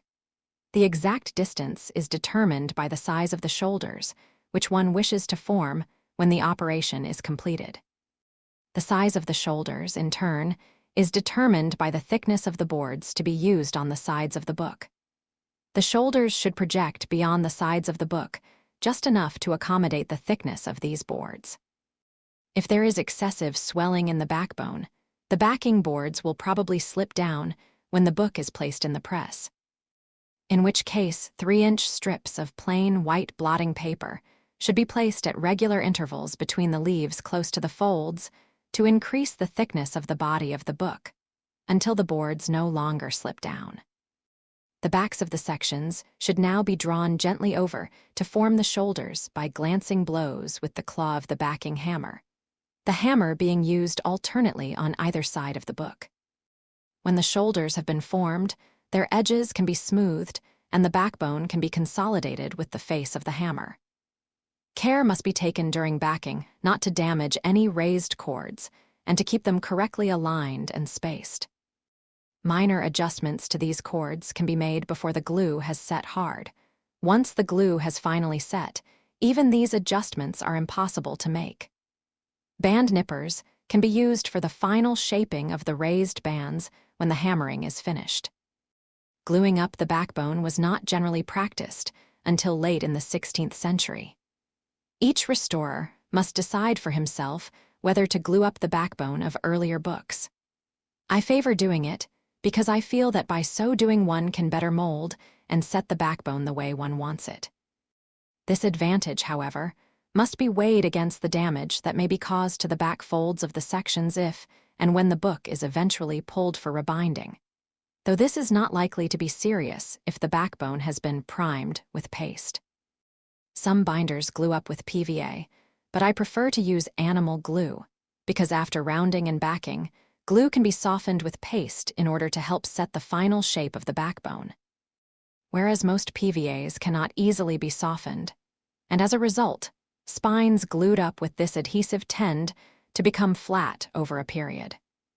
If PVA is used to glue up the backbone of a tight-backed book, there should be a paper or fabric lining between the backbone and the leather spine, because the paste used to stick down the spine may not readily adhere to a dried coating of PVA.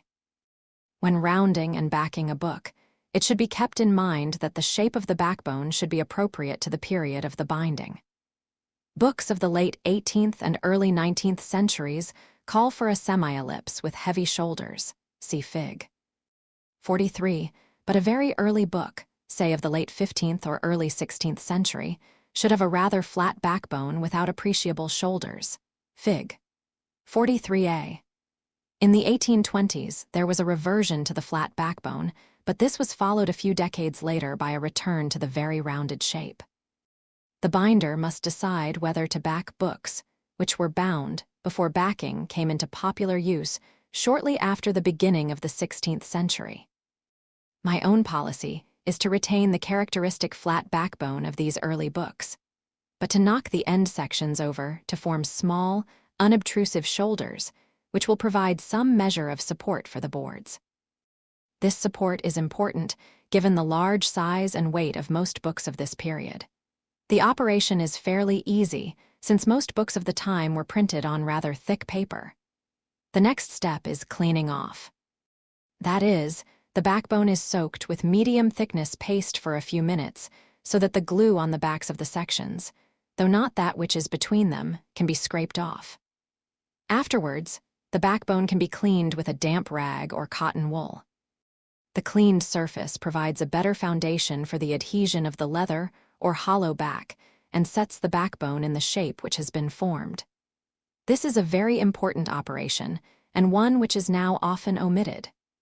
After these operations are complete, the next step is headbanding. Basically, there are two kinds of headbands: those which are sewn on the book and which thus become an integral part of the binding, and those which are merely stuck on with adhesive and serve almost entirely a decorative purpose, having little or no functional value. The former must, of course, be sewn by hand directly on the backbone of the book, while the latter are made separately, either by hand or by machine, and are then cut to size and stuck down to the backbone with an adhesive. Sewn-on headbands have been and are made in a great variety of ways. Medieval headbands on vellum-leaved books, which had been cut to size before sewing, were sometimes sewn at the same time as the backbone, with the same thread. This was a very strong method, particularly for large books with heavy sections, as the thread ran continuously from one end of the sections to the other, circling all cords on the backbone, and the headbands were tied down, or sewn into, every section.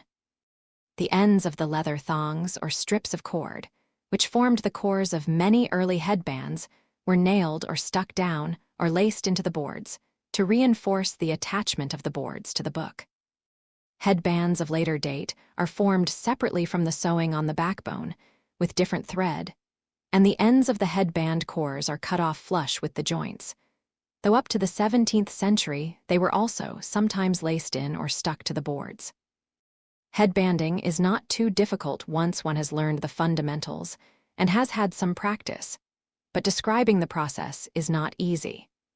For one thing, there are many different ways of making a sewn-on headband, depending on the preferences of the individual binder, on the style of headband he wishes to create, and on the kind and condition of the book on which it is to be sewn. Headbands may be sewn on only one cord or thong. These are called single headbands, or on two cords or thongs, called double headbands. They may be sewn with only one color of thread, or with several different colors to make a decorative pattern. The details of construction, such as the position of the bead, see below, may vary. The restorer, of course, must usually attempt to duplicate the original headband as closely as possible in all details. The following description is of one method which has been, and still, is commonly used for the formation of a single, two-color headband. While deliberately oversimplified, and while the reader should remember that there are many other methods, it will perhaps give the reader some idea of how headbands are made. It might help if the reader were to refer occasionally to Figure 45. First, A length of cord or thong slightly longer than the width of the backbone is cut. This will serve as the core on which the headband is sewn and is laid across the top of the leaves of the book at the head of the backbone. Next, a needle threaded with length of, let us say, green thread is stabbed through the center fold of the first section near the head of the book from the inside, usually just below the kettle stitch, and is pulled out through the backbone. The needle is removed, and the second length of, let us say, white thread is tied to the first on the outside of the backbone. The knot is pulled tight to the backbone from the inside and serves as the basic anchorage point. The needle is now fixed to the loose end of the second, white thread, which is then passed along the outside of the backbone to the head of the same section, around the cord or thong which forms the core of the headband, and back down through the inside of the section, forming a loop of thread around the core. This knot may prove to be troublesome if the spine is eventually to consist of a single layer of thin leather, in which case the knot may form a small but unsightly bump under the leather. In this case, a different method of sewing on the headband, with the knot placed on the inside of the section, will have to be used: the restoration of leather bindings. It is then stabbed through the same hole below the kettle stitch to the outside of the backbone, passed back to the head of the section, and wound around the core again one or more times, the number of times depending on the pattern of colors one wishes to make. The first, green, thread is now brought up from where it was hanging loose on the inside of the section, crossed over in front of the white thread, and itself wound around the core one or more times, again depending on the pattern desired. The two threads are then wound around the core, the white thread alternating with the green, across the entire width of the backbone. After each of the colored threads has been wound around the core the number of times desired, the thread of the other color is passed over in front of it underneath the core before being itself taken around the core. This passing of one colored thread over the other forms a small lump called a bead, which should lie evenly and neatly at the base of the headband against the top edges of the leaves of the book. As the threads are wound alternately around the core across the width of the backbone, the second, white, thread is taken back down through the inside of a section from time to time, perhaps every third or fourth section, stabbed out through the backbone below the kettle stitch with the needle, and back around the core to tie down the headband to the backbone of the book. In the early days of headbanding, up to the beginning of the 16th century, headbands were often tied down through every section and invariably through the centers of the sections.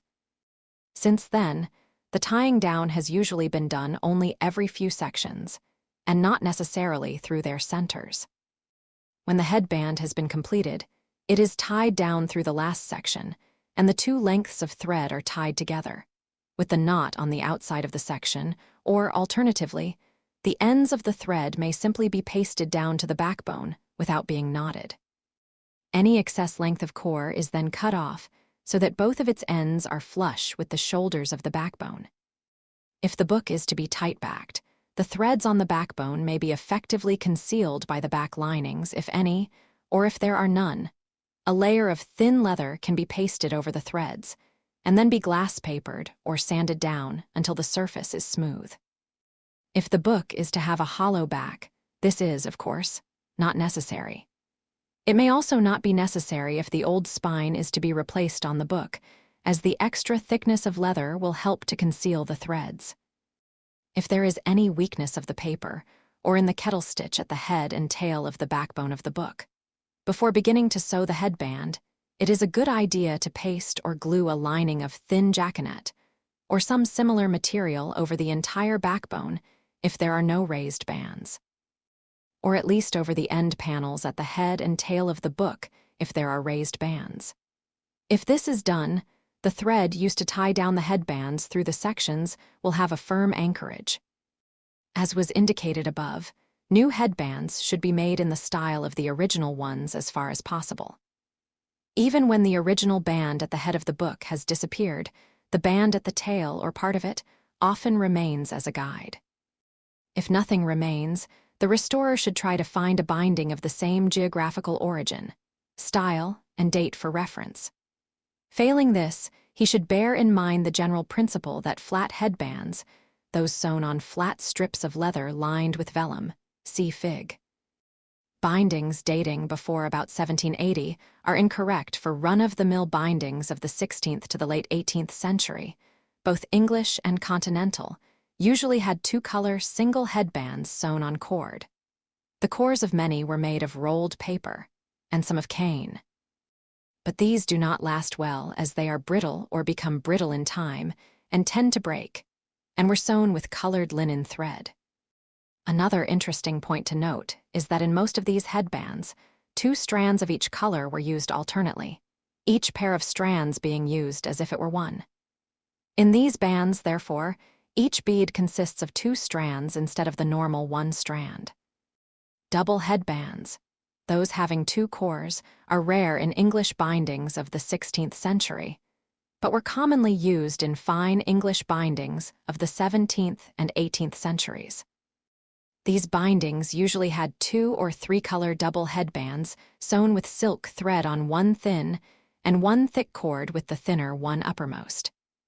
Headbands are one of the features of a restored book that are not noticed unless they are wrong. For example, a three-color double headband of silk would be hopelessly inappropriate and irritating if sewn on a common sheep retail binding. Various forms of headbands include a single headband commonly used from the 16th to 18th centuries, a double headband with the thinner cord on top.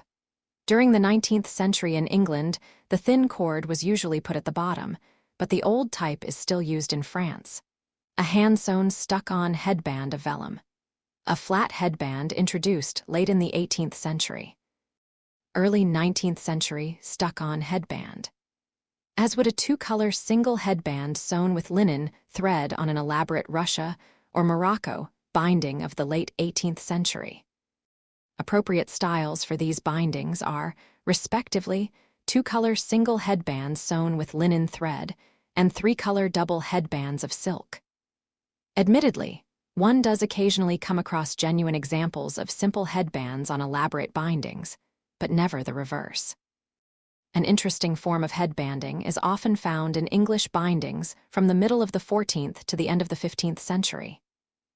In these bindings, the leather head cap covers the headband and is sewn through from front to back, with uncolored thread being used throughout, see Fig. 46a. A minority of German bindings of the late 15th and early 16th centuries, though simple examples of the 14th century are known, have plaited thongs covering primary thread headbands and passing through the leather on the spine. A headband of this type can just be seen in Figure 21.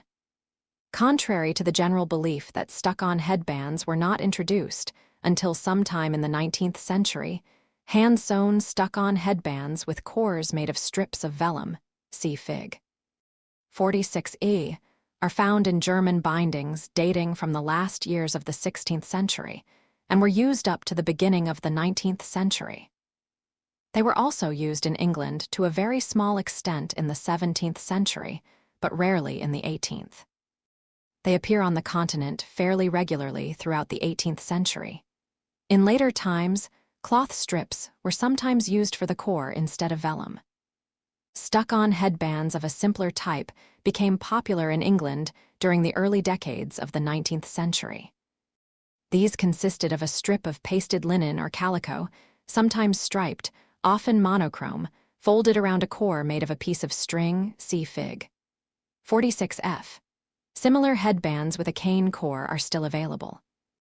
Machine-made stuck-on headbands have been in use since the 1850s and have been widely employed on all but the finest leather bindings ever since. New headbands will look much too fresh, so they need to be aged, unless, of course, this is contrary to the policy of the owner of the book. This can be done very slightly so that the starkly clean headbands are merely somewhat mellowed, while still being obviously modern, or they can be stained down to a greater degree, depending on the condition of the binding, even, perhaps, to the extent of aging the headband more than the tailband. The aging is best done with spirit stains, especially if waxed thread has been used, because water stains take less readily. Usually, dark brown spirit stain, with a touch of black to make a dingy tone, and then diluted with methylated spirit according to requirements, will impart the desired effect. The stain should be applied with a pointed paintbrush, the spine of the book being parallel with the floor or tipped down, so that there is a minimal danger of stain from an overcharged brush running into the book. As the stain has a tendency to spread, it is best to apply the stain just short of the beads so that it will spread onto them. If the stain is applied directly onto the beads, perhaps too liberally, there is a possibility that it will run onto the book and down the tie-downs. After the book has been glued up, rounded and backed, and headbanded, the next step is the lining up operation described in the next section, after which the book is rebacked. It should be pointed out that whenever a book is being rebacked, or new joints and head caps are being applied, and one is required to use stuck-on headbands, it is better to do the subsequent lining up of the rest of the backbone of the book with PVA rather than with glue. Because most PVAs soften less quickly than glue when moisture strikes through from the paste used to perform these operations, and the stuck-on headbands are therefore less likely to become loose, detached, or skewed out of position. Before the boards are prepared for the application of the new leather spine and joints and are reattached to the book, if this is necessary. The next operation that may be necessary is the lining of the backbone. A number of factors must be considered in deciding whether to line the backbone of a tight-backed book. First of all, a lining will help to prevent the threads used in sewing the backbone from forming bumps on the spine. This is particularly important if overcast cloth joints have been used on the book. However, note that if the original spine is to be preserved, its replacement on top of the new leather may effectively hide thread bumps, so that in this case lining may be unnecessary, and that if the new spine is to be elaborately tooled instead of having the old spine preserved. This too provides effective camouflage. Apart from this, the lining material would destroy the possibility of using the mold technique described in Section 5. Second, there is no question but that a strong lining will help to reinforce the backbone of a book, and in a heavy volume, this may very well be desirable. However, one must always balance these advantages against the fact that linings also tend to stiffen up the backbone. And if the text paper is thick and the inner margins are narrow, the book will be difficult to open and the parts of the text near the inner margins difficult to read. One or two thin linings which have been rubbed down are not likely to affect the opening of a large, heavy volume. But if, in order to give the backbone effective support, several layers of fairly heavy linings are glued on, the functioning of the book may well be adversely affected. Another thing to keep in mind is that if the backbone is to be lined, the lining material should be strong and chemically sound. If it deteriorates, the whole structure will be weakened. It must also be a material which can be easily glass-papered to form a smooth surface. Good quality cartridge paper or brown, unglazed, acid-free craft paper of medium thickness are suitable. In lining a backbone, the first thing to do is to dampen the lining paper with water, being certain that the grain of the paper runs parallel to the length of the backbone, so that the fibers swell and the paper stretches and becomes limp. If this is not done, the paper may stretch with the gluing and become less manageable, and may also bubble up on the backbone. If the book is to have a tight back, the backbone is now covered with glue, or PVA, of medium consistency. One edge of the paper is lined up evenly with a shoulder of the book, and the paper is laid across the glued backbone to the opposite shoulder. Another layer of adhesive is then applied. The paper is folded back again to the other shoulder. Another layer of adhesive is applied, and the paper is now alternately folded and glued back and forth across the backbone. When enough layers have been applied, the end of the paper is then trimmed off evenly with a shoulder of the book. The number of layers to be applied depends upon the size of the book and the degree of strength and, more important, rigidity desired. The top layer should now be moistened with water, and the linings rubbed down with a folder, especially along the edges of the shoulders. If the backbone has deep ruts between the sections, it may be a good idea to fill them in with frayed-out sewing cord glued into position before the lining is put on. In making a hollow tube back, a layer of adhesive is liberally applied to the backbone, which has previously been lined with a soft fabric of some kind, such as mull or jaconet, especially if the sewing is weak. A piece of paper a little longer than the backbone, and a little more than 3 times its width, is laid down across the backbone with one edge of the long side of the paper lined up evenly with the edge of one of the shoulders of the book. The paper should then be folded back across the backbone once more. It is then slid, not lifted off the backbone, so that the adhesive is well distributed over the undersurface of the paper. The paper is then folded once more, and the glued surface is stuck down to the final folded layer of paper to form a 3-layered hollow tube. Finally, any excess paper is trimmed off along the shoulder and at the head or tail of the backbone. This is a little more difficult, perhaps, than making the entire tube away from the book and then putting it on. But since the backbones of old books are seldom perfectly straight from one end to the other, it will result in a better fit. If the single thickness of a 3-layered tube is attached to the backbone, the tube will form a 1-on and 2-off hollow back. If the double thickness of the same tube is attached to the backbone, the tube will form a 2-on and 1-off hollow back. By making an extra fold, it is also possible to make a 2-on and 2-off hollow back, in which case there will be 2 thicknesses of paper on each side of the tube. A 1-on and 1-off hollow tube is made by cutting a strip of paper twice the width of the backbone, and then folding it over in such a way that the 2 edges form a butt joint. This tube is often reinforced with a cloth strip, the ends of which can be folded over the backbone and stuck down over the tube. See the hollow tube shown in Fig. 48. The number of layers in the hollow tube depends on the size and weight of the book, a 2-on and 2-off hollow tube being, of course, a stronger construction than the 3-layered tube or the 1-on and 1-off tube. As some backbones are wider at one end than the other, due to faulty sewing or construction techniques, it is rather important that if the tube is made off the book, it should not be reversed from head to tail when it is put on the backbone. The restorer can ensure that this will not happen by making a small mark on the edge of the paper, say at the tail end, and then putting the hollow tube on so that the mark remains at the tail end. Once the hollow tube has been made and is thoroughly dry, the top or outer layer may need to be glass papered to ensure a smooth surface on which to stick down the leather spine. Extra linings can be put down on the backbone before the hollow tube is constructed if the book needs extra support, and more linings can be stuck down to the outer layer of the tube if the thinning of the paper caused by subsequent glass papering is likely to make this necessary. Fig. 48 shows a 1-on and 1-off hollow tube overlying a cloth strip, the end of which can be folded back over the tube to reinforce it. Preparation of boards for rebacking after the old spine has been removed. Any necessary repairs have been made to the sewing of the backbone. New slips have been formed to attach the boards if necessary. The headbands have been repaired or replaced, and the book has been glued up, rounded. Backed and lined, the next step is to prepare the boards for the rebacking operation. If the boards have been detached from the book, they can be prepared away from the book.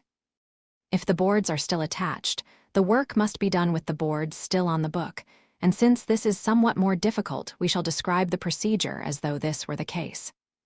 Either way, the basic techniques will be very much the same. It is advisable to raise or lift. The old leather turn-ins on the inside of the head and tail ends of the boards, and, of course, the pastidowns which cover them, far enough to insert the new leather backing before the old leather on the outer sides parallel to the joints is lifted. If the leather on the outer sides is lifted first, and the boards are still attached to the book, there is a strong possibility that the leather will be damaged along the edges by rubbing against the backbone when the boards are opened to lift the turn-ins and pastidowns. In the case of books which are being reinforced with overcast cloth joints, the pastidowns must also be lifted along the inner joints on the inside of the boards to a depth of at least 1 inch, so that the side of the cloth joint, which comes over onto the board, can be placed underneath. All of this work can be done by cutting with a sharp knife. It is seldom necessary, as is often thought, to lift the turn-ins or pastidowns by moistening them with water. The use of water in lifting small areas of leather or paper takes longer, is often dangerous, and is usually less effective than cutting. In the case of wooden boards, however, it may be necessary to moisten, or even soak, paper pastidowns before they can be lifted. It is also usually necessary to use water if large areas of paper are being lifted, no matter what kind of board has been used. If the paper in the pastidown is fragile or worn, the restorer should not hesitate to cut into the board and lift a thin layer of it along with the pastidown so that the minimum of strain will be placed on the paper. This cannot be done, of course, if the boards are of wood. Next, the leather on the sides along the outer joints should be lifted. The initial cut should be made at a shallow angle and parallel with the joints, taking care not to cut through the slips if they are sound and the boards are still attached. This first cut is most successfully made with the point of the knife drawn towards one so that it can follow the wanderings, if any, of the gold or blind lines, but the actual lifting can be done with most of the cutting edge. Some lines meander so much that it would be impossible to make the initial cut with the full length of the cutting edge. If there are gold or blind tooled lines near the edges of the boards, the cut is usually made alongside the line nearest the joint, because the tooling will help to disguise the joint where the old and new leather will come together. If there is no tooling, the cut should be made fairly close to the joint. If the cut is made too close to the joint, however, and the new leather is thick, when the repair is finished and the board is thrown back to open the book, the edge of the old leather may be forced up into an unsightly ridge instead of lying flush with the new leather. It is usually the best practice, therefore, to make the cut a small distance from the joint, whether there is tooling or not. The strip of old leather next to the joint should be left in place. The reason for leaving this strip will be explained a little later on. Occasionally, even when there is tooling near the joints, it may be necessary to cut closer to the joint than would normally be desirable, because the color, texture, or grain of the original leather is difficult or impossible to match. This is particularly likely when the original leather has deteriorated to an advanced stage, or when it has been embossed with a design from engraved plates. And one wants as little as possible of the new leather to show as a contrast to the old, see Fig. 51. In many cases, it is not feasible to lift the old leather that covers the head and tail edges of the boards near the joints because it is too worn or powdery, in which case, when the book is rebacked, the new leather will be laid over the old. However, if these edges are decorated with a tooled pattern which cannot be matched reasonably well, and the leather is still at least somewhat flexible, it is worthwhile to try to lift it so that the new leather can be put underneath. This can be done on many Morocco bindings, but seldom on those covered with calf or Russia, which have a greater tendency to powder. As was pointed out earlier, the knife used for lifting leather should have the shallowest possible bevel, because a steep bevel tends to crack the surface of badly deteriorated leather when the knife slices in, and may also mean the loss of any gold tooling that may be present. The lifting is done with a sweeping motion of the knife, which is a combination of strong pushing and slicing. If the pushing is stronger than the slicing, there is a greater likelihood of bumps being formed under the leather. It is much better to start lifting at the far end of the board, so that one is pushing towards an already lifted area, rather than starting at the near end, so that one is faced with the harder task of advancing on completely solid parts. With correct technique, and a knife of suitable shape, a side can be lifted for rebacking in 3 or 4 minutes. Attempts at lifting with scalpels, spatulas, and folders are almost certainly doomed to failure. The leather is likely to be damaged, and the work will take far too long. The steel in many lifting knives is comparatively soft, with the result that when tough leather pasted to rope fiber board is being lifted, the blade may quickly develop a large burr. This is worse than using a rather blunt knife because the edge is much thicker and can easily cause ridges to form under the leather. So it is advisable to stop work immediately and put the knife on an oil stone or strop it strongly. The lifting of the original leather sides may be especially difficult when they are stuck to certain types of rope fiber board of the 18th century. As the knife is pushed in, it tends to push loosened fibers together and thus form bumps. In books with boards like these, once the initial cut has been made, it is better to pull the leather up with the fingers or to use the knife as a lever to pry it up. Obviously, this is possible only when the leather is strong and its surface will not be affected by the strain placed on it in using this technique. For this and other reasons, it is unwise for the inexperienced worker to attempt it. When the leather sides along the outer joints have been lifted, a strip of leather from 1 to 1.5 inches deep is sufficient for most books. But one should err on the generous side because the more leather one lifts, the less it will have to be bent and disturbed as the pasted leather is put on. It is nearly always advisable to rub the boards with a folder through paper to flatten any disturbed fibers. A little thin paste applied to the exposed boards may occasionally be needed to consolidate their surfaces, and obstinate bumps may need to be tapped with a hammer. But this is best done through the old leather because the action of bending it back to get at the board may well cause serious damage. When the old leather on the sides is brittle or powdery, some binders stick tissue onto its surface before it is lifted, with the object of holding it together. But the paste used for this purpose often blackens the leather.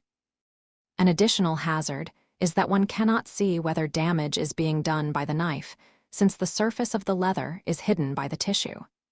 It is therefore usually best to avoid this technique.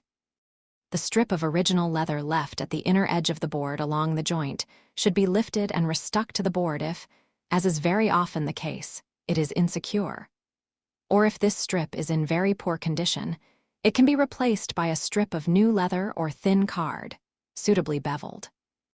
Many binders discard this strip and do not replace it with anything else.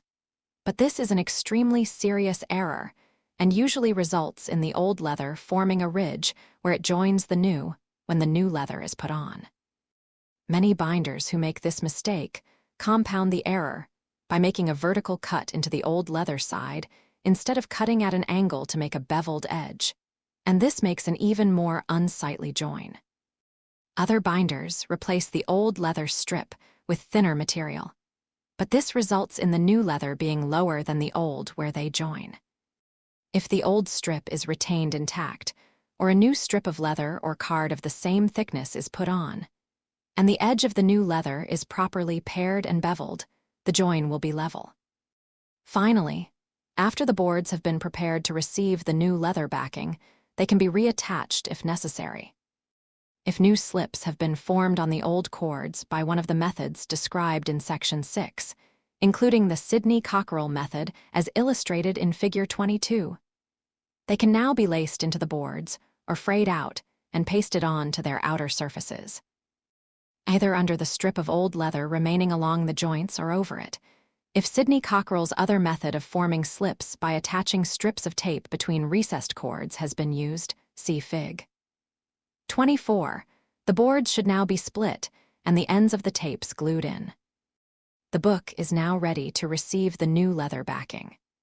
The new piece of leather should be long enough from head to tail to provide sufficient leather for the new head caps and turn-ins.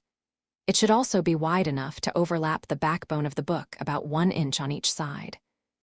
This is sufficient for an octavo, but about 2 inches is needed for a large folio. The edges of the new leather should be pared on a long bevel on all 4 sides, so that the extra thickness under the original leather sides and turn-ins and under, or over, as the case may be, the leather on the head and tail edges of the boards will be imperceptible, or at least not unsightly. It is a good idea to pare away the corners of the new leather, because when it is turned in the corners tend to turn back on themselves and make a lump under the pastidowns, especially if the area is rather inaccessible. Knives of various designs are used to pare the edges of leather. The ordinary binder's paring knife, sometimes called an edging knife, is often used, but some binders prefer the French paring knife, which has a handle and a broader blade. For the all-over paring or thinning of leather, many binders today use a spoke shave, reserving the paring knife for beveling the edges. Paring leather properly requires some practice, and actually doing it is really the only way to learn. When using a paring knife, which must have a sharp edge, one must take care to keep the fingers well away from the blade. After being pared, the new leather should be stained to the approximate tone and shade required. See section 22 for a discussion of staining techniques. It should then be moistened on the hair side with water or, better, with a solution of potassium lactate to make it more pliable and easier to work. Potassium lactate or citrate should certainly be used if there is any doubt that the leather has been protected by the manufacturer against red rot, as indicated by the ability to pass the PIRA test.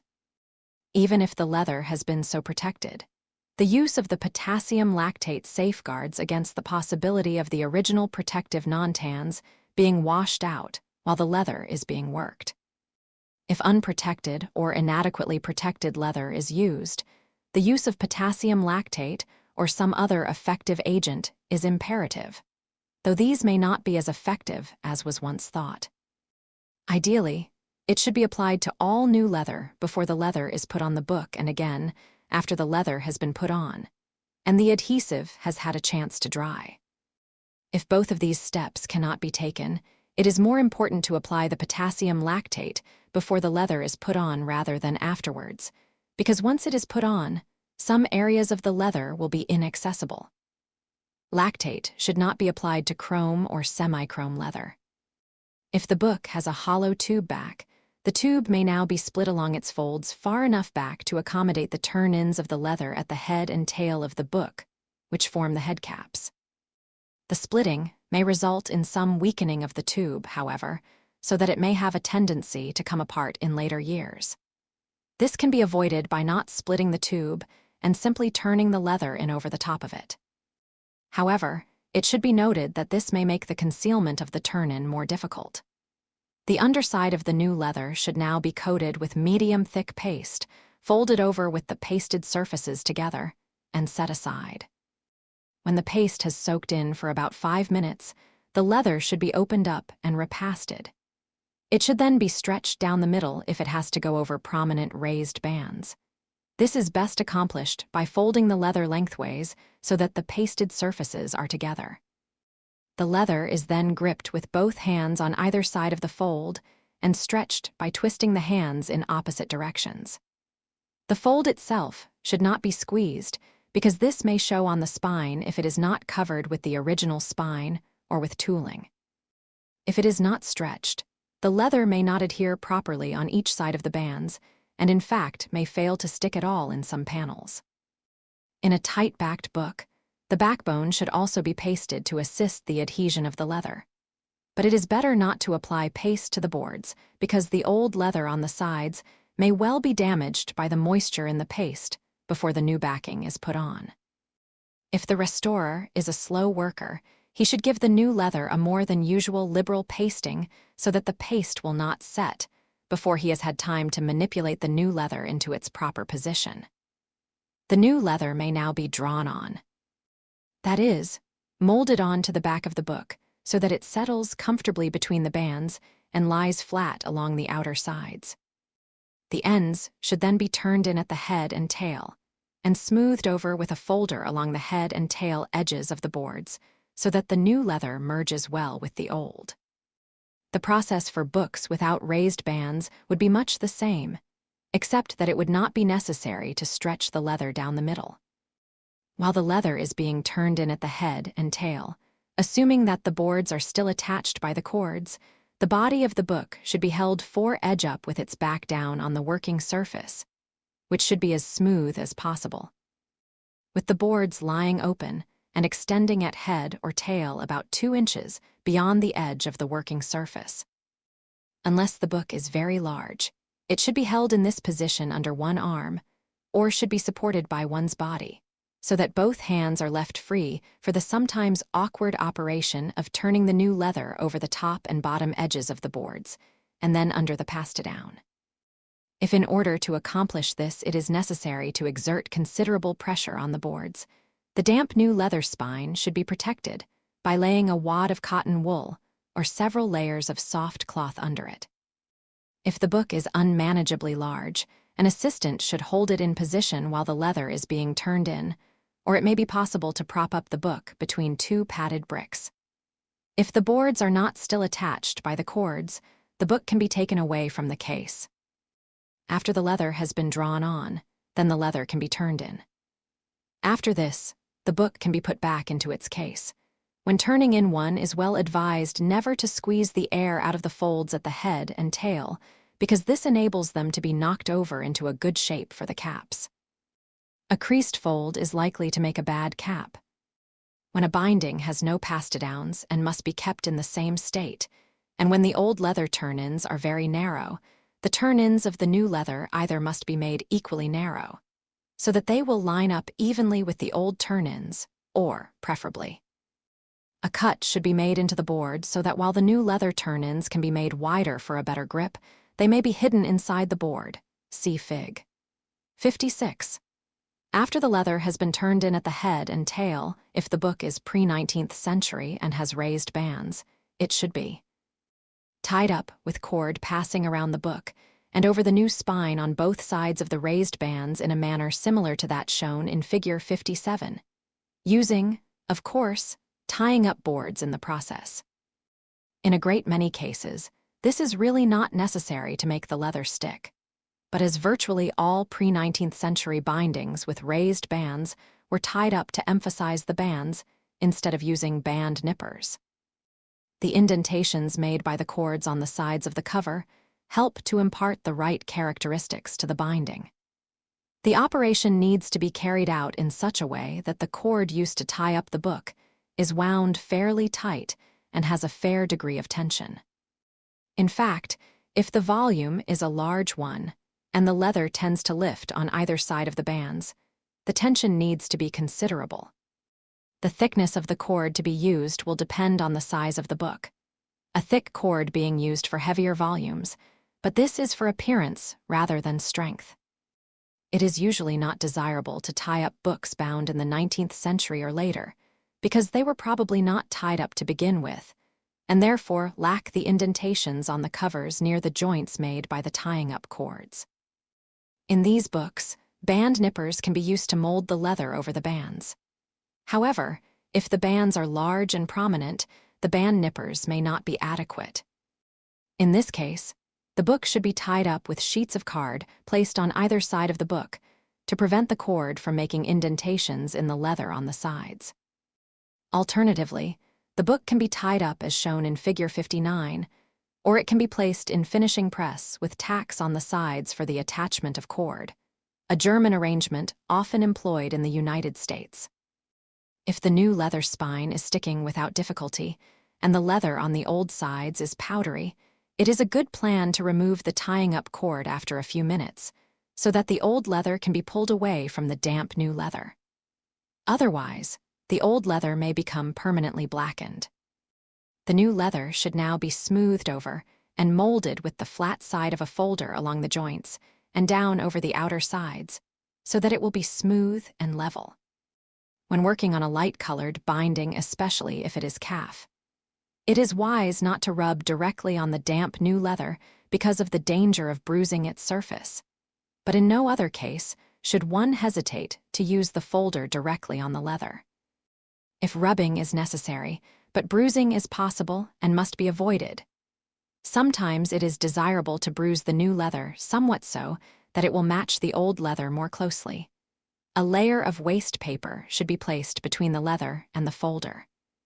On these occasions, when the old leather on the sides has become pitted, and the smooth new leather makes a jarring contrast with the old. The book has been bound with tape to stabilize it, and a roll has been placed under the fore-edge to help prevent collapse of the spine when the cord is tightened. Side view, Showing profile of spine, A, with a cap which is too square on top. Rounded shape, B, is typical of caps up until about 1780. As often happens in the case of calf, the wet new leather can be tapped with a stiff, coarse brush, like a hush puppy brush, or a whisk broom until the texture of the new leather matches the old. This can be done after the leather has dried, but more force may then be needed, thus increasing the risk of damaging the old leather. The time has now arrived for the head caps to be set into their final shape. This can be done immediately after the new leather has been turned in at the head and tail, but it is more conveniently done after the tying up, if any, because the book is then firmly held together and there is less risk of the wet new leather shifting out of position as one is working. Many restorers set the caps on old bindings as they would on modern ones, which is unfortunate. Although it is difficult to generalize, and any date given must be arbitrary, I suggest that caps for bindings which date from before 1780 should be formed so that they are rounded. See Fig. 60, and the ends should not be pinched in at the joints. See Fig. 61. Post-1780 caps can be tapped gently with a straight-ended folder and be squared up. They should then be tied around with thread to pinch them at the joints, as is usually done in modern fine binding. See Fig. 62. Unless one has evidence that this was not done to the binding originally. When small books are rebacked or recapped, the new leather must be pared so thin, especially at the caps, that only the weakest part of the skin remains. On these occasions, I sometimes line the flesh side of the pasted leather with nylon gossamer at the turn-in areas and add a little PVA to aid adhesion. The nylon has insufficient bulk to affect the repair, but it appreciably strengthens the leather. Whether or not the migration of acid from air-polluted leather will, in the long term, weaken the nylon is a moot point. After the new leather has been put on, whether or not the book has been tied up, it should now be left to dry overnight. 24 hours may be necessary if the leather is very thick. In conducting many workshops in the United States, Great Britain, and on the continent, I have noticed that many of the participants have laid the books down to dry with the underside completely against a lithographic stone or some other surface. However absorbent the surface may be, this is a dangerous thing to do, because trapped moisture is very likely to discolor the old leather. When the book is ready to be put aside for drying, one should ease the old leather away from the wet new leather, and then lay the book on a bench or pressing board with the wet part of the book overhanging the edge so that the moisture can evaporate. A weight, covered if made of metal, should be put on the upper cover, but not over the wet part, of course. When the leather is dry, the boards should be opened to inspect the condition of the new leather joints. They must be opened carefully so as not to cause the raised leather on the old sides to be damaged by rubbing against the backbone. At this stage, some moisture remains in the leather, and the boards can be opened without strain, but if too much time elapses, more than 24 hours, it is a good plan to moisten the new leather at the joints, especially at the turn-ins, with water or potassium lactate before the boards are opened. If this is not done, the strain of opening the boards for the first time may cause the new leather to split along the inner joints where the leather is turned in. Sometimes when the boards are first opened, the fly leaves stick to the boards along the inner joints. Damage to these fly leaves can be avoided or minimized if a straight edge, or some similar straight, smooth object is laid on top of them as close to the joint as possible and is held down firmly while the board is eased gently into the open position. We now have to consider the sticking down of the old leather sides, where they were lifted to allow the new leather to pass underneath. This sticking down is frequently accomplished without difficulty, but the outcome can sometimes be disastrous if great care is not exercised. The most likely casualties are some 18th, or more particularly 19th century, tan-colored calf bindings, which are in a fairly advanced state of decay. The danger is that if too much paste is used, and if the pressure applied is too great and too prolonged, the old leather will be blackened. Once this has happened, nothing can be done to alleviate the situation. When this kind of binding is being handled, extra care must be taken, but there is a potential danger of blackening with all leather, particularly when it is old, so that the amount of paste used should always be minimal and not too thin. It takes very little to make a firm bond. Many restorers, especially the less experienced, apply the paste with a brush. But I feel that greater control can be exercised, lumps in the paste are more easily felt, and less damage may be done if the fingers are used instead. If the leather is very brittle and cannot be lifted sufficiently for the insertion of pasted fingers or brush, a slip of pasted paper can be slid underneath. The old leather can be pressed down onto it briefly before the paper is slid out. Usually, not a lot of paste is transferred, but weak leather needs little persuasion to stick, and as it is easily darkened, it is important to minimize moisture. Once the paste has been applied, and a check has been made to ensure that the new leather has not been inadvertently turned back on itself, thus making a ridge, and that there are no other bumps which need to be cleared or pared away, the book is ready to put in the nipping press. If the leather is exceedingly delicate and absorbent, it may be better not to press it at this stage, but just lightly folder it down through paper and then, when thoroughly dry, crush one board at a time. The pressure exerted on the book in the press should be fairly light and of short duration. 30 seconds to 1 minute is sufficient for most bindings, but some awkward ones with thick, springy leather may need 2 or 3 minutes of greater pressure for firm adhesion. For this kind of pressing, one should use fairly soft binding boards on the sides of the book rather than the usual wooden pressing boards or tins, because the soft boards absorb moisture and lessen the danger of blackening the leather. Also, if the soft boards should inadvertently become stuck to the sides, they are more easily removed than wood or tin, and with less danger of damaging the old leather. The boards should be placed level with the edges of the old leather, partly because in most cases this helps to bind them in, and it also reduces the danger of crinkling the new leather on the spine. Another method of reducing or avoiding the blackening of the leather is to use PVA adhesives, which have a low water content. But I prefer to use paste whenever possible, because its greater penetration provides a better grip. PVA tends to peel off smooth surfaces, but if the surfaces are rough or can be roughened, PVA will hold very well. Some books are very awkwardly shaped, so that when the old sides are stuck down and pressure is applied in the nipping press, no pressure is exerted where the old leather overlaps the new near the joints, because the book is thinner at that point than at the foredge of the book. Dutch and German books of the 16th and 17th centuries are often wedge-shaped.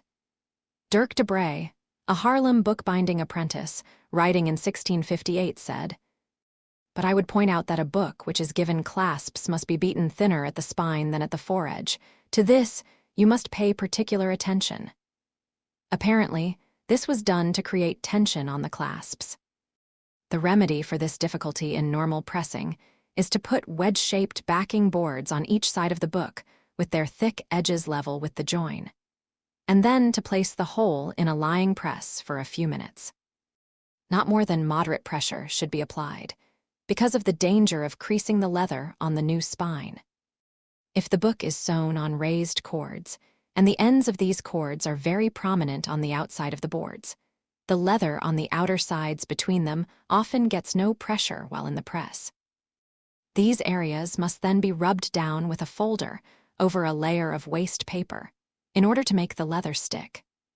If there are no overcast cloth joints to be inserted under the original pastidowns, the turn-ins on the inside of the head and tail of the boards can be stuck down by applying paste or PVA to them and nipping them at the same time as the sides. If cloth joints have been sewn on, it would be better to hold off sticking them down until after the sides have been nipped and have thoroughly dried. Then, the cloth joints should be stuck down with PVA while the boards are open. See Fig. 64. After 10 or 15 minutes, the joints will have set so that they do not crinkle up too much, and the boards can be closed. PVA or paste can now be applied to the undersurface of the lifted areas of the pastidowns. Tins should be placed right up to the joints inside the boards. Pressing boards should be placed up to the outer joints, and then the whole should be given moderate pressure for about 3 minutes. Though if PVA has been used, about 2 minutes will suffice. This adhesive is less likely than paste to come through the pastidowns and cause staining. After the book has been removed from the nipping or lying press, and the adhesive has completely dried out, this would ordinarily take about 12 hours. Each board can be pressed separately in the standing press, as illustrated in Fig. 65. Using fairly considerable pressure for 15 minutes or so in order to crush down the join where the leather on the old sides overlaps the new. This can be remarkably effective in improving the finish of the repair. Polished plates, chromium-plated, or made of stainless steel, with rounded edges are often used for this pressing, but ordinary pressing tins can be employed. It is important, however, that if ordinary pressing tins are used, they be in good condition, because any flaws in their surfaces are likely to be reproduced on the covers. In order to avoid having ridges indented into the leather at the joints, the pressing plate or tin should be set right up to the joints and pressing boards placed on top of it, but an inch or more farther back, so that pressure on the inner edges of the plate is reduced. Pressing of this short duration should not cause undue glazing of the old leather where it lies over the new. But one can make certain of this by placing paper with a slightly rough texture between the pressing plates and the old leather. It is of the greatest importance that no moisture be present when the boards are pressed, because the slightest dampness is likely to cause the leather to stick to the pressing plate. Even dry, powdery leather may occasionally stick, so it is usually a good idea to place a piece of silicone release paper between the leather and the plate to prevent the surface of the leather being removed. Care must be taken when pressing the covers if there is important blind tooling at the point of greatest pressure, because otherwise the tooling may be flattened out and obliterated. In such cases, 5 minutes or less of moderate pressure in the press may be enough. Repairing inner joints, if the original spine is to be replaced over the new leather, it is a good plan to make any necessary repairs to the inner joints first. Otherwise, when the boards are closed, the added thickness of the material used to repair these inner joints may exert such pressure on the outer joints that this may force up the edges of the stuck-on old spine and cause these edges to become detached from the new leather backing. Although this situation can be improved by rubbing down the edges with a folder, this may not always be completely effective, and they may eventually have to be pasted down again. Paper used for repairing the inner joints is best stuck on with PVA adhesive, which has the merits of great tenacity and quick drying.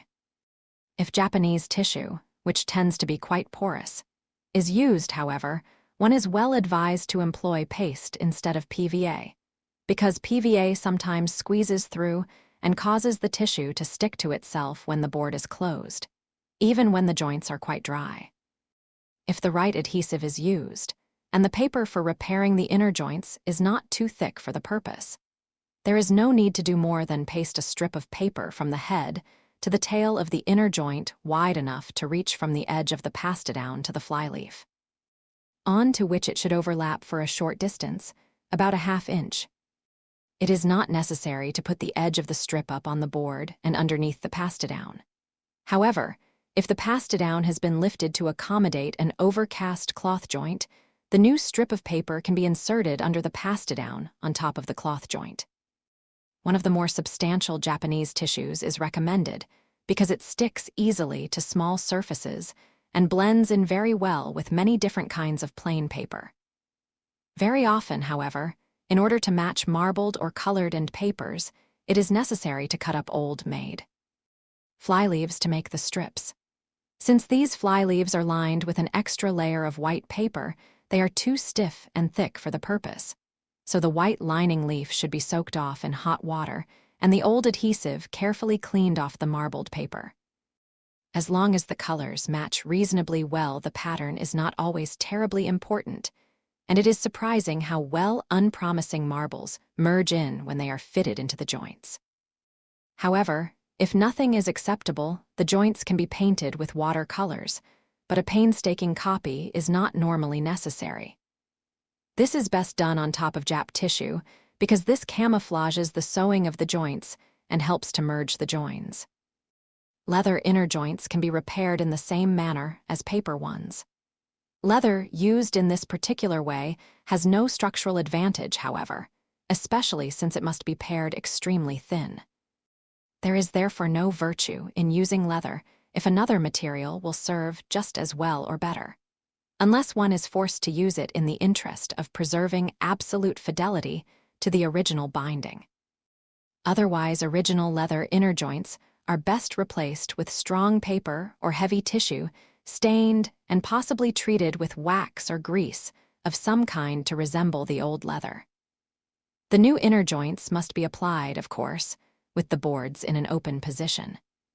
If Japanese tissue has been used, the boards should not be closed until the adhesive has thoroughly dried, because even if paste, as opposed to PVA, has been used, the joints are likely to stick. If other paper has been used, the boards should be closed before the adhesive has completely dried. Otherwise, it may be difficult to get the boards to lie flat, and a hard ridge may form along the outer joint. After the book has been rebacked and the inner joints repaired, and after everything has thoroughly dried, at least 1 full day should be allowed for this. If the original spine was salvageable, it should now be replaced on the book. Too often, these old spines are discarded, regardless of their condition. The retention of this important part of the original binding whenever possible seems to me to be much more in line with the objectives of restoration work, as opposed to mere repairing or mending. First, the edges of the old spine should be pared on as long a bevel as possible. If the leather is brittle and powdery, it probably will not be possible to do this in the way leather is usually pared. This is particularly true when the spine is stiffly rounded and cannot be flattened without damage, a difficulty most often found in 19th century bindings with well-rounded backs. An effective way of overcoming this problem is to place the spine on a piece of coverboard with its outer surface uppermost, and then to work a sharp knife from underneath the edges of the spine on each side, from the outer edge in towards the center. Even though this may seem more awkward than the usual method of paring, the fact is that the inward pressure on the old leather prevents pieces being broken off, which would be the likely result of the usual outward movement. The knife should have a very shallow bevel in order to produce the proper corresponding bevel on the edges of the spine so that it will adhere well to the new leather underneath and will lie flat along the edges of the shoulders.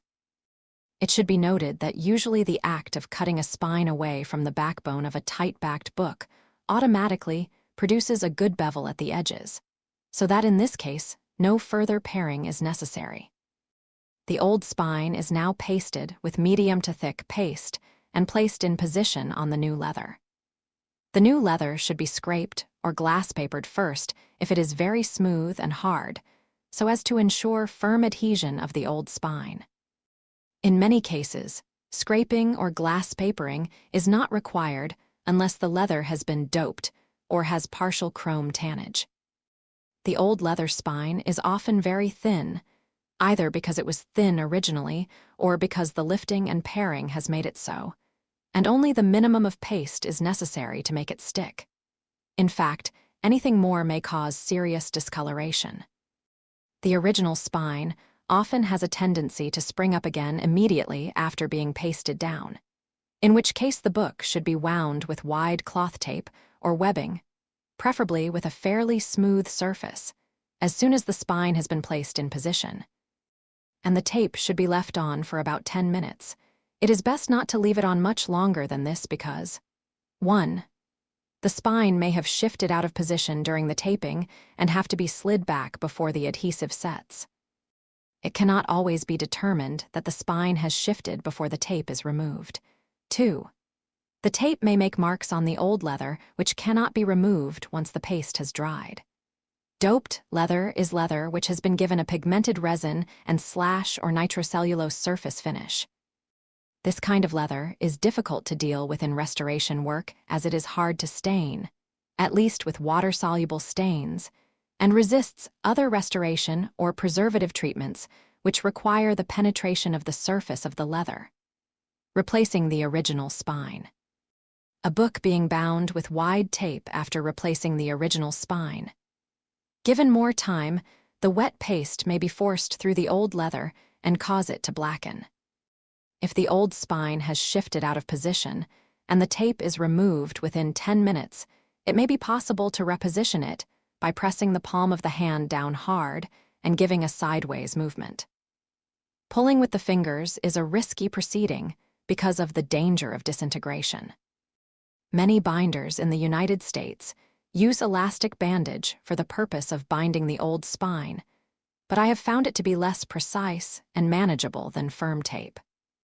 Just before the adhesive used to stick it down has dried, and after the tape, if any, has been removed, the spine should be gone over with a folder or a bandstick to make sure that it is not lifting anywhere, particularly on each side of raised bands near the joints. Straight downward pressure with the folder is safer than rubbing at this stage, unless the rubbing is done through fairly thick waste paper, because some old leather, particularly calf or sheep, is easily damaged or even destroyed by friction if much moisture is present. If the book has been bound with tape, any undesirable marks made by the tape should be smoothed out with a folder through a layer of waste paper. If the spine still lifts a little at the edges, it can be rewound once more with tape. If the leather is lifting alongside raised bands, local pressure can be exerted more effectively by tying up with cord, as described in Section 12.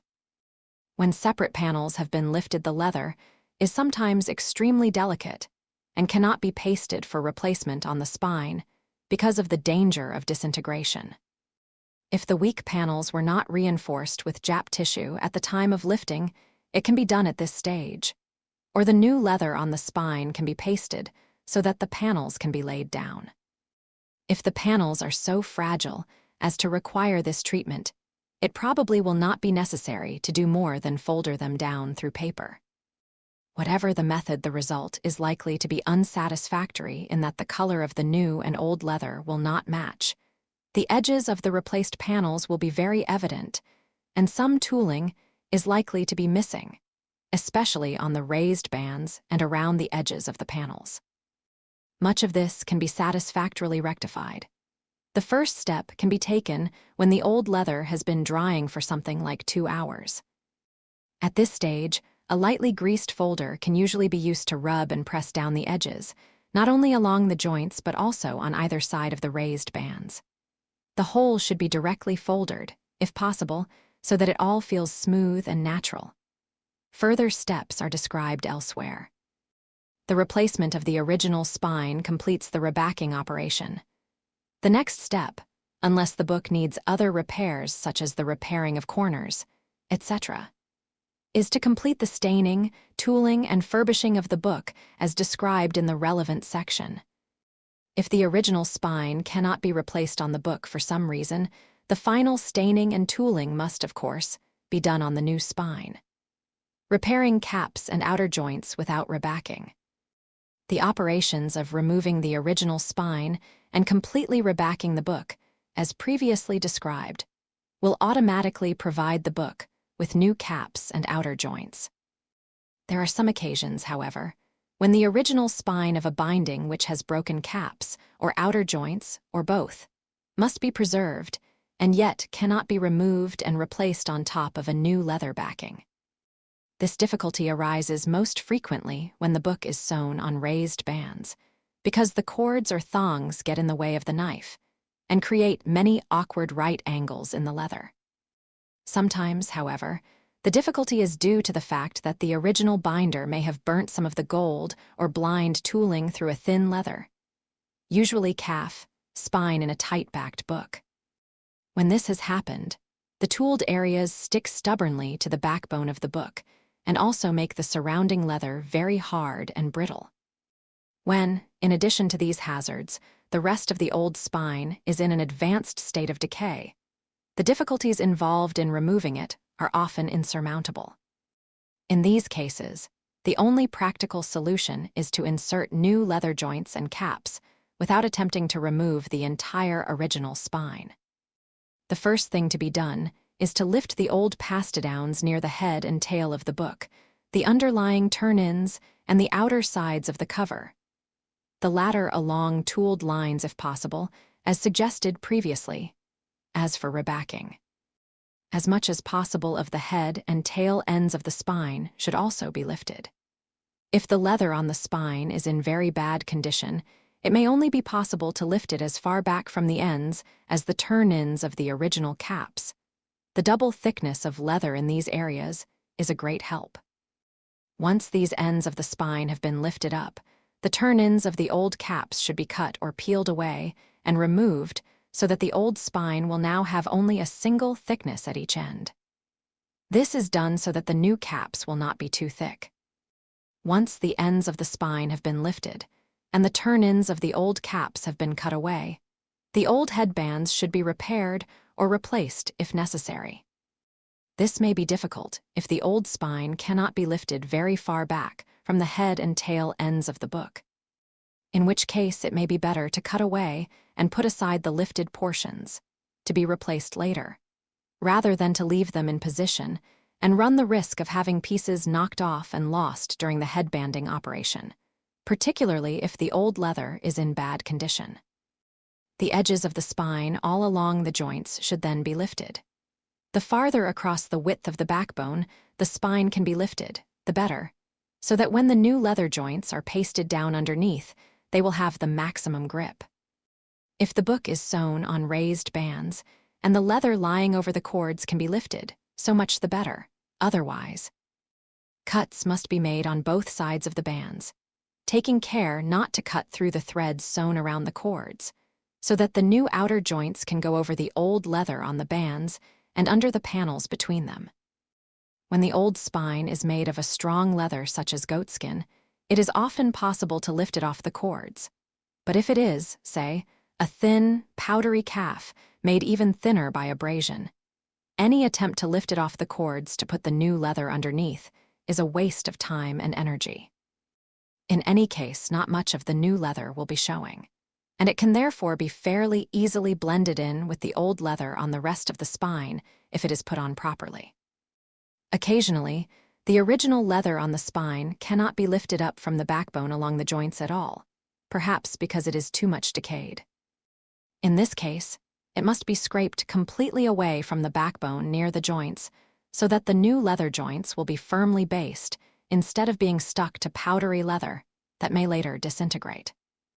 If this is done, however, the new leather joints will be completely exposed where they lie over the backbone and are likely to contrast to some degree with the remaining leather on the old spine. No matter how much trouble one takes to obtain matching leather and to blend it in, though they may be at least partly camouflaged by gold tooling if the area covered was already tooled. This method should therefore only be used as a very last resort. For the purposes of this volume, we will assume that enough of the old spine can be lifted off the backbone to get the new leather joints underneath. The next step is the insertion of the new caps. First, the leather for the new caps should be cut to size, pared, and treated with a potassium lactate solution. The entire piece of leather must be pared thinner than one would normally wish, particularly where it will go under the head and tail ends of the old spine. At these points, the new caps will eventually have 3 thicknesses instead of the usual 2. 1 thickness, formed by the leather on the old spine, and 2 thicknesses by the new leather, and also where it will go over the head and tail edges of the boards near the joints. All 4 edges of the leather for the new caps must be pared on a long bevel so that when the caps are pasted down the edges will taper off to a thin point and not form conspicuous ridges under the old leather. When the new caps are being inserted, especially when only small areas of leather at the ends of the spine have been lifted, it is usually a good plan to attach the leather to the inside of the boards first to form the turn-ins, and then fold the remainder back over itself and work it under the raised spine and the leather on the outer sides of the boards. This is, of course, the reverse of the method usually employed in forming the cap in a new binding or in rebacking. In a new binding or in rebacking, the leather is first attached to the outer sides and to the backbone, and then turned over the boards to form the turn-ins. Therefore, after the flesh side of the new leather for the cap has been cut and pared, the next step is to apply paste to that part of its flesh side where it will form the turn-ins on the inside edges of the boards, either under or over the old turn-ins, depending upon their condition, and at the same time to that part of its hair side where it will be stuck down to the backbone. It is of no consequence at this stage if the paste goes beyond these points on either side. To ensure firm adhesion, the end of the underlying backbone should also be pasted. The leather is now inserted, one side at a time, between the inside of the board and the raised edges of the pastidowns, which must be lifted far enough back to get the leather underneath and over the backbone. During this process, the book is stood on end and is supported between the body and the forearm, while the upper part of each board in turn is held away from the book by pressure from the thumb, and the lower part of the board is held firmly to the book with the 4 fingers. This will prevent the straining or breaking of the cords. It is necessary to move the book from one side of the body to the other when the second turn-in is inserted. If the book is very large, or is unmanageable because both boards are detached, it can be laid on its side with the end of the book extending beyond the working surface while the new cap is inserted. Many large books of the 18th and 19th centuries have overlarge shoulders and very rigid rope fiber boards, which cannot be bent far out enough to clear the shoulders, so that the leather can be taken around them and inside the boards. With these books, the only way to get the new leather into position is to open each board in turn to an angle of about 90 degrees, so that an opening is formed for the insertion of the turn-ins. When the leather on the turn-ins and over the backbone is holding firmly, the remainder of the new leather cap can be dampened on its hair side and pasted on the flesh side. Now, while 2 fingers hold the old raised leather on the sides away from the boards, the new leather cap is turned back over on itself underneath the old spine, which usually can be bent up away from the backbone of the book so that it does not get in the way, and under the sides. A folder is then used to smooth everything down, to mold the leather over the edges of the boards, and to shape the end of the cap. When this has been done at each end, and the new caps are firmly set and dried, the book is ready for the new outer joints. The 2 strips of new leather for the outer joints should be the length of the book, and about ½ an inch wide. The exact width depending on the size of the book, and how far the strips are to extend underneath the old spine and sides. In general, the larger the volume, the wider the strips should be. They should be pared fairly thin, with a long bevel on all 4 sides, and the edges should be feathered. While it is obviously not good to thin the leather unnecessarily, it is equally unwise to leave it very thick along the line of the joint, because if it is too thick it will tend to lever itself off the backbone of the book each time a board is thrown back to open the book. This is an example of strength being a source of ultimate weakness. The restorer must judge the proper thickness of the leather according to the size of the book, and the extent to which the new joint will overlap onto the backbone. After the strips for the new joints have been cut to size, pared, and treated with a potassium lactate solution on the hair side, they should be pasted on the flesh side. When they have soaked for about 5 minutes, they should be repasted with fairly thick paste, and each in turn should be slipped under the old leather the sides, and then under the spine. If the book has raised bands, and the old leather on the bands has not been lifted, the leather must be slipped under the raised panels, 1 panel at a time, and over the cords. If the leather on the old spine is very powdery and breaks off at the slightest touch, the insertion of the new joints can be a very delicate operation. Damage can be minimized by lifting or bending the leather on this kind of spine only as far as is absolutely necessary to get the new strip of leather underneath. It should be lifted as gently as possible. Any sudden movement can cause serious flaking and loss of tooling, or even cause the old leather to break off completely. Once the new leather strip is underneath, it can be worked slowly up across the backbone without lifting or bending the spine any farther. The amount of paste to be used on the new joints will depend on circumstances, such as the absorbency of the leather and the boards. But on the whole, the pasting should be liberal, because in most cases, the backbone cannot be pasted as it would be for rebacking. And the thinness of the leather shortens the drying, and therefore the working time. If the craftsman is a slow worker and the leather begins to dry too soon, it can be remoistened on the outside. The restoration of leather bindings. If the book is pre-19th century and has raised cords, it should now be tied up with cord. This operation will be the same as that previously described in Section 12. When the new joints have dried and the tying up cord, if any, has been removed, the old leather sides and the lifted parts of the pastidowns and the old turn-ins under which the new leather has been placed can be pasted and stuck down. It is then the turn of the old spine. Often, as was pointed out previously, the old spine is very thin and therefore only the minimum of paste should be used. As was also previously pointed out, if the old spine has a tendency to spring back up, the book should be bound with tape, but for no more than about 10 minutes. The temptation to paste down the edges of the old spine immediately after the new outer joints have been inserted, and before the paste used to stick them down has dried, should be resisted, because the moisture from the leather in the new joints, plus that in the paste used to stick down the spine, may be enough to discolor the old leather, and also because the moist leather of the new joints is very soft and may be badly marked and distorted if the book has to be bound with tape.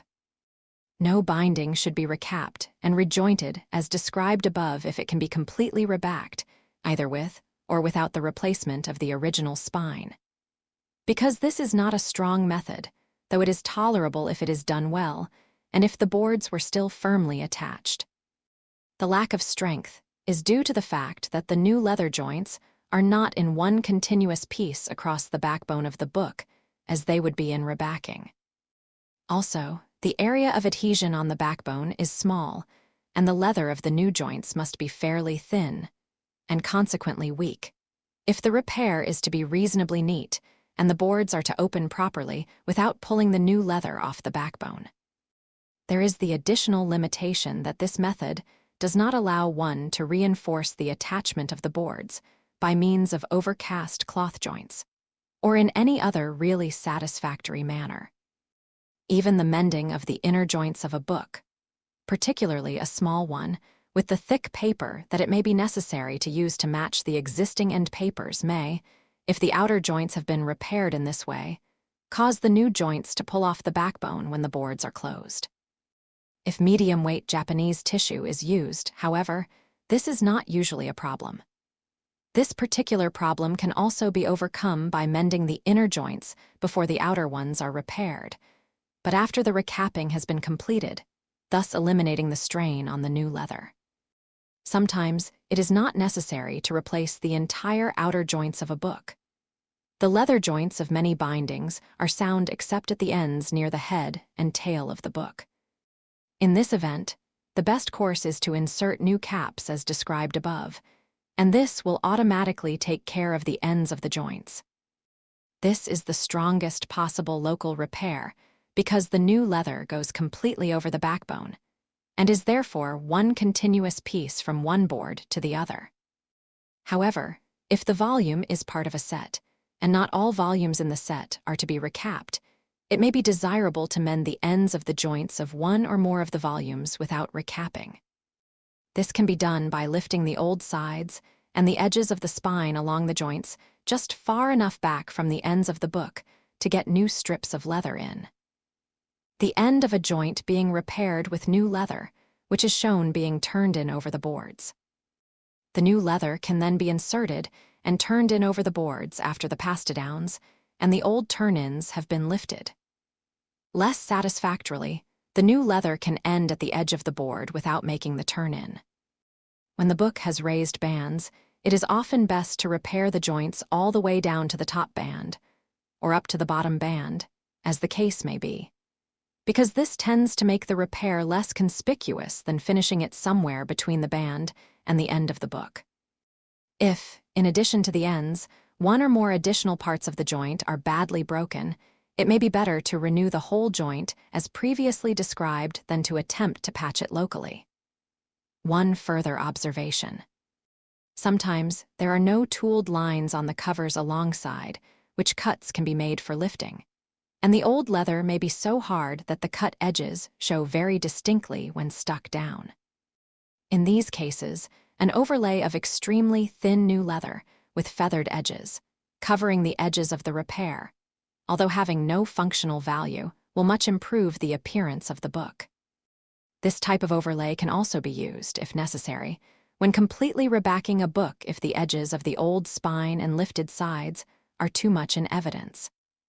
Not infrequently, the restorer is called upon to fasten in the loose leaves of caoutchouc bindings the backbones of which have disintegrated.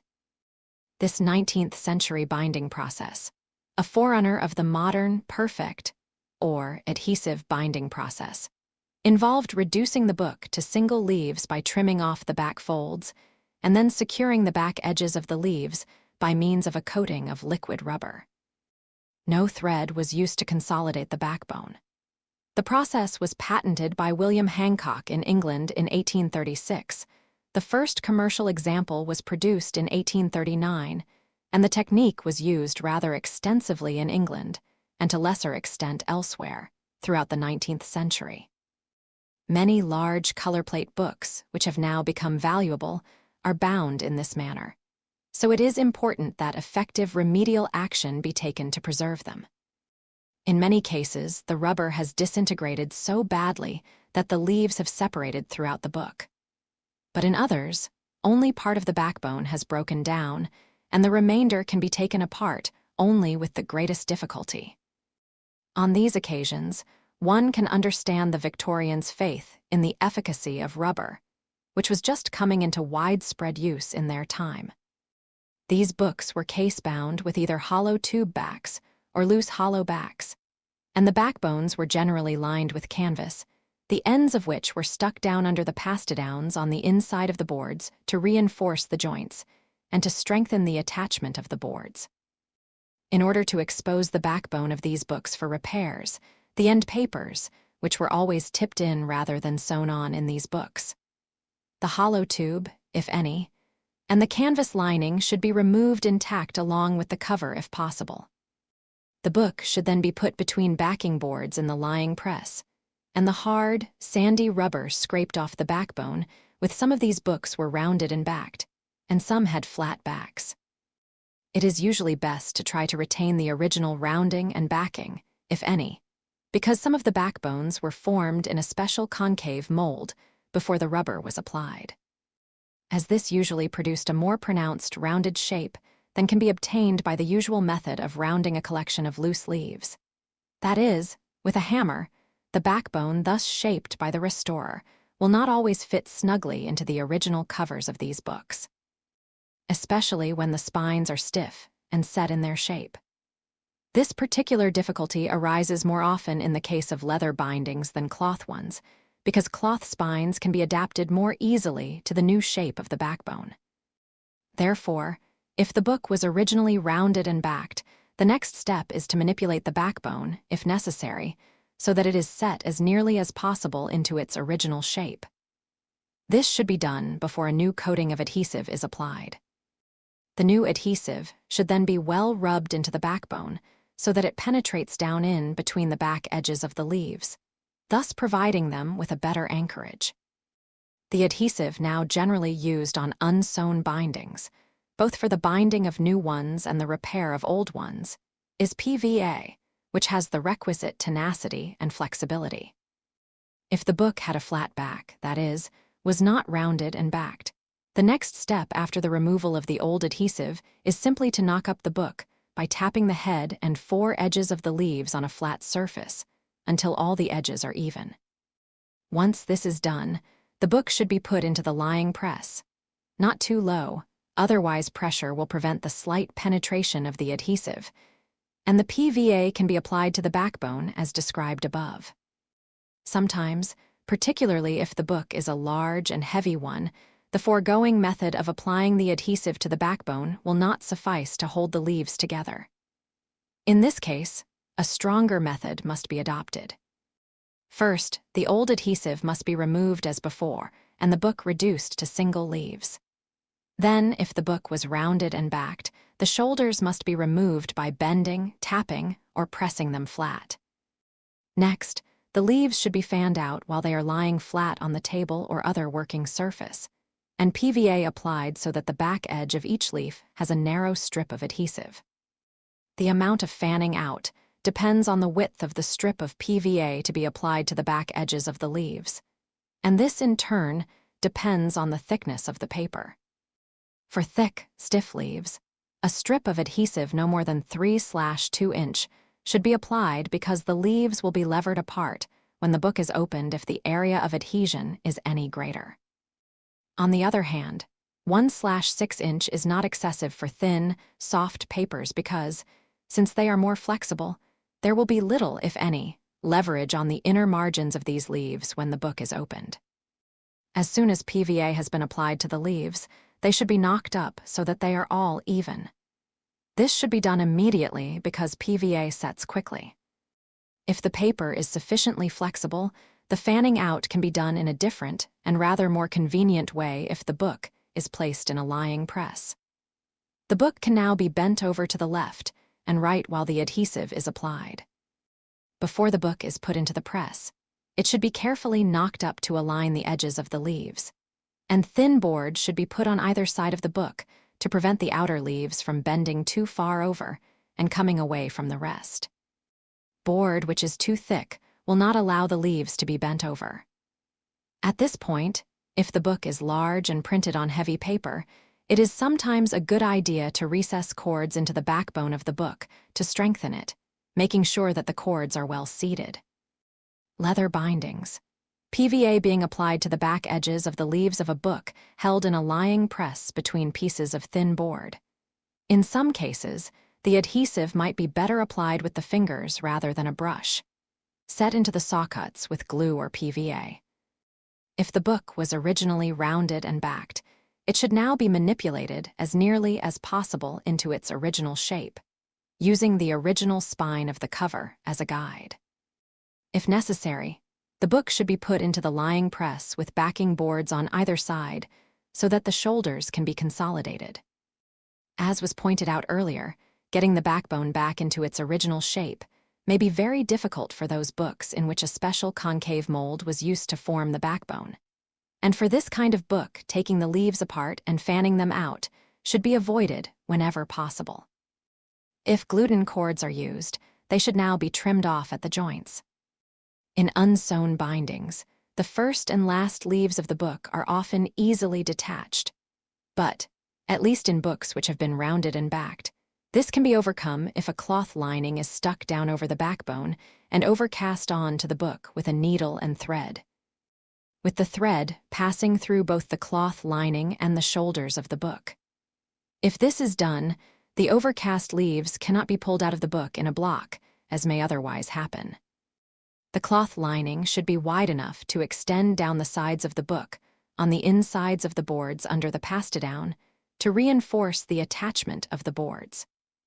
If the paper is fairly thin, so that the book will not be too difficult to open afterwards, the backbone can be oversewn throughout instead of simply sticking the back edges together with an adhesive or merely overcasting the shoulders.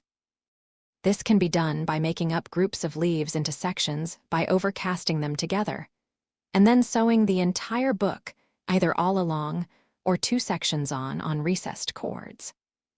It should be pointed out that this may sometimes prevent the book from fitting back into the spine of its original cover due to the swelling caused by the added bulk of the threads, unless a great deal of work is done in paring the back edges of the leaves, but, generally speaking, the cased bindings are sufficiently loose-fitting to take the extra thickness. Finally, after the backbone has been properly consolidated and the leaves are holding firmly together if the book had a hollow tube back, and the tube and the canvas lining of the book are still attached to the cover and are in sound condition. The book can now be reinserted into its cover with another coating of PVA. If a cloth joint has been added, however, it is wise to trim off the old canvas lining at the joints. If the hollow tube and the canvas are not in good condition, they must be removed entirely, and the book should be provided with a new lining of cloth, if this hasn't been done already, as described above, and a new hollow tube. This should be reinforced with cloth if the attachment of the case has not been strengthened with overcast cloth joints. If neither of these methods is adopted, only the adhesion of the spine of the case to the top of the paper hollow tube and the tipping on of the end papers will hold the case on to the text block, and this is certainly not adequate for large, heavy books. New end papers may also have to be provided if the old ones are in bad condition, but this should be done only as a last resort. Overcasting a cloth lining on a caoutchouc binding. The lining extends completely across the backbone, and its loose ends are pasted down on the inside of the boards under the paste-down. The corners of a binding, like the spine and joints, are among its most vulnerable areas. In old books that have been subjected to much use, the corners are frequently badly worn, cracked, or broken. Sometimes parts of them, large or small, may be broken off entirely. Occasionally, the original leather on a corner may still be usable, even though the board underneath is damaged and needs repair. In some cases, if the corner of the board is not too badly damaged, a hypodermic needle and syringe can be used to force paste into it without the necessity to lift the covering leather. See Fig. 79. However, in many instances, this may not be sufficient. In such a case, after raising the paste-down where it lies over the turn-ins, the leather should be lifted all around the edges of the corner, including the turn-ins, the board repaired, as will be described later. And the leather should be stuck back down with paste and smoothed over with a bone folder, and perhaps bent over a little with the fingers, particularly if the binding is an old one. For more recent bindings, it may be appropriate, when the paste has dried, to nip the repaired corner in a press to flatten it, but it should be borne in mind that it should match the shape of the unrepaired corners, if any. Extreme care must be taken to avoid damaging the leather while the board is being repaired. More often than not, however, the leather on the corners is missing, or so worn and damaged that it is beyond repair and must be removed and discarded. The restorer may or may not want to replace this leather with new leather, depending, among other things, on the wishes of the owner of the book, and the kind and condition of the remaining old leather on the sides, including the difficulty of matching it with new leather, and of the board underneath. It is clearly cheaper not to attempt to replace the missing leather, but simply to color the exposed board so that it matches the remaining leather as nearly as possible, and then to repair the board if necessary. This kind of treatment may be perfectly adequate if the board is basically sound, particularly if it is millboard made from rope fiber, identifiable from its long, mid-brown fiber, if the book is not destined to have heavy and continuous use, and finally, of course, if one is content to stop short of a complete restoration of the book. If the missing leather is not to be replaced, the first step is to color the exposed board with water-soluble or spirit stain, or some other suitable toning agent. This should be done before any repairs are made to the board, because after the adhesives used to make the repair have been applied, especially after they have dried and hardened, the stain will not be fully absorbed. If the missing leather is to be replaced with new leather, once the board has been repaired and has dried and hardened, the remaining old leather on the sides adjacent to the corners must be lifted for some distance back, all along the edges of the repair, including the leather on the outside of the board, over the edges of the board, and on the turn-ins on the inside of the board. If the new leather does not already match the old, it should be at least partly stained before being pasted and molded on. This initial staining should be done before the pasting and drying, because stain may not be fully effective afterwards, owing to the seepage of paste up through the new leather, which would prevent the penetration of the stain. The new leather for the corner should now be cut to size and pared to the requisite thickness with long bevels on all sides ending in feathered or ragged edges, so that adhesion to the board will be good. And so that where the old leather will overlap these edges, there will be no ridge and the join will be as inconspicuous as possible. The feathered or ragged effect will occur naturally when leather such as goatskin is pared away at the edges. The edges of the old leather on the sides adjacent to the damaged or missing corner are usually very thin and do not need additional thinning. Occasionally, however, it may be found that these edges, too, need to be pared. This should be done by the method described on page 151. Otherwise, damage may result. It should be remembered that the slightest extra thickness where the old and new leather overlap will show up as a ridge. The new leather should then be treated with potassium lactate, pasted, and applied to the corner of the board. And the raised old leather on the sides adjacent to the corner should be pasted down so that its edges overlap onto the new leather. The old leather should not be pasted down over the new until the latter is dry. Otherwise, when it is pasted down and the repaired corner is nipped in the press, the corner may be crushed and distorted. The nipping, if the old leather is springy, should be done before the old leather is dry, and should be of short duration in most cases, not more than half a minute, because otherwise the paste on the old leather, the paste used should be minimal, may be forced through to the surface of the leather and cause it to blacken. Or the pressing boards used in the nipping press may stick to the old leather and pull off its surface when the press is released. Very often it is not necessary to nip the repaired corner. If this is the case, the old leather can be merely folded flat through paper and then be nipped or pressed when it is thoroughly dry. In some cases, especially when the old leather on the sides is very brittle or powdery, the repair will show less if the edge of the new leather is pasted over the edge of the old leather, instead of the other way around. If this is done, careful paring of the new leather with a long bevel and an extremely thin edge is even more important. One may also want to lay the new leather over the old, if, for the sake of strength, it is necessary to use a large area of new leather, even though only a little of the old leather is missing. Even in such a case, however, it might be better to put the new leather underneath the old as usual and then, if the join shows too much, overlay it with a small area of extremely thin new leather so that the join will be hidden. Once the leather on the corner has been replaced and the repair is complete, it may be necessary to restore any missing or defective blind or gold tooling, and to complete the staining and finishing of the new leather so that it more exactly matches the rest of the cover. The techniques for accomplishing this will be discussed in section 22. Something should be said here about the turning in or formation of the corners on the inside of the boards. When the corner of a book is being restored, the form of the existing inside corners should, of course, be duplicated as closely as possible. Corners have been, and are, formed in many different ways, whether the covering material is leather, paper, vellum, or cloth. Some examples are shown in Figure 80. The method used to repair the corners of boards depends upon the nature of the board and upon the extent and kind of damage it has sustained. In some old boards, the fibers in the corner are separated and spread out, making that part of the board thicker than the rest. See Fig. 81. In this case, the board should be opened up as much as possible and fairly thick paste pressed in and distributed among the fibers.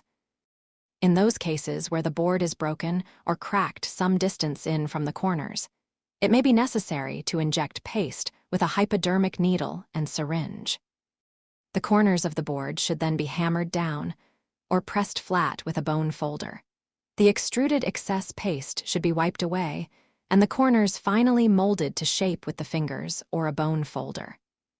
If the boards are thick and a lot of paste has been used, 2 or 3 days may be needed for drying. Adhesives other than paste can be used, but paste has the advantage over most other adhesives in that it penetrates into the fibers of the board better. A method of cornering in which the leather is cut to form a tongue. This was much used in England from Saxon times until well into the 16th century. A method of cornering employed on all classes of work from the second half of the 16th century to the end of the 18th or early part of the 19th century. A corner commonly used from the 17th century to the present day. In this case, the edges of the two layers of leather must be beveled to avoid a ridge where they overlap. A corner frequently used up to the middle of the 16th century. The so-called library corner. Not used for leather corners, but occasionally used on quarter bindings with paper or cloth cornering. In this method of covering, the material is trimmed off. Various methods of forming corners. The restoration of leather bindings. Type of damage often found in corners of old bindings. If the repair is to be covered over with leather, it may, on rare occasions, be a good plan if the corner of the board still lacks solidity and stability. To reinforce it by pasting down over it a layer of thin, strong material such as mull or, better, vellum. If vellum is used, it should be pared thin at the edges so that when it has been pasted onto the corner, the edges will not show as a bump under the leather covering. A second piece of mull or vellum stuck down on the inside of the board after the paste-down has been lifted will counterbalance a tendency for the mull or vellum on the outside to pull the cover outwards and cause it to warp, and will appreciably increase the stability and strength of the weak corner. Sometimes, if a small piece of the corner of a board has been knocked off or, more commonly, if it is still attached but has become too worn and thin as a result of prolonged abuse, it may be possible to replace or restore it with wood paste. In this case, the repaired corner must be recovered with leather or cloth or paper. Otherwise, it is practically impossible to conceal the repair with any degree of success, and also because this will strengthen the repair. Note that the wood paste overlaps the board for strength. Board is to be covered over it is pointless to color the board. In making this kind of repair, the best method is to harden the board close to the corner by the injection of paste with a hypodermic needle and syringe, as already described, and then to mold the wood paste onto the corners with the fingers, leaving extra bulk on all sides to allow for the contraction of the wood paste when it dries, and spreading it over the edge of the existing board so that the possibility of breakage at the junction of the board and the wood paste is minimized. It is also best to bevel the edge of the old board and perhaps rough it up somewhat with glass paper or a file so that the wood paste will have a better grip. A thin, strong material such as mull or thin vellum can be laid down to reinforce the join between the wood paste and the board, if this seems necessary. But there are few occasions when this is required. If a considerable quantity of wood paste has been used, 2 or 3 days may be required for drying and contraction, in addition to the drying time for the paste used to stiffen the edge of the original board. When hard, the wood paste can be glass papered, sandpapered, or filed to the proper size and shape, taking into consideration the thickness of the leather which is to be put down over it. When a large piece of the corner of a board is missing, and it is not possible to build up the missing area with wood paste, a new piece of board can be attached to make up the deficiency. In this case also, the repair must be covered with leather if the repair is to have maximum strength and is not to be too obvious or unsightly. In addition to being the same thickness as the original board, if a piece the same thickness cannot be found, a piece slightly thicker can be used and sanded or glass papered down to size. The new piece of board should be the same kind as the original so that the strain on the join is kept to a minimum. Rope fiber board attached to pasteboard, for example, may prove to be an unsuccessful partnership because the former is so much stronger and more stable than the latter. Both the original board and the new piece should be beveled with as long a bevel as possible to provide the maximum area of adhesion where they are joined together with paste. The attachment of the new piece of board can be reinforced if necessary by means of 1 or 2 non-corrosive metal dowels of the size of fairly large needles. The dowels can be glued in. I recommend an epoxy adhesive or a hard-setting fish glue, but the type of adhesive used is not important because the purpose of the dowels is to prevent breakage from downward pressure rather than from sideways pulling. If the original board is of wood, the method of repair is the same as for other types of board. That is, if only a small piece has been knocked off the corner, or the corner has simply been rounded off or worn down, it can be built up with wood paste. But if a large area is missing, a new piece of wood may need to be glued and possibly doweled on. It should be emphasized that in all cases, particularly when new material has been used to build up or replace a corner, and this material has to be filed or glass papered down to match the thickness of the old board, extreme care must be taken to avoid, as much as possible, any damage to the remaining old leather adjacent to the repair while the work is being done. For this reason, it is sometimes better to build up and glass paper the corners before the old leather is lifted. If the damaged corners were originally covered with cloth, vellum, or paper in a quarter-bound book, material sympathetic to the original covering material is then chosen to complete the repair. In the case of paper sides, any matching old paper can be used on the corners, perhaps reinforced underneath with silk gauze which, while lending strength, will not appreciably increase the bulk of the paper.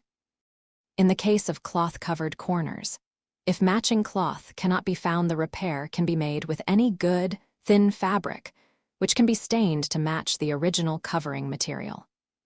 It remains to be said that, in old bindings, a little rounding of the corners is extremely common. And if this is all that is wrong, and if the board and cover are basically sound, repairs to the corners may be unnecessary and inappropriate. If the original end papers of a book are present and in good condition, or are repairable, there is seldom any need to replace them with different paper. Far too many books are automatically re-end papered, and to make matters worse, bright modern paper is used that is wholly out of character with the book. Undoubtedly, it costs time and money to find the right paper, but if this cannot be afforded, it should at least be possible to use cream-colored paper. Buff-toned laid paper on dark-colored old books instead of the brilliantly white wove paper so often employed. If new end papers must be inserted in the book, it may be found that, even if more or less matching paper has been chosen, the new end papers do not blend in with the rest of the book and present a starkly new and unnatural appearance. The reasons for this are several. Many old original pastidowns and flyleaves have wrinkles or corrugations in the same positions as those in the text of the book. This, incidentally, is complete proof that the boards were pressed down on the newly pasted end papers with the book closed, as opposed to the modern practice, in tight-jointed bindings, of laying the pasted leaf down with the board in the thrown back or open position, in which case these kinds of corrugations do not appear. Not all old pastidowns have these corrugations, possibly because they were rubbed down to smooth out the wrinkles before the paste dried, so it is not always necessary for the restorer to reproduce them, unless perhaps it is desirable to match a remaining pastidown at the other end of the book. If corrugations must be reproduced, the restorer should paste the leaf, leave it for a minute or two to expand from the moisture in the paste, close the board on it, and then put the book into the nipping press for 2 or 3 minutes. If one partly opens the board before nipping, and it seems likely that the action of fully opening the board will pull the flyleaf up badly, or if it seems that the board cannot be fully opened without difficulty, the freshly pasted pastidown can be slid back little from the fore-edge of the board towards the inner joint with the flat of the hand to provide greater freedom in the inner joint, after which the book can be nipped. Before doing this, however, one should bear in mind that, originally, the boards of old bindings seldom opened as freely as they open, or are supposed to open in modern bindings. Pasting down open, that is, with the board in the thrown-back position, gives this freedom more easily. But then there would be no corrugations picked up from the body of the book, and these corrugations are difficult to simulate convincingly. More pronounced corrugations result if the paper is not allowed to expand very much from the moisture in the paste before the board is closed on it, and the book is nipped in the press. But usually some expansion is needed so that the subsequent contraction of the paper as it dries will provide greater pulling power on the board.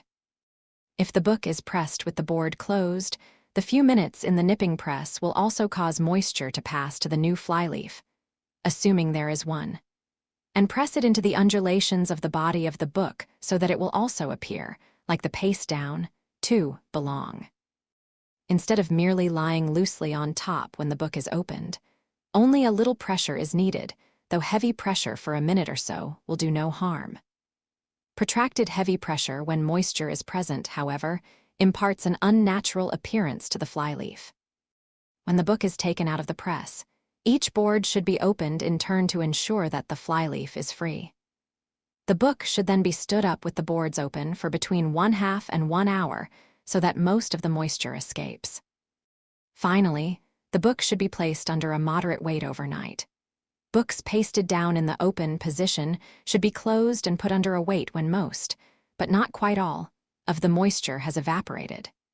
This will enable the boards and flyleaves to settle down to the shape of the book.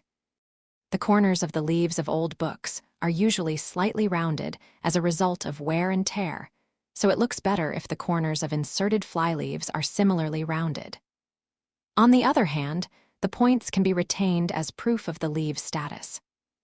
Even when old paper has been used for the re-end papering of an old book, its margins and newly cut edges may look unnatural and need treatment. If a new flyleaf has been inserted to match an existing pastadown, for example, it may be necessary to wipe its outer margins and edges with gravy browning or some similar liquid coloring agent, so that it matches any discolorations on the pastadown. These discolorations are often present and are caused by stains from the underlying leather turn-ins. Gravy browning by itself looks too fresh, however, so it is usually best to add a touch of a mixture of brown and black water-soluble stain until a suitably dingy tone is obtained. This stain can be kept in a bottle, and a little can be taken out and modified as required. Never use spirit stain for this purpose because it will go through the flyleaf and into the book. In any case, it gives the wrong result. A satisfactory method of applying the stain to the margins and edges of a flyleaf is to wipe the paper with cotton wool charged with the coloring matter, while following as closely as possible with the eye the shape of the discoloration on the pastadown. Immediately afterwards, the palm of the free hand should be rubbed over the stain once or twice, outwards towards the edges to avoid smearing the stain on to the rest of the leaf, and also to avoid wrinkling the paper, thus removing some of the stain and at the same time softening its edge and making it look more natural. The other side, or verso, of the flyleaf may also need to be similarly treated, though possibly more faintly, in order to match the end pages of the main body of the book if they are also discolored. Usually, the best effect is obtained if the cotton wool is first well rubbed on waste paper, so that the wool is damp rather than wet. It should also be pointed out that, if the end pages of the main body of the book are discolored, and a new pastadown and flyleaf have been inserted, it is advisable to stain the margins and edges of the pastadown as well as both sides of the flyleaf. The reason is that this kind of natural discoloration normally starts with the staining of the margins of the pastadown by the underlying leather turn-ins and is passed on from there to the adjacent flyleaf, and from that leaf to the next, and so on, so that it would appear unnatural to have discolorations on the end pages of the text and not on both the flyleaves and the pastadown. If the edges of inserted flyleaves look unnaturally hard and sharp, they can be lightly scraped while damp with a knife, a piece of board having been placed underneath and level with the edge of the paper. This method can be intensified for the purpose of simulating decal edges, but generally speaking the results are not very convincing. The edges can also be softened if they are rubbed with fine glass paper while dry. It may be necessary to age the staining after it has dried. This can be done by charging a wad of cotton wool with white petroleum jelly and ordinary household dust, the sootier the better, and rubbing the cotton lightly over the margins and edges of the leaves. Other areas of the leaves may have to be treated by dirtying them up, particularly the lower left-hand corner of the new pastidown and the lower right-hand corner of the new flyleaf, because these areas receive the most handling when the book is being used. Dust rubbed into cotton wool, which has been previously used for applying leather dressing, is also useful for this purpose. Dust by itself has little effect because it will not stick to the paper, and the use of dust or dirt on cotton wool dampened with water is inadvisable because the combination of rubbing and moisture spoils the surface of many papers, and also because it simply does not produce the desired result. A partly finished flyleaf, aged to match an existing pastidown, is shown in Figure 87. The use of these techniques is not a matter of faking or attempting to deceive anyone, but of creating harmony between the pastidown, the flyleaf, and the body of the book by softening the unnatural starkness of the new leaves. It should be stated here that some conservators are opposed to this procedure on the grounds that the dirt may be acidic and therefore harmful to the paper. If the restorer is concerned that the inserted end papers are likely to give rise to confusion as to their originality, especially if old paper is used, I suggest that the simulated staining from the turn-ins be made to deviate somewhat from the edges of the leather. This provides the bibliographer with proof that the end papers are not original and will not give offense because the average owner will not notice the slight discrepancy. It is not unusual to find that cheap calf or sheep bindings of the 16th and 17th centuries, and also, though possibly to a lesser extent of the 18th century, have yawning boards, that is, they gape outwards, see Fig. 88. This may be due to flood or fire damage, or, more likely, to the fact that the end sheets were not pasted down when the book was bound.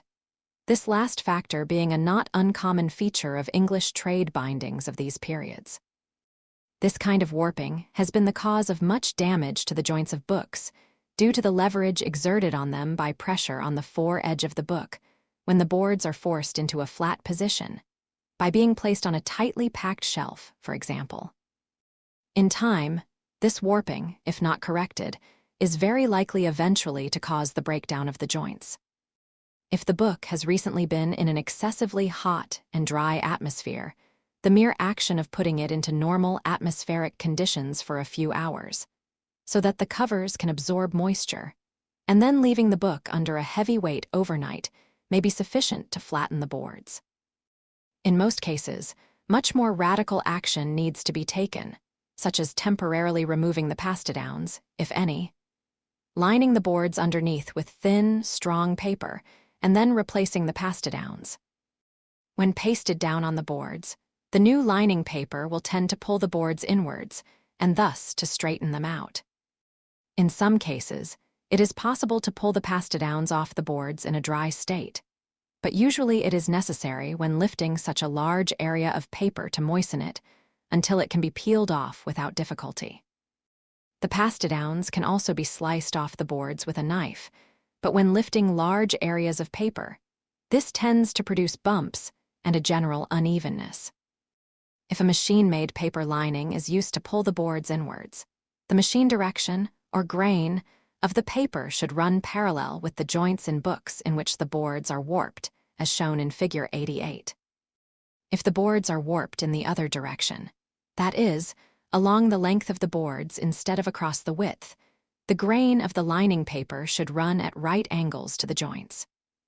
If the boards are warped in more than one direction, it is best to use handmade paper which has a better all-direction pull. In any case, the paper should be pared at the edges with a paring knife so that the edges do not form ridges under the paste down. In bindings which have never had their end sheets pasted down, and in which the boards are warped, the obvious action is to paste the outer leaf of the end papers down now, though the bibliographical purist may object. If, however, as is often the case, the outer flyleaf, which would normally be pasted down to the board, has an inscription on it which must be preserved, or for some other reason cannot be pasted down, the conjugate leaf in certain types of end papers can be taken out and used instead. If this is not possible or desirable, another sheet of paper sympathetic in color and texture can be used. If the pasting down of an end sheet is not sufficient to straighten out the boards of these books, it may also be necessary to paste down extra linings, as described above. Sometimes the warping of the board is caused by the leather cover being too tight over and around the boards due to shrinkage. If this is the case, and the leather covers are not too firmly stuck down, the best course may be to lift the leather covers off and then, if the squares are sufficiently large to allow it, trim a narrow strip off the fore edge or the head or tail edge. Depending on the direction in which the board is warped, of each board. If paste is used to put the leather back on the boards, the leather is very likely to stretch from the moisture and then contract as it dries, resulting in again warping the boards, even if a paper lining is applied to their inner surfaces.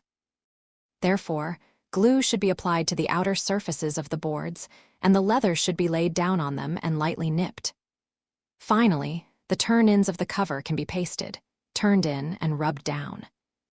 In all cases, when the pasting or gluing down is nearly dry, this normally takes from 1/2 to 1 hour, the book should be left under a heavy weight at least overnight to settle down.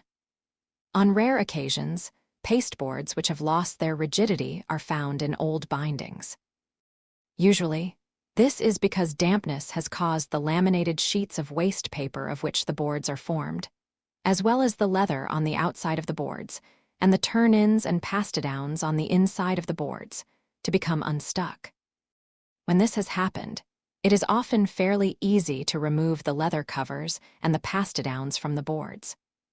It is not essential, however, to remove the pastidowns if they are still adhering fairly well to the boards, in which case they only need to be lifted where they cover the turn-ins of the leather cover, so that the leather can be removed.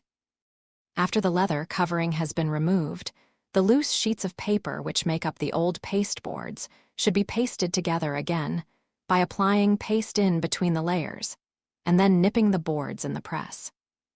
They should not be heavily pressed, because this will impart greater rigidity to the boards than they had originally, and will also make them too thin and smooth. If the boards are still firmly attached to the book by cords, it may well be possible to repaste the boards without detaching them from the book. In this case, pressing tins should be placed between the body of the book and the board so that moisture is prevented from soaking into the pages of the book. A board which has been heavily repasted may take several days to dry out. If the cords are broken at the joints, the boards should be detached and repasted, and the cords should then be repaired by one of the methods previously described, or the boards reattached by means of overcast cloth joints. Once the boards have been repaired, the old leather cover and the pastidowns, if they were removed, can be replaced. Sometimes the entire cover of a leather-bound book is in very bad condition, having a decayed spine, broken joints, and large parts of the edges and corners of the boards, and the leather covering these edges and corners, missing or unrepairable. The center portions of the leather on the sides of the covers are often in sound condition, however, and it is frequently desired to save as much of this old leather as possible. The most effective and economical course of action, usually, is to rebind the book, using new boards and new leather, and then to inlay the salvageable areas of the original leather sides into the new cover. Because rebinding a book is a major operation and is also likely to ruin the binding in the eyes of many collectors, even if the work is done very skillfully, it should be regarded as a last resort. First, the old cover must be removed from the book. The backbone should then be repaired or resewn if necessary, using the techniques described earlier in this volume. Next, new cover boards should be selected. The new boards should have about the same weight and flexibility as the old ones, otherwise the completed binding will not have the right feel for the period, and the back corners should be trimmed as shown in Figure 43, if the original boards were so trimmed. The new leather should be about the same thickness as the original, so that the surfaces of the old and the new leather will be level after the inlaying process has been completed. The textures of the old and new leathers, too, should be matched as closely as possible, and the new leather, at least the part of it that will be showing, should be stained to match the color of the old as nearly as possible before it is put on. Localized staining to match variations of color of the old leather can be done later. After the new cover has been put on the book and is dry, each of the two old leather panels, which have, of course, been carefully removed from the sides of the original boards, the cuts being made alongside gold or blind lines if they are conveniently positioned, should in turn be laid over the new leather sides, and a line drawn around their edges with a sharp bone folder. Then the old leather panels should be set aside, and a knife, held at a fairly shallow angle so as to form a shallow bevel on the edges of the new leather, should be used to cut all around the line. The areas of new leather inside the line should then be lifted out. Next, the old leather panels should be beveled around the edges at the same angle, but with the bevel in the opposite direction, pasted, and inserted into position. The cover should then be lightly pressed for 2 or 3 minutes to set the old leather panels firmly into position.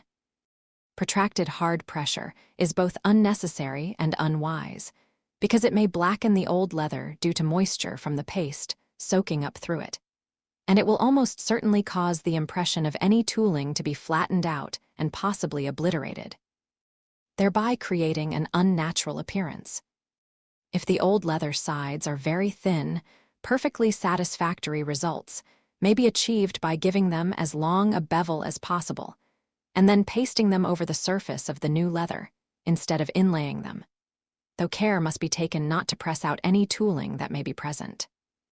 If thin old sides are inlaid, the rest of the book must be bound in equally thin new leather, or, preferably, thicker leather, but with the cutout areas built up with thin card so that the surfaces of the old and new leather will be level. Once the binding of the book has been completed, if the old spine can be used, it should be placed over the new leather, as described earlier. The final staining, texturing, tooling, and so forth can be carried out the next day to finish off the binding and to blend the old and new leather together as closely as possible. If the original pastidowns and flyleaves are sound, they should, of course, be saved and used again when the staining is done after the leather has been pasted onto the book and has already dried. There is often some difficulty in getting the stain to penetrate, especially on the edges of the boards, where the leather is thin and the paste may have soaked through to the surface. On the other hand, if stain is used before the paste has dried and while the leather is still wet, when the leather finally dries out, the color may turn out to be quite different from what was expected.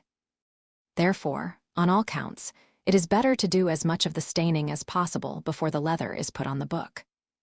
Generally speaking, it is better to do one's own staining than to try to find a piece of tannery leather of exactly the right tone and shade. An exact match is seldom found, and even if a piece which more or less matches is found, it will almost certainly be too evenly colored and new-looking. If only a small area of it is going to be exposed, however, its surface can sometimes be broken up satisfactorily by means of brisk rubbing with a bone folder, which will bruise and darken the surface on any bumps in the leather.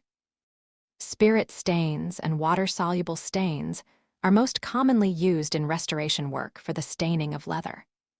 Spirit stain used on calf sometimes hardens the surface, and this hardening increases the difficulty of molding the calf over prominent raised bands.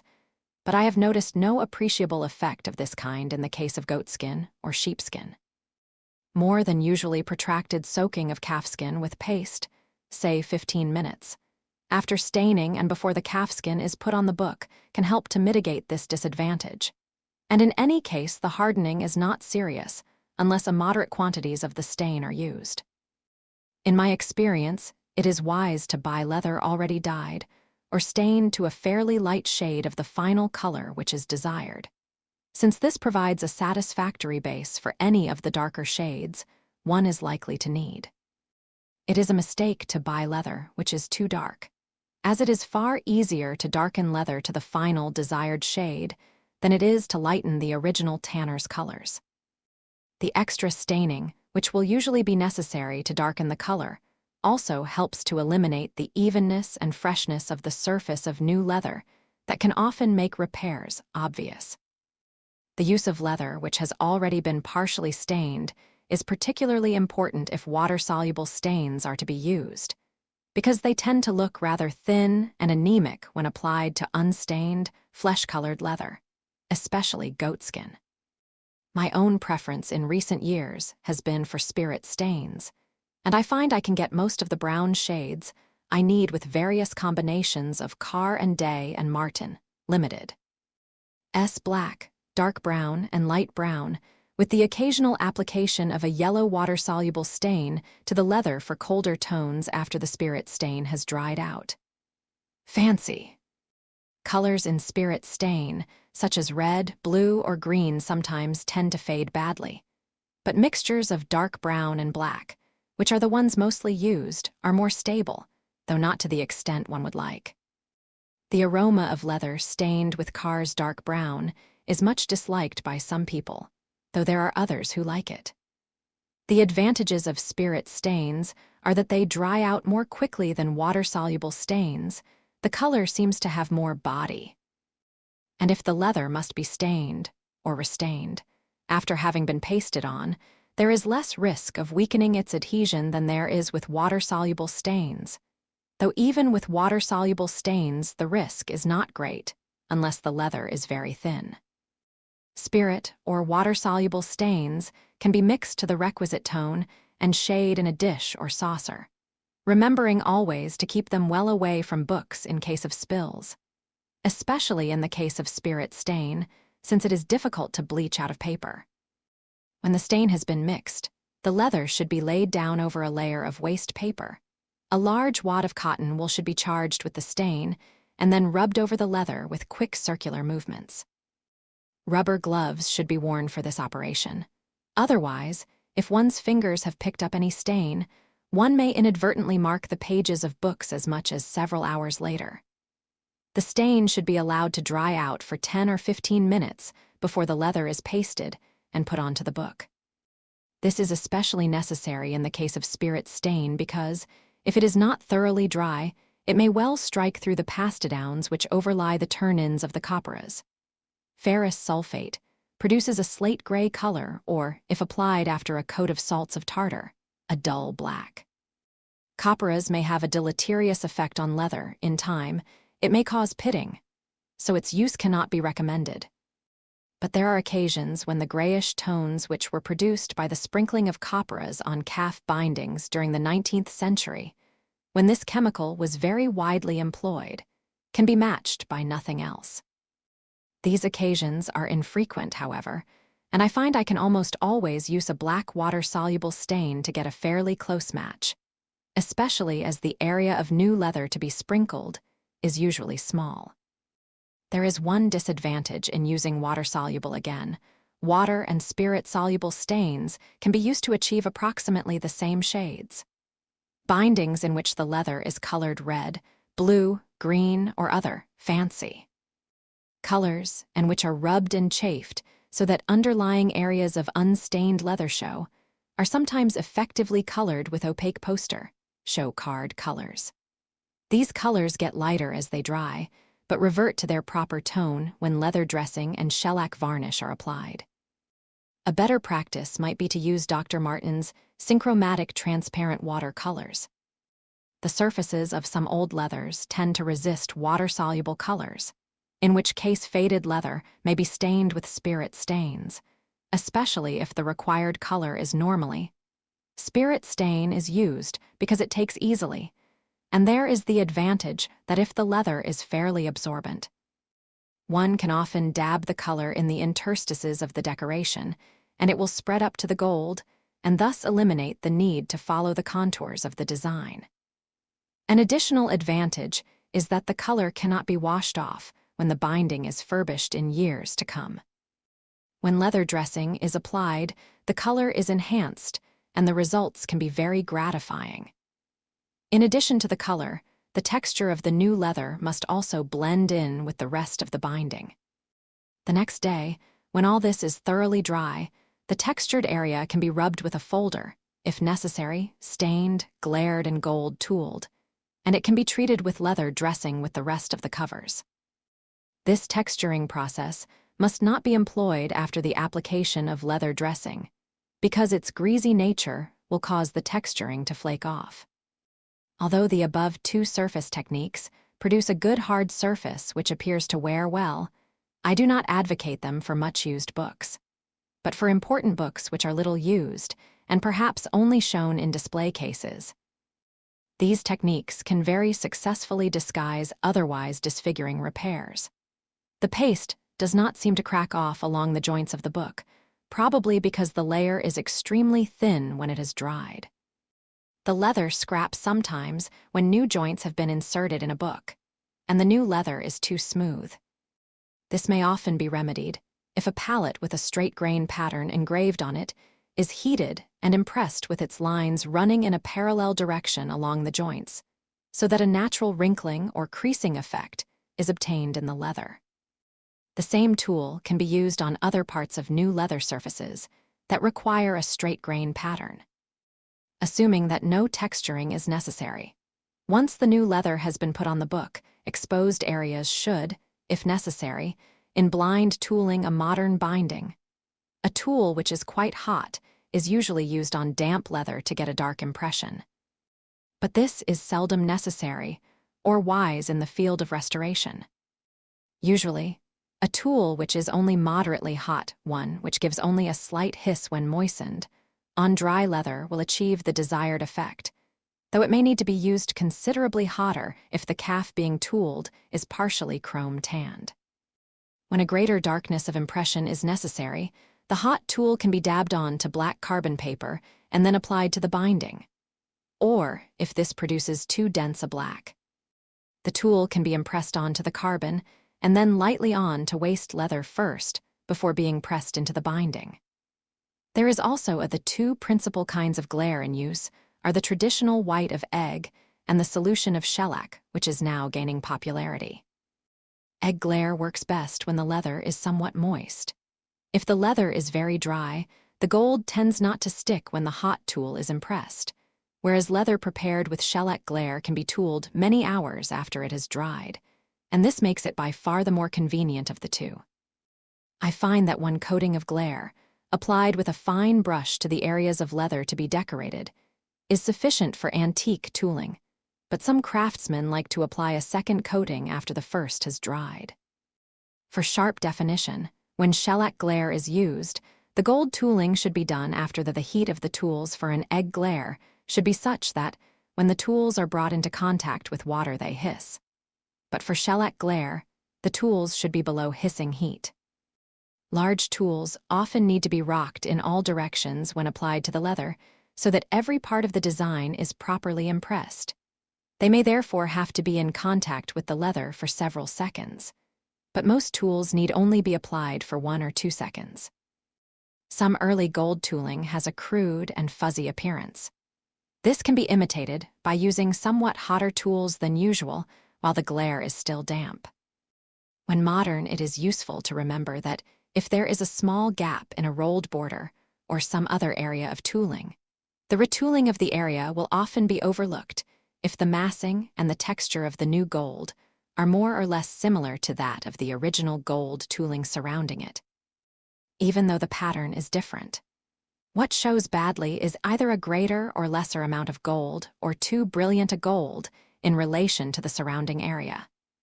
New gold tooling will in most cases need to be dulled or stained so that it does not contrast too strongly with the original tooling. How this is done must depend on the appearance of the old gold and the amount and distribution of the new. If a new spine has been tooled to match original sides, for example, it is often best, if the binding is a brown one, to leave the final staining of the new leather until after it has been gold-tooled. Cotton wool charged with brown spirit stain can then be rubbed over both the leather and the gold. If the gold is too solid, a little extra pressure on the cotton wool while rubbing in the stain will give the gold a thin look. If this simultaneous staining of the leather and the gold cannot be done, perhaps because the stain used is to be red, blue, green, or some when a book has been rebacked, and the original spine has not been put back over the new leather, the new spine may have to be lettered. Something should be said here, therefore, about the lettering of spines. The lettering is normally done with glaire and gold leaf, but occasionally it is blind-tooled. As a rule, books were not lettered on the spine before about 1670, and were lettered even more rarely before 1600, most of the exceptions being Italian or French. However, many collectors and librarians wish to have the spines of books from this period lettered. This kind of lettering might look something like this. Hewood on the History of Parliament. Very often the author's name is in the genitive form. Hewood's History of Parliament. The lettering on virtually all pre-19th century bindings is in only one size of letter. Also, the earlier the binding and the poorer its quality, the more uneven the lettering tends to be, so the restorer must exercise some skill and judgment when titling books. When striving for the proper amount of unevenness on older books, experience will show that quick, careless lettering probably produces a better effect than a deliberate, calculated effort. A dressing consisting of the proper mixture of neat's foot oil and lanolin will help to prevent the leather from drying out and cracking or powdering. The dressing is best applied in the first instance with a small amount on a wad of cotton, wool passed lightly and rapidly over the covers. This minimizes uneven penetration. Once this has been done, a greater amount of dressing can be used, and the covers can be gone over more thoroughly. The danger of getting too much dressing in one place is reduced if the charged wad of cotton wool is rubbed or dabbed on clean paper before it is passed over the binding. The dressing should be applied to all accessible parts of the leather covers. The application of dressing to the new leather is particularly important not only for the maintenance of suppleness, but also, I believe, for its effectiveness as a barrier against absorption of sulfur dioxide. Some old leather covers are so badly rubbed and chafed that they almost look like rough calf. These are sometimes given a wash of thin paste to consolidate the fibers before leather dressing is applied, and are unlikely to turn black and look charred as powdery calf would if so treated. The dressing improves the appearance of the after a day or so, when the dressing has dried out and the covers have been polished with a soft rag. An extremely light coat of thin shellac varnish applied with cotton wool eliminates tackiness, which tends to gather dust and promotes the formation of mold, and also helps to improve the color of the leather. As with the leather dressing, the shellac varnish on the cotton wool should first be evened out by rubbing or dabbing the cotton at any rate. If the neat's foot oil and lanolin dressing recommended in this volume is used, the need for shellac varnish is less evident than when some other dressings, such as the one used by the British Library, are used because it leaves a less tacky surface. On the other hand, neat's foot oil and lanolin leaves a rather dull surface, which is not aesthetically desirable in every case.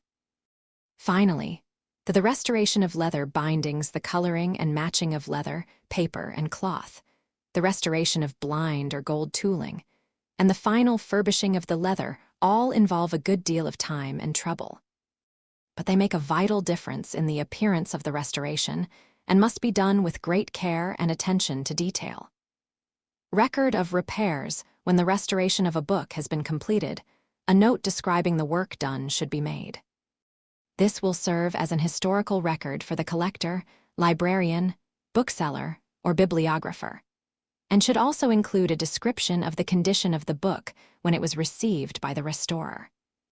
This record is particularly desirable if the book is thought to be rare or valuable, or is likely to become so. I leave the question of how one decides this to others, and anyone interested in the history of the particular book involved, or in bookbinding techniques in general. May well be thankful for this information at some future date. The note should be written or typed on a piece of good, strong, acid-free paper, which can then be the marbled paper covering the old pastidowns was removed.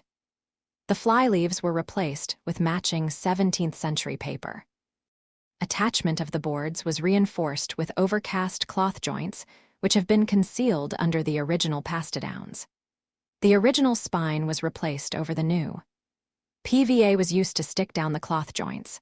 Otherwise, boiled wheat flour paste containing thymol was employed throughout.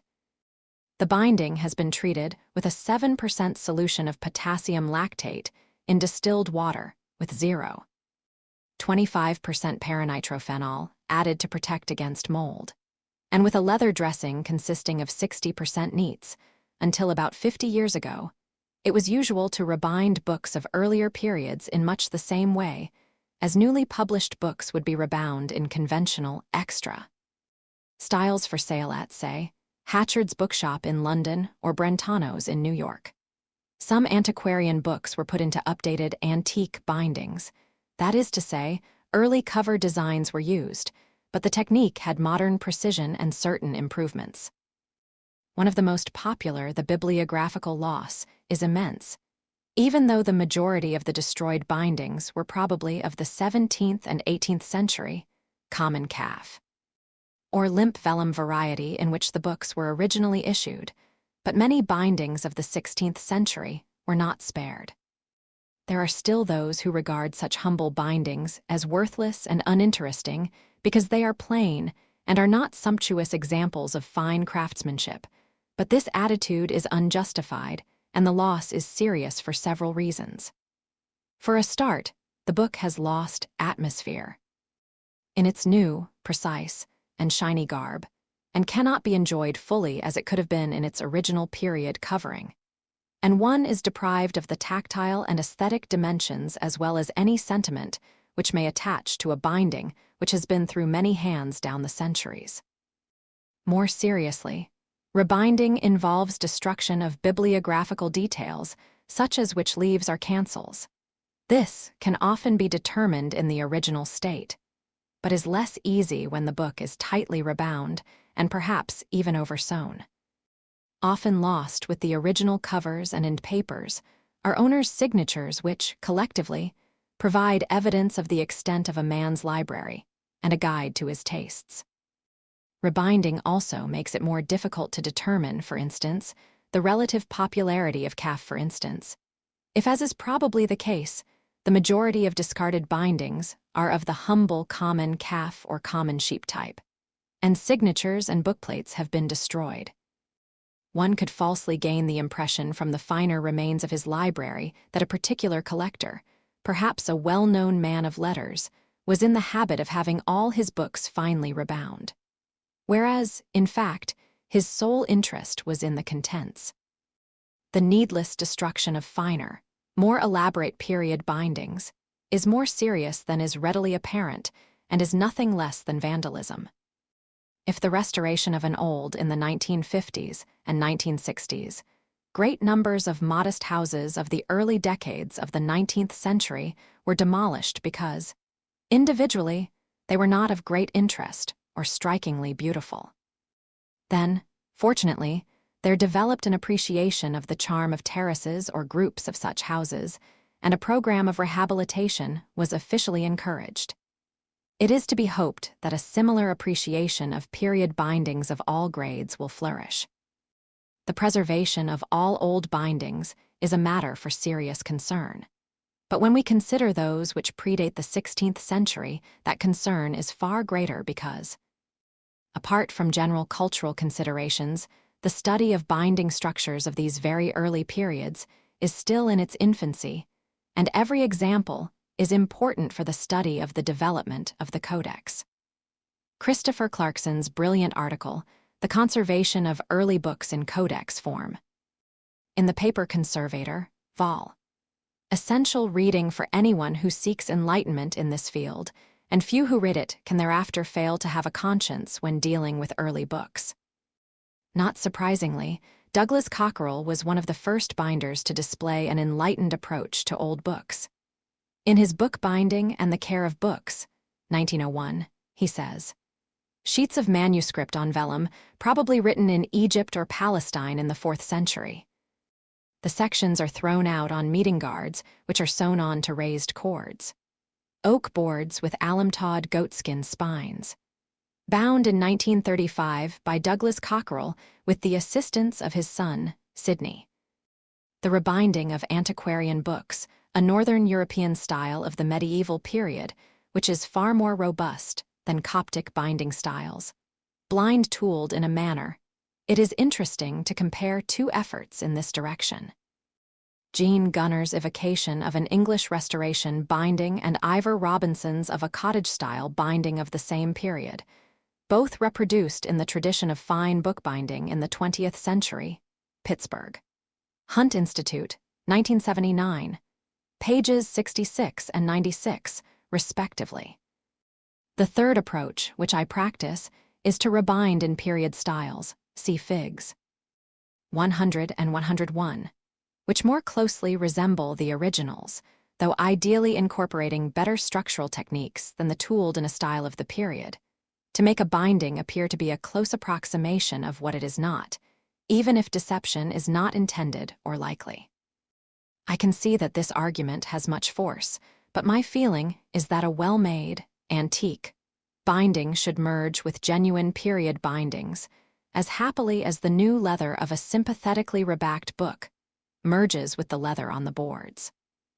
For instance, a binding produced according to the principles of the second policy would have clean-end papers even though the book inside is very grubby and discolored, whereas the antique binding would have end papers stained down and aged around the edges to make an easy lead-in to the book.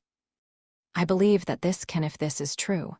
It follows that even if a dealer prefers a modern-style binding, he is unlikely to commission it because of market considerations. Old-style binding seems to me a harmless indulgence provided that there is no risk of deception.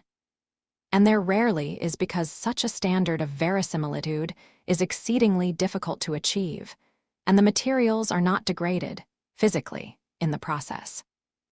When antiquarian books are rebound, it is, I believe, unwise to reissue them as a matter of course and without due thought. As pointed out earlier in this volume, the alignment of the leaves is rarely perfect after such a disturbance. The process can involve a great deal of time, which the value and importance of the volume may not justify. The paper is so thin that the volumes lie open easily with minimum strain on the backbones, which therefore seldom break down. And the combination of a tight back and a good reinforcement for the joints provides considerable strength for the attachment of the new binding. When the leather eventually deteriorates, the binding can be renewed in the same way and with no damage to the text block. In the case of a fairly thin octavo, there would be little point in not reissuing for rebinding, because damage to the folds could be mended inexpensively. And misalignment of the edges of the leaves probably would not be critical or even noticeable. If such a book next, the upper board of the binding is glued and placed down on the leather. The other board is then glued, and the leather is drawn over tightly and pressed down onto the board with the palms of the hands. The corners can be mitred, the leather can be turned in as usual, and the backbone can be tied up with cord on either side of the raised bands, if any. The next day, the edges of the pastidowns can be stuck down onto the new leather. The damp conditions which caused the furthermore, and no less importantly, the binders of the day saw no reason to round the spines of their books, which they could have done by adopting different sewing techniques. Because books were not stood on end for storage purposes, and were therefore less subject to concavity of the spine.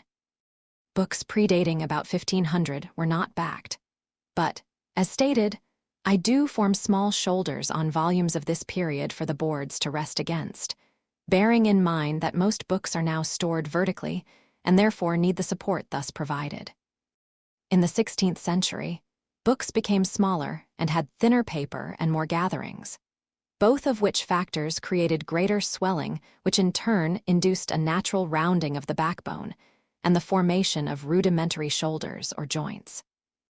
The majority of 17th century backbones are similarly rounded, but I have seen many quite flat ones dating from about 1660 to the early years of the next century. Helped, no doubt, by the prevalence of tuan sewing in even gold-tooled goatskin bindings.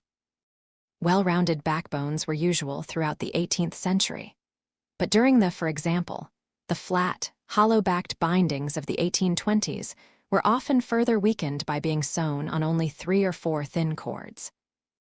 Headbands were tied down infrequently, and hollow backs were made with poor paper merely folded along its length on one side, the edge on the open side being tipped down with adhesive. Sometimes there was just a strip of canvas on the back of the book, with a strip of paper edged onto it down both sides. Instead of hammering the back of a 16th century book, in a lying press one may prefer to create shoulders naturally by lacing the boards on very tightly, and then shutting them so that the sections are drawn over towards the boards, and then finishing off with the aid of a folder. Mr. Roger Powell was the first to suggest that this was the original method. In this case, it is important to have the correct amount of swelling, otherwise a great deal of coaxing will be required, and the gatherings will not readily spread towards the joints sufficiently to support the back and retain its shape. The smallness of the shoulders does not necessitate the use of thin boards, or, to put it another way, the use of substantial boards does not necessitate the formation of large joints. Suitably substantial ones seems to happen most often when they are entrusted to a binder who normally handles only new books. Trimming not only reduces the margins, but also ruins the atmosphere of the book by removing the often almost imperceptible aging of the paper, which frequently and pleasingly frames the leaves. Trimming gives the leaves hard edges and destroys the slight rounding of their corners, which is characteristic of old books, and of course the mellow color of the edges is lost. A great many antiquarian books dating before about 1830 were issued uncut, and many have come down to us in this state, sometimes with extremely rough and tatty edges. If the book is to be rebound in an original retail style, such as white paper spine and blue sides, the edges should be left as they are, untrimmed.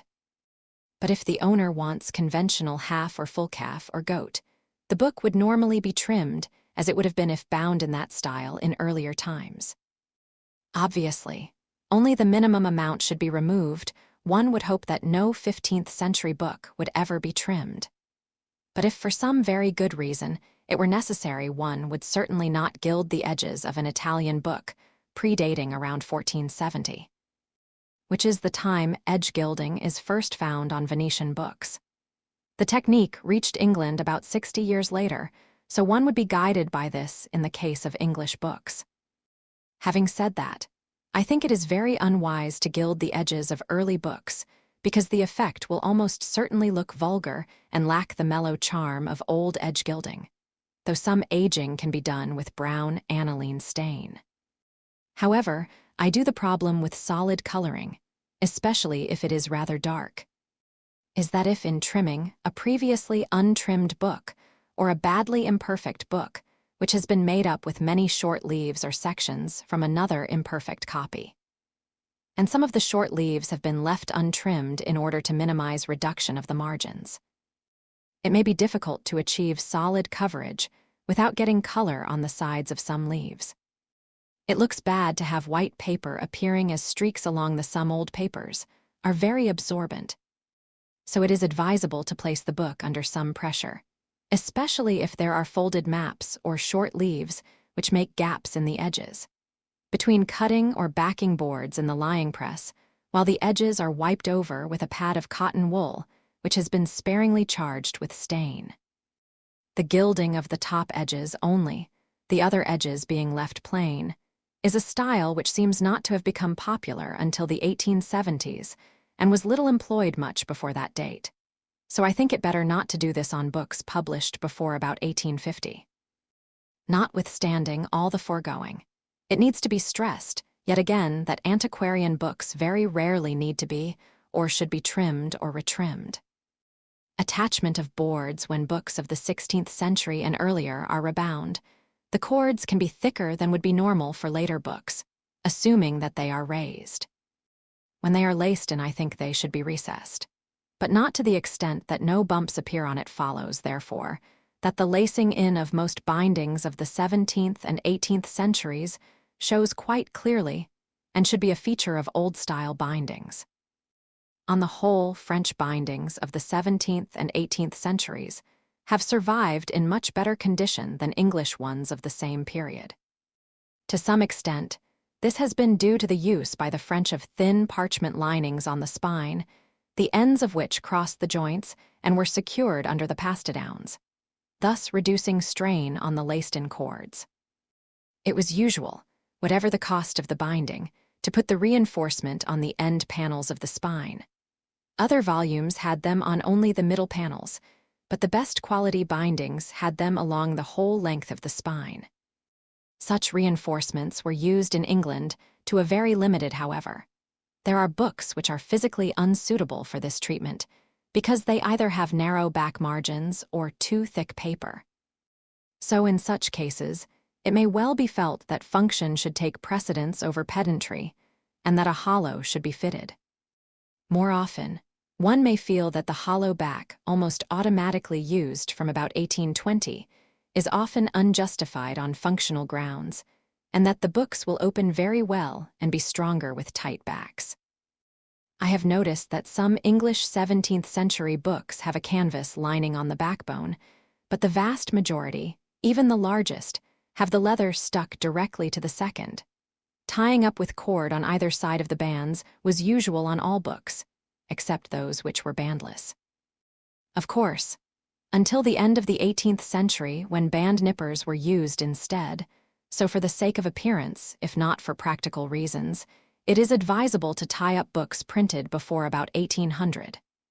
Nipped-up bands on early books, particularly, give the back quite the wrong character.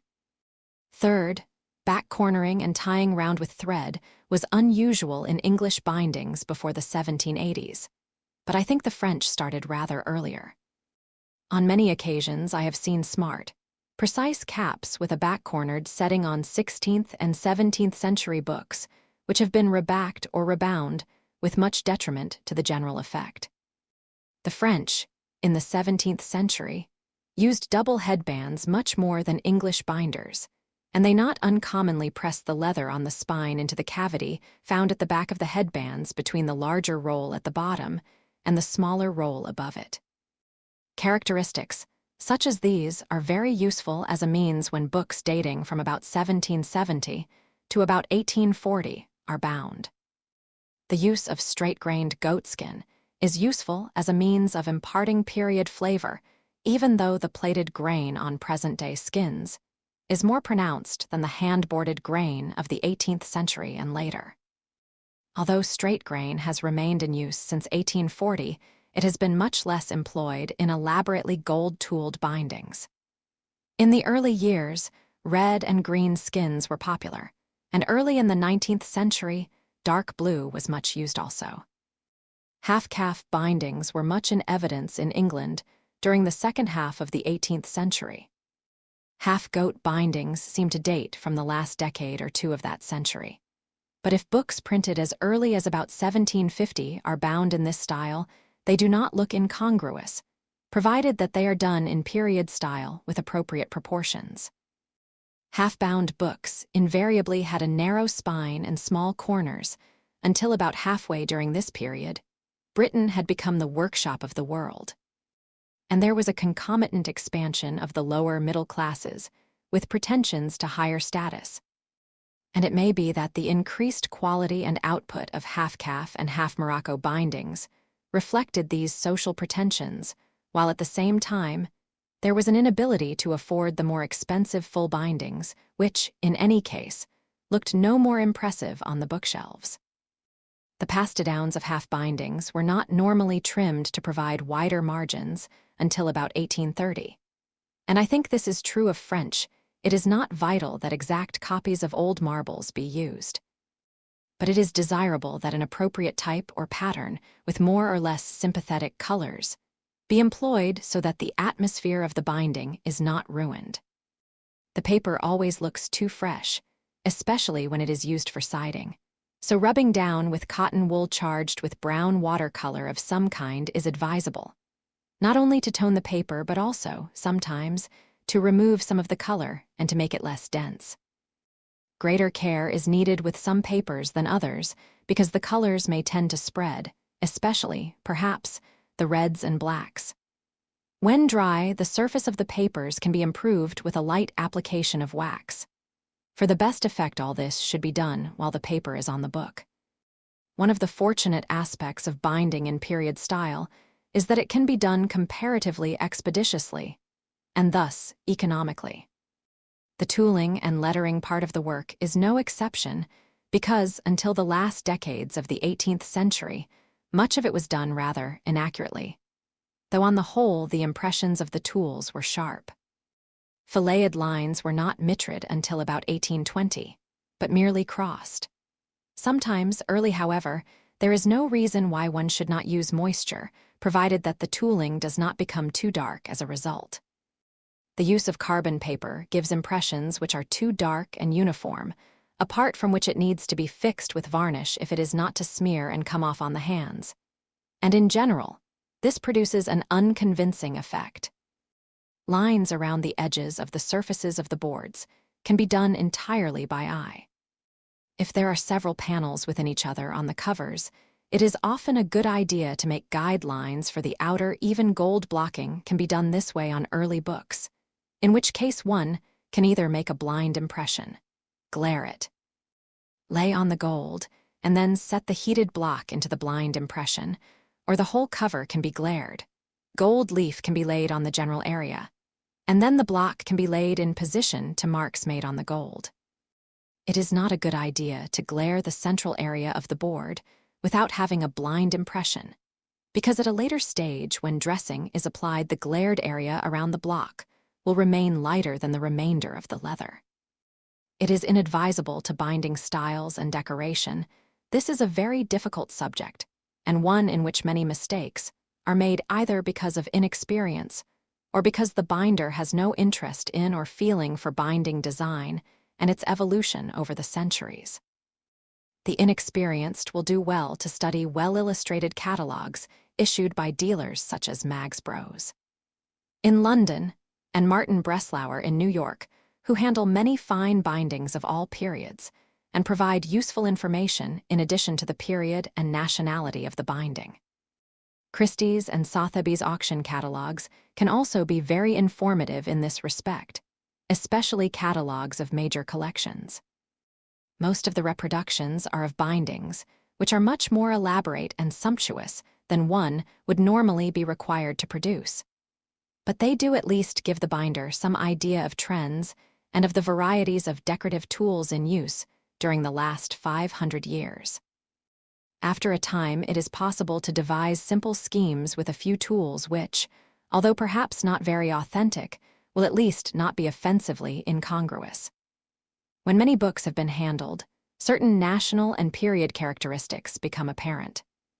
For instance, the gilt two-line this style is never found on bindings from other countries, so even though only a minority of French-paneled bindings have it, it is a useful thing to do on French books as a means of imparting a French atmosphere to the new binding, especially if it is combined with the use of lemon gold.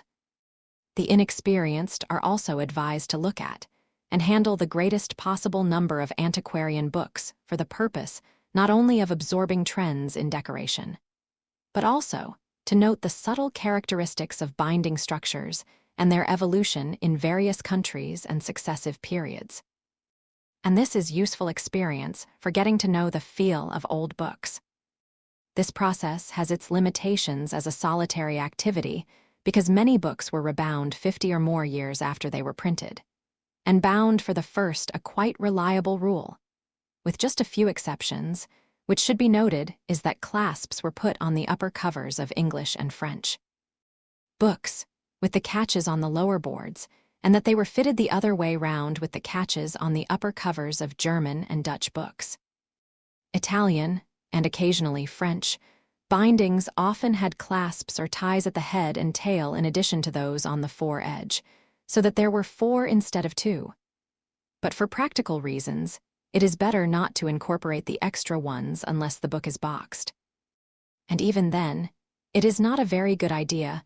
Most restorers and binders concerned with early books are at some time required to fit clasps, usually on vellum-leaved books in order to keep them compact, and some incunabula call for them. 2 types are suitable for use on books with boards, and they are fairly simple to attach. The first is shown in Figure 108. The catch is a brass knob attached to a thin plate which is fastened into a made board. It is a good idea to make a 3-ply board with the shapes of the plates cut out of the middle one. The boards are stuck together with the 2 plates in position and the knobs protruding not less than 1/8 inch. When the book is covered, 2 holes must be made in the turn-in so that the leather can be fitted around the knobs. Catching on to each knob is a brass ring which can be either completely circular or partly flattened to take 3 thongs. The thongs are passed through the ring, the ends are pasted together, and then they are plated. When the book has been covered, the ends of the plated th lining the leather with thin jaconet or other stable material before it is cut into strips strengthens it and reduces stretch. The plate also tends to stretch, so it should be well pulled before being fastened into the board. The second type of clasp is rather more elaborate. As before, the first part to be fitted is the catch, which is riveted on after the book has been covered, so that the ends of the rivets can be turned over on the inner surface of the board. When this has been done, the clasp, which has been riveted to a leather strap, can be precisely fitted. The strap consists of a strip of vellum sandwiched between fairly thin leather, which matches the cover. When the covering leather is dry, a slit is made on the strap can be blind-tooled with initials and date, on the side nearer the book, and close to the board so that confusion as to authenticity is avoided, and the metal, too, can be marked inconspicuously. A more elaborate clasp.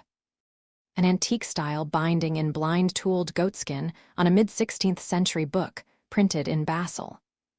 The catch brass is an alloy of copper and zinc.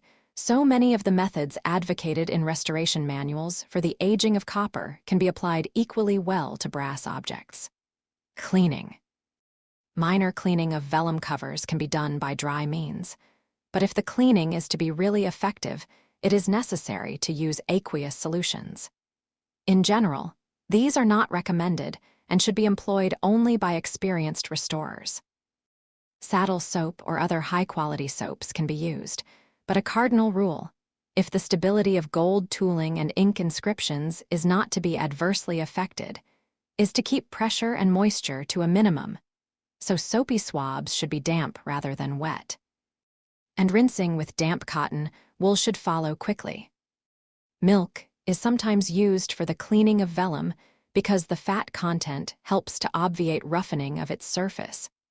But there is some objection to this on the grounds that in an unsatisfactory environment, it may give rise to microbiological problems. Ink inscriptions are best avoided altogether, and certainly any rubbing should be very light and brief.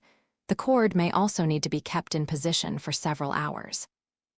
And there is no problem about this, because there is no danger that the old vellum on the sides will be discolored by contact with the wet new vellum, which is certainly a hazard in the case of leather-covered bindings.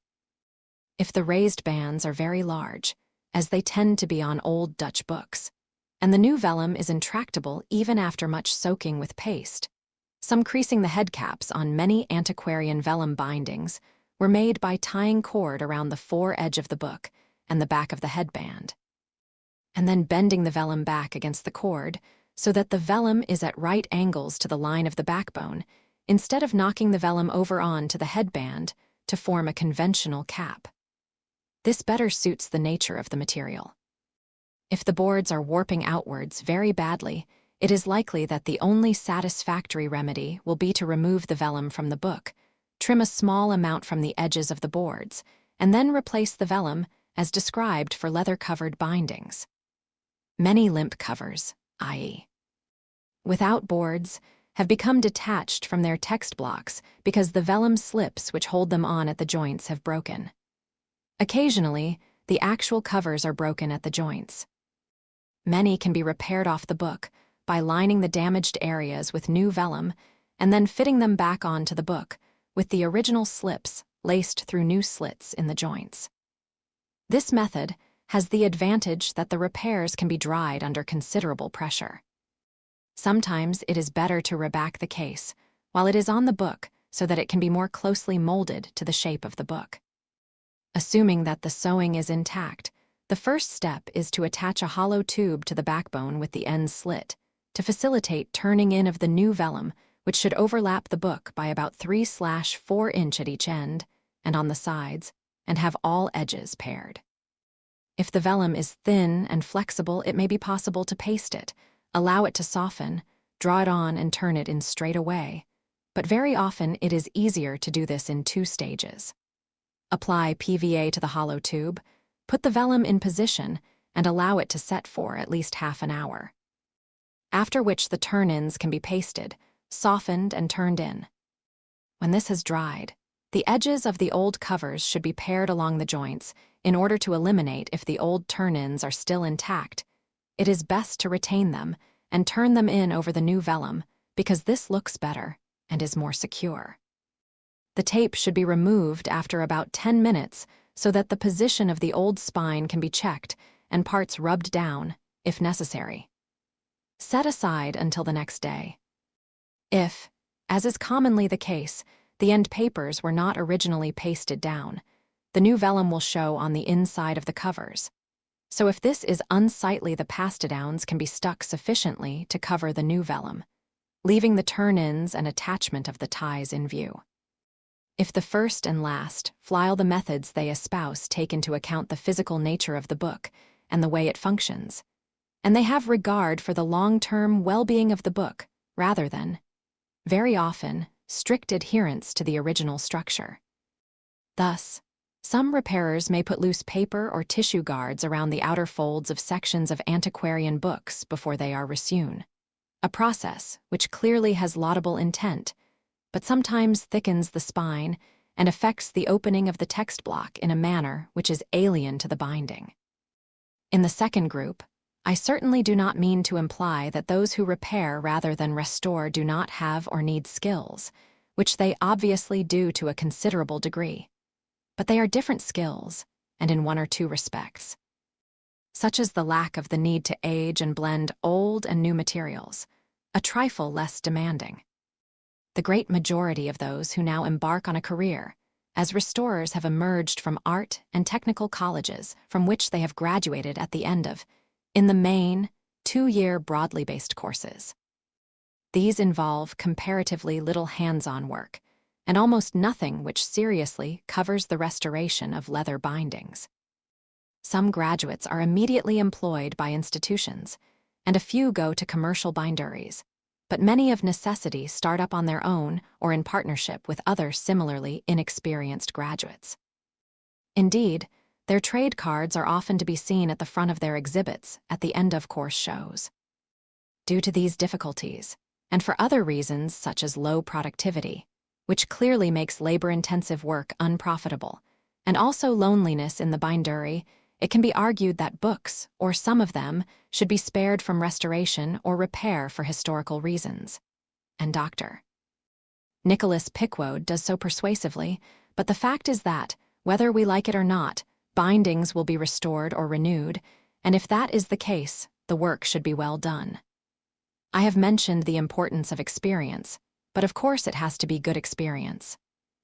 The great majority of present-day binders and restorers have not enjoyed the benefits of at least a few months of disciplined hard graft at the bench in a good trade bindery, of which for others, with different ambitions and self-employment in view, it may be that the ideal training after college would involve at least 6 months in a trade bindery, followed by a much longer spell with very experienced non-trade binders. Such a scheme has little appeal for those who provide the expensive training without the recuperation which is gained from the subsequent employment of the trainee. As I have said, I foresee that the present serious decline will continue, with honorable exceptions. As, with each generation, trainees are taught by the semi-skilled and inexperienced. That said, I believe that the intellectual quality and moral concern of those who do choose to soldier, few restorers, are required by their customers to record what they have done, or what has been revealed during the course of the work. Whereas repairers who mostly work directly or indirectly for institutions usually do record all relevant information in an apologia which is kept with the book, and by the very nature of the transaction have less reason to do anything which is detrimental to the well-being of the book. Compromise may be something as simple as repairing very rounded board corners without building them up to their former shape, or, more seriously, rebacking a substantial book without reinforcement of the reattachment of the boards. The opportunities for cost-cutting are legion, and very often the loss to the book in terms of longevity and of aesthetics is out of all proportion to financial gain. To this extent, books and bindings have usually fared better in institutions than in the marketplace. Illustrated is an example of crude repair which is all too common, though it is rather unusual to have quite so much evidence of poor craftsmanship, insensitivity, and ignorance of period style on one unfortunate binding. As can clearly be seen, the lifting of the leather on the calf used for rebacking is a poor match for color and texture. A too smooth surface can be broken up if the leather is boarded, and it is too thin, especially at the head caps for a volume of this size. Despite the fact that the book is large and heavy, there is no reinforcement for the all-in-all. It is a thoroughly depressing piece of work, and one wonders how many other bindings have been similarly ruined by the same person. Two other unfortunate repairs are illustrated. It seems that as a result of funding cutbacks in recent times, and of the development of fine-quality, low-cost techniques for the reproduction of texts for readers, institutional libraries are repairing far fewer bindings than formerly. This trend certainly has its advantages in that much interesting evidence of early techniques and styles will not be lost as it has been on a huge in some instances. Of course, it is quite impossible to lift the spine for reuse, whatever the level of skill that is available for the task. So the following methods, which have been devised within the last 20 years, have increased utility and importance. An early 19th century binding crudely overlaid with a new spine and corners, and lettered with an alphabet of unsuitable character. Elaine R. Schleffer, conservator in the preservation department of the New York Academy of Medicine, in New York City, has kindly given me a description of a pleat method of board reattachment for leather-bound books, which she has employed for many years. I cannot do better than quote her own account. This technique can be used only on books that have a substantial shoulder and a firm and secure text block. It is most useful for tight-back bindings whose spines cannot be removed easily. Completely sever any remaining connection between boards and text block. Clean off the spine edges of boards and trim off any cord remnants. Carefully lift the board leather for an inch or so from the edges of the boards. If the book is half or quarter leather, the board covering should be lifted to the edge of the leather. Paste up the area and the shoulder area of the book and attach the hinge to the text block and the shoulder. Rub well until dry. The hinge should be centered top to bottom, matching up exactly with the spine. The excess paper at head and tail of text block will be trimmed off later. Crease the paper sharply at the top of the shoulder and fold it down along the shoulder to the text block. Crease sharply at that point and bring the rest of the paper back up to the top of the shoulder. Crease sharply once again at the top of the shoulder. Now you have formed a pleat. From the last crease, measure the hinge. Remember that the board should be positioned before gluing up by using a right angle to assure proper alignment of the front and back boards. The pleat is based on one which Elaine Schleffer first encountered in the early 1980s when she worked in the studios of Carolyn Horton and Associates in New York. At that time, though, Cloth was used for the hinges, and glue a 50-50 mixture of PVA and methyl cellulose for their attachment. But Schleffer regards this as potentially damaging to weak text papers. So, as described above, she has replaced the cloth with strong Japanese paper. And she uses paste for the part of the hinge, which is attached to the text. In effect, the original binding method is reproduced by simulating new slips. These slips are tacketed to the shoulder of the text block and laced through the boards. They are tied off on the inner board in a simple square knot. This restores the original movement of the boards because the anchoring points are at the apex of the shoulder.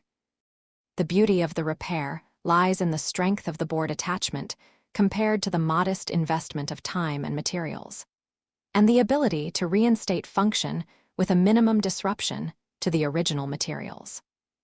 In the case of a hollow-backed book, the leather should be taken away for later reuse.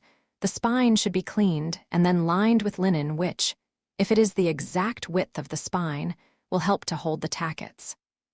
If the book has a tight back, which is difficult to lift supplement to the third edition, a loop of thread is used to pull through the hole, from the spine towards the foredge and cinch to the shoulder, leaving the two ends of the thread to lace the boards on. Two diverging tunnels are drilled from the upper back edge of the board to the in general. The spine itself is intact, and the sides of the boards are still in good condition. Books should be no larger than 10 in height and 1 in thickness. If the leather binding exhibits red rot, treat it with Klucel G, a consolidant produced by the Hercules Chemical Company. This treatment is necessary if the Japanese paper strip is not to be rejected by the deteriorated leather. Position the boards on the book with a weight on top. Use a mixture of rice starch paste and reversible PVA to attach the strip across the joint. Press paper down lightly with the palm of your hand so that the paper sinks into all the undulations and across the edges of the raised bands. The feathered edge of the strip blends into the leather very nicely. A nice touch is to lift the edge of the labels and slip the Japanese paper strip underneath. Let the outside hinge dry for about an hour before turning in the strip at the head and tail. In most instances, the strip is turned in only to the height of the square of the board and cut off at the edge of the end paper. In some books, the strip can be left longer at the turn-in and will be covered by the inside hinges.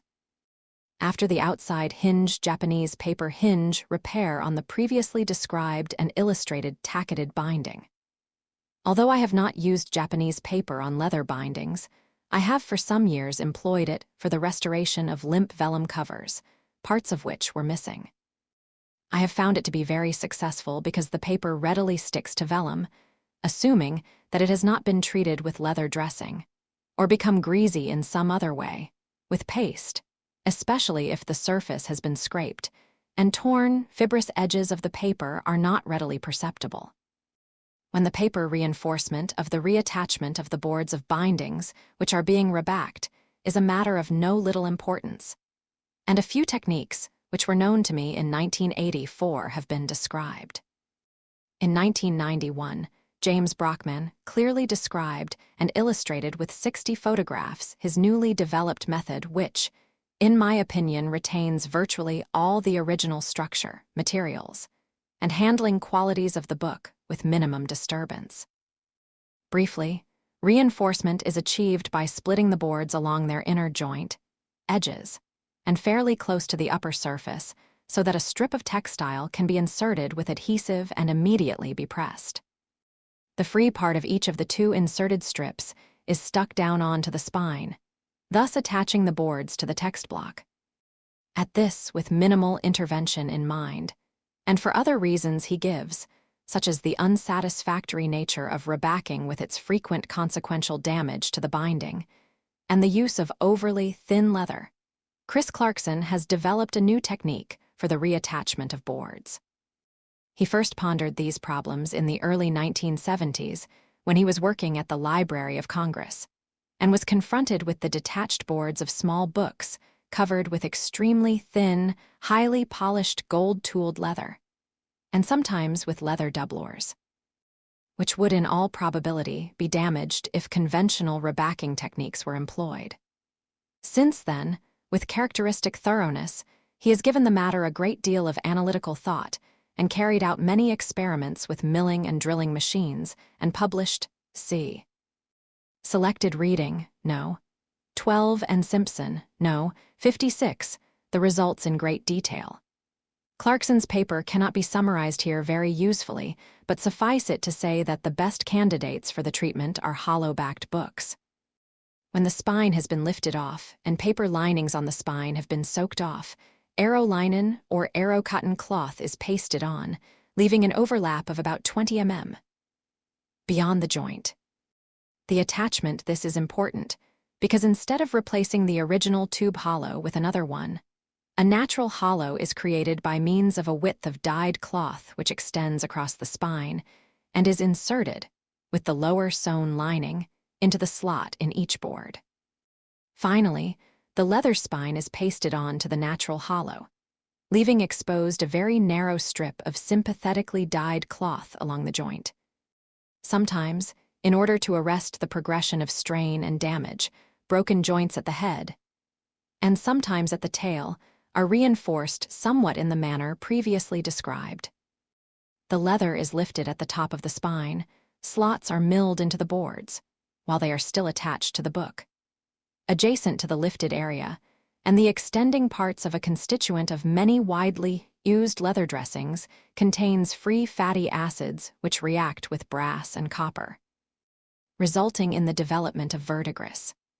Clearly, this hazard should be borne in mind when the leather on bindings which are fitted with clasps and other metal furniture requires treatment. Dressings which contain neat's foot oil should either be applied sparingly in the vicinity of metalwork, which is often not the case, so that it seeps underneath, or some other formula should be employed. Pontification about technique and tools is a hazardous proceeding because degrees of ability and adaptability vary enormously. So what for one person is a handy tool is unusable for another. However, the successful lifting of leather-covered sides for rebacking is a matter of great concern, not least because many hundreds of bindings have been ruined by faulty technique with the wrong kind of knife for nearly 40 years. I used the spirit-based leather stains made by Carr, Day and Martin, a company established at the beginning of the 19th century, but which sadly foundered, as did so many British firms in the industrial decline of the 1980s. No doubt, those who disliked the residual aroma welcomed news of the firm's demise. Fortunately, I have found that the stains manufactured by the American firm, Phoebing Company, Inc., provide excellent substitutes and with a wider range of colors. Dark brown, russet, black, yellow, and orange used in combination are all I need for most antiquarian work. In Britain, the stains are retailed by J.T. Batchelor, 9 to 10 Culford Mews, London N14DZ. I have described the methods I have used over a very long period to age new gold tooling. Recently, Robert Shepherd, of Shepherd's Bookbinders Limited, has generously told me that his own original method is to apply liquin, a medium for oil paints which is widely available in art shops. Mixed with oil paints such as burnt umber or Van Dyke ancillary aids and materials for restorers, repairers and binders continue to improve in general, and seem remarkably good to those of us who remember the restricted range of high-quality supplies up to a few decades ago. That said, there is still much room for improvement. Most importantly for many, perhaps, archival quality leather is now readily available from the two principal tanners in this field, namely Harmattan Leather Limited and J. Hewitt & Sons Limited. Harm modern sophisticated physical and chemical tests may show this not to be the case, but these tests, which were designed to accelerate the aging process, can be too severe. Exposing the leather to a continuous stream of sulfur dioxide gas and heating at 120 degrees C for 24 hours, it will quickly show signs of degradation. But so would a human being if exposed to climate extremes without adequate protection. There are high-tech leathers which will easily accommodate these extreme tests. But are they suitable for Sokoto leather? Was tanned with Acacia arabica/nilotica in Nigeria, and then reprocessed by Richardson's of Newcastle using a pure sumac leaf rattanage. Sumac leaf, originating in the south and eastern parts of the Mediterranean region of Europe, was used by ancient North African, Greek, and Roman tanners, latterly imported into the United Kingdom for use by tanners in their production of fine leathers. The Acacia arabica/nilotica type of tannage uses the pods of the trees. The pods are crushed, making a relatively fine powder, and then added to water to make a tanning solution. This method was certainly used by Prodynastic. It was around this time that Richardson's of Newcastle produced some of the best bookbinding leathers, including native tanned goatskins, which were imported from Nigeria, the Sokoto region in the northwest providing the best skins, and also seal skins. Supplies of the Sokoto native tanned skins was not one that was readily available in great quantities, and at this time, most of the skins were shipped over in the raw, unprocessed state. The majority of the skins were destined for cheap shoe and short-term leather goods, with only a small percentage of skins being really suitable for bookbinding purposes. Even today, the supply and general availability of the Sokoto native tanned skins is not very great, and for every leather still exists today in fair condition. Produced by methods using naturally occurring materials and tanning processes handed down by generations of cottage industry-type tanners long before technicians appeared on the scene, and long before the development of modern tanning auxiliaries, and though many good examples exist to this day. Through the ages back to Prodynastic Egyptian times, no doubt when they were produced, they would not have stood up well to some modern aging tests. Malcolm Lamb Hewitt's chieftain skins have a grain which, in my opinion, is very suitable for the rebinding of many 19th century books, other than those of the earliest decades, in styles of the period, and for the rebacking of many large folios of the time. But the grain is often too pronounced for earlier period. The matching of colors is clearly important in restoration, and as the range of available colors of embossed leathers is very limited, as is the case with all bookbinding leathers. And bearing in mind that the colors of the plated skins are not easily modified for exact matches, the use of smooth or fairly smooth skins with the later use of the palette is recommended. Among Hewitt's products is what they designate natural goatskin, undyed and ungrained, which I now almost always use instead of sheepskin for the rebacking of sheepskin bindings, and for the rebinding of antiquarian books in common sheep style. In addition to having a somewhat similar appearance to wool sheepskin, it has a stronger and firmer fiber structure. The surface is not prone to being stripped off, and the goatskin also has the important virtue of being much more easily pared. Vegetable tanned natural goatskins are produced as standard, but archival aluminium ratanned skins are also available on request. I ask for skins which are as sheep-like in appearance as possible. Because demand for archival leather is limited, Hewitt's restrict their production. Cowleys now also produce high-quality tawed calfskins and goatskins, both on a limited basis, though more limited in the case of the latter.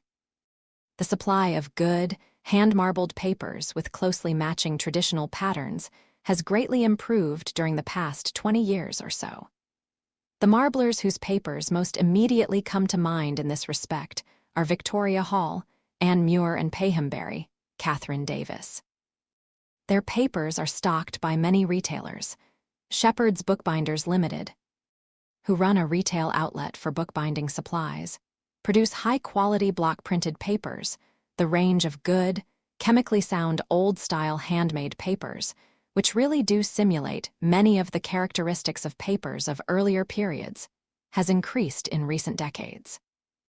This is especially helpful for those who need appropriate end papers when they rebind books in period styles, or require paper when making facsimile leaves for imperfect books. Allegedly, old-style papers were produced many years previously, but they sadly lacked verisimilitude. I was very pleased when, in 1965, J. Barcham Green produced for me a paper which they called Dover, which made very suitable end papers when I was rebinding certain 17th century books in period styles. Subsequent makings varied greatly in their characteristics. Papers were also produced for Roger Powell, and Sandy Cockerell. John Van Oosterom has set in motion some experiments, as a result of which it is hoped soon to produce pasteboard-type boards, with some lumpy hemp content, which will be suitable for use on 16th century books. Some of these may still have their leather covers, but not their boards, while others may have completely lost their original bindings and need to be rebound in period style. At present, the choice of boards is very limited. Millboard has the disadvantage that it is too heavy and lacks flexibility, and it also lacks the unevenness of surface which imparts character. Laminated museum board is lighter, but is too smooth, and perhaps is too prone to being damaged when the corners are knocked. The new board should have the advantage of better surface texture when it needs to be left exposed. Hard-milled, acid-free millboards have been manufactured in Britain since the 1970s and are available through Falconer Fine Papers. The provision of brass clasps is a matter of considerable importance when early books, especially, are rebound appropriately. But lack of availability has caused problems for many binders. Some have tried to fashion their own clasps, but they tend to be unsatisfactory, and it is a time-consuming procedure. Others have had them specially made for particular books, often resulting in delay and much expense. I have had just a few types made in small quantities. Delivery in Europe is made within 10 days of the receipt of an order. The custom bindery, see Sources of Dis, distributes the clasps in the United States. A large number of finishing tools with traditional AN is an absolutely essential resource for those who aspire to successful restoration, but clearly not for those who prefer to repair and leave more or less untooled those areas of leather which have been renewed. Those who do not invest a substantial sum of money in tools cannot prosper as restorers, though many attempt to.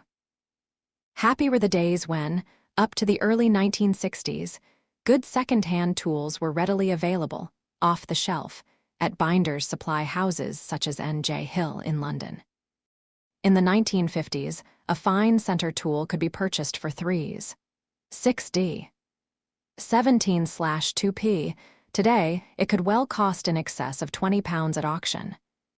That source dried up when Hills went out of business, but the situation improved for those with plenty of money to spend when, in 1979, 1981, and 1983, Christie's, South Kensington, auctioned thousands of tools put up by W.T. Morrell & Co., Limited.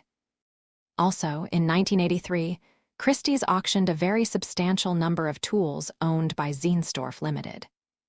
The first two sales created a great deal of interest, which resulted in remarkably high prices, but these dropped in subsequent sales, presumably because in some degree the market had been glutted. In the United States, in 1980, Christie's, New York, auctioned many hundreds of tools offered by the Harcourt Bindery. Much of this greatly helped aspiring binders and restorers, including those who were graduating from the courses which were running at that time in England. Many smaller batches of finishing tools have been auctioned in London, often by Phillips, and occasionally by Sotheby's and Bloomsbury book auctions, usually as a minor part of book sales. Dealers in and auctioneers of woodworking tools outside London also sometimes handle binders' tools. Occasionally, the quality of the tools has been in marked contrast with the really astonishingly high prices realized. One has to assume that they were bought by well-heeled amateurs, as on the occasion I observed very poor tools being bought at very inflated prices by an internationally famous actor for his wife. In the United States, the Harcourt Bindery usually has a stock of good second-hand tools for sale. In the early 1980s, an English company, Peter Smith Limited, produced good, reasonably priced finishing tools by taking molds from carefully selected old ones, including some from my own stock. Many of the reproduced tools were slightly worn, which rendered the molded ones particularly useful for restoration purposes. That enterprise suffered an early demise, possibly because so many old tools were being auctioned at the time. Fortunately, it is still possible to buy high-quality new tools at comparatively reasonable prices due to the introduction of new engraving techniques within the last quarter of a century or so. There have been problems with some new tools which have been made by people who do not understand how they are used. Poor sighting has been a serious defect with lack of indentations on the sides of tools, so that second and subsequent impressions have carried the risk of doubling. One firm which does not compound the finisher's difficulties in this or in any other respect, in my experience, is P&S Engraving. They have also been very successful in making rolls and pallets when, on the occasions I have been required to restore bindings with lacony in the gold tooling. Instead of sending the defective binding, I have put it on a photocopier and sent the resulting print to P&S, so that they can make a matching tool, usually a roll or pallet, and this they have always done with great success. Of course, it is important to supply a very sharp image. Postscript. There are charlatans at work in this field, of course, but I believe that the great majority of restorers and repairers, whatever the level of their competence, are well motivated and are anxious to do a good job. In that, they use good materials and do as little damage as possible to the appearance of bindings.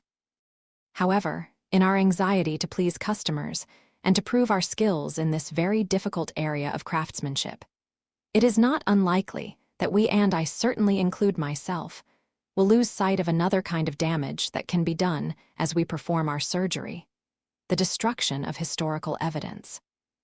This not surprisingly, given the numbers made.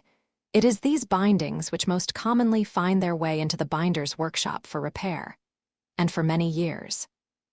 Their repair has been carried out without much thought being given to what historical information might be lost in the course of such repairs. More recently, however, it has become apparent that these so-called standard bindings, they are usually anything but standard, may be able to give us valuable information not only about the history of the craft of bookbinding, but also about the book trade and the history of readership. As the study of the structures and materials of these comparatively simple bindings continues, a picture is emerging of a trade striving to supply the demands placed upon it and cope with the enormous pressures created to do this. The binding historian has to become something of an archaeologist, because binders, until comparatively recent years, have left little or no documentary evidence of their working methods. The evidence lies in the bindings themselves, and that is where the archaeological evidence out of which their history will be written is to be found, if it is allowed to survive. The historian's job is to observe and record the details of the construction of a book, and then accumulate those details and compare them with other bindings. George Bishop. A Looking Glass for the Times being a tract concerning the original and rise of truth, and the original and rise of Antichrist, London, 1668. By permission of the Houghton Library, Harvard University. The damaged spine on this book reveals a series of unused saw cuts across the spine, preparing the text block for sewing on recessed supports.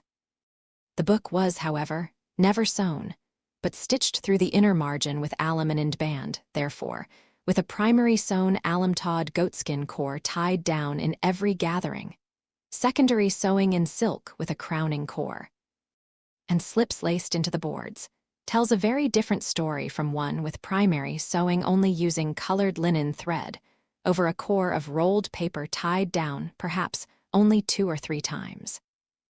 This purely decorative type of end band shows us a book trade supplying its customers with the outward appearance of quality, without any of its expensive substance. Even such a small detail as how many threads a binder used on the needle when working an end band can become an indication of how long an end band would have taken. These variations are the pegs on which our ability to identify, place, and date bindings depend, and without them, the bindings lose much of their value as historical artifacts. Implicit in this archaeological approach to the history of bookbinding is an understanding of the value of authenticity and of the impossibility of recreating authentic artifacts. Put simply, only the untouched original, even if fragmentary, can have complete historical authenticity.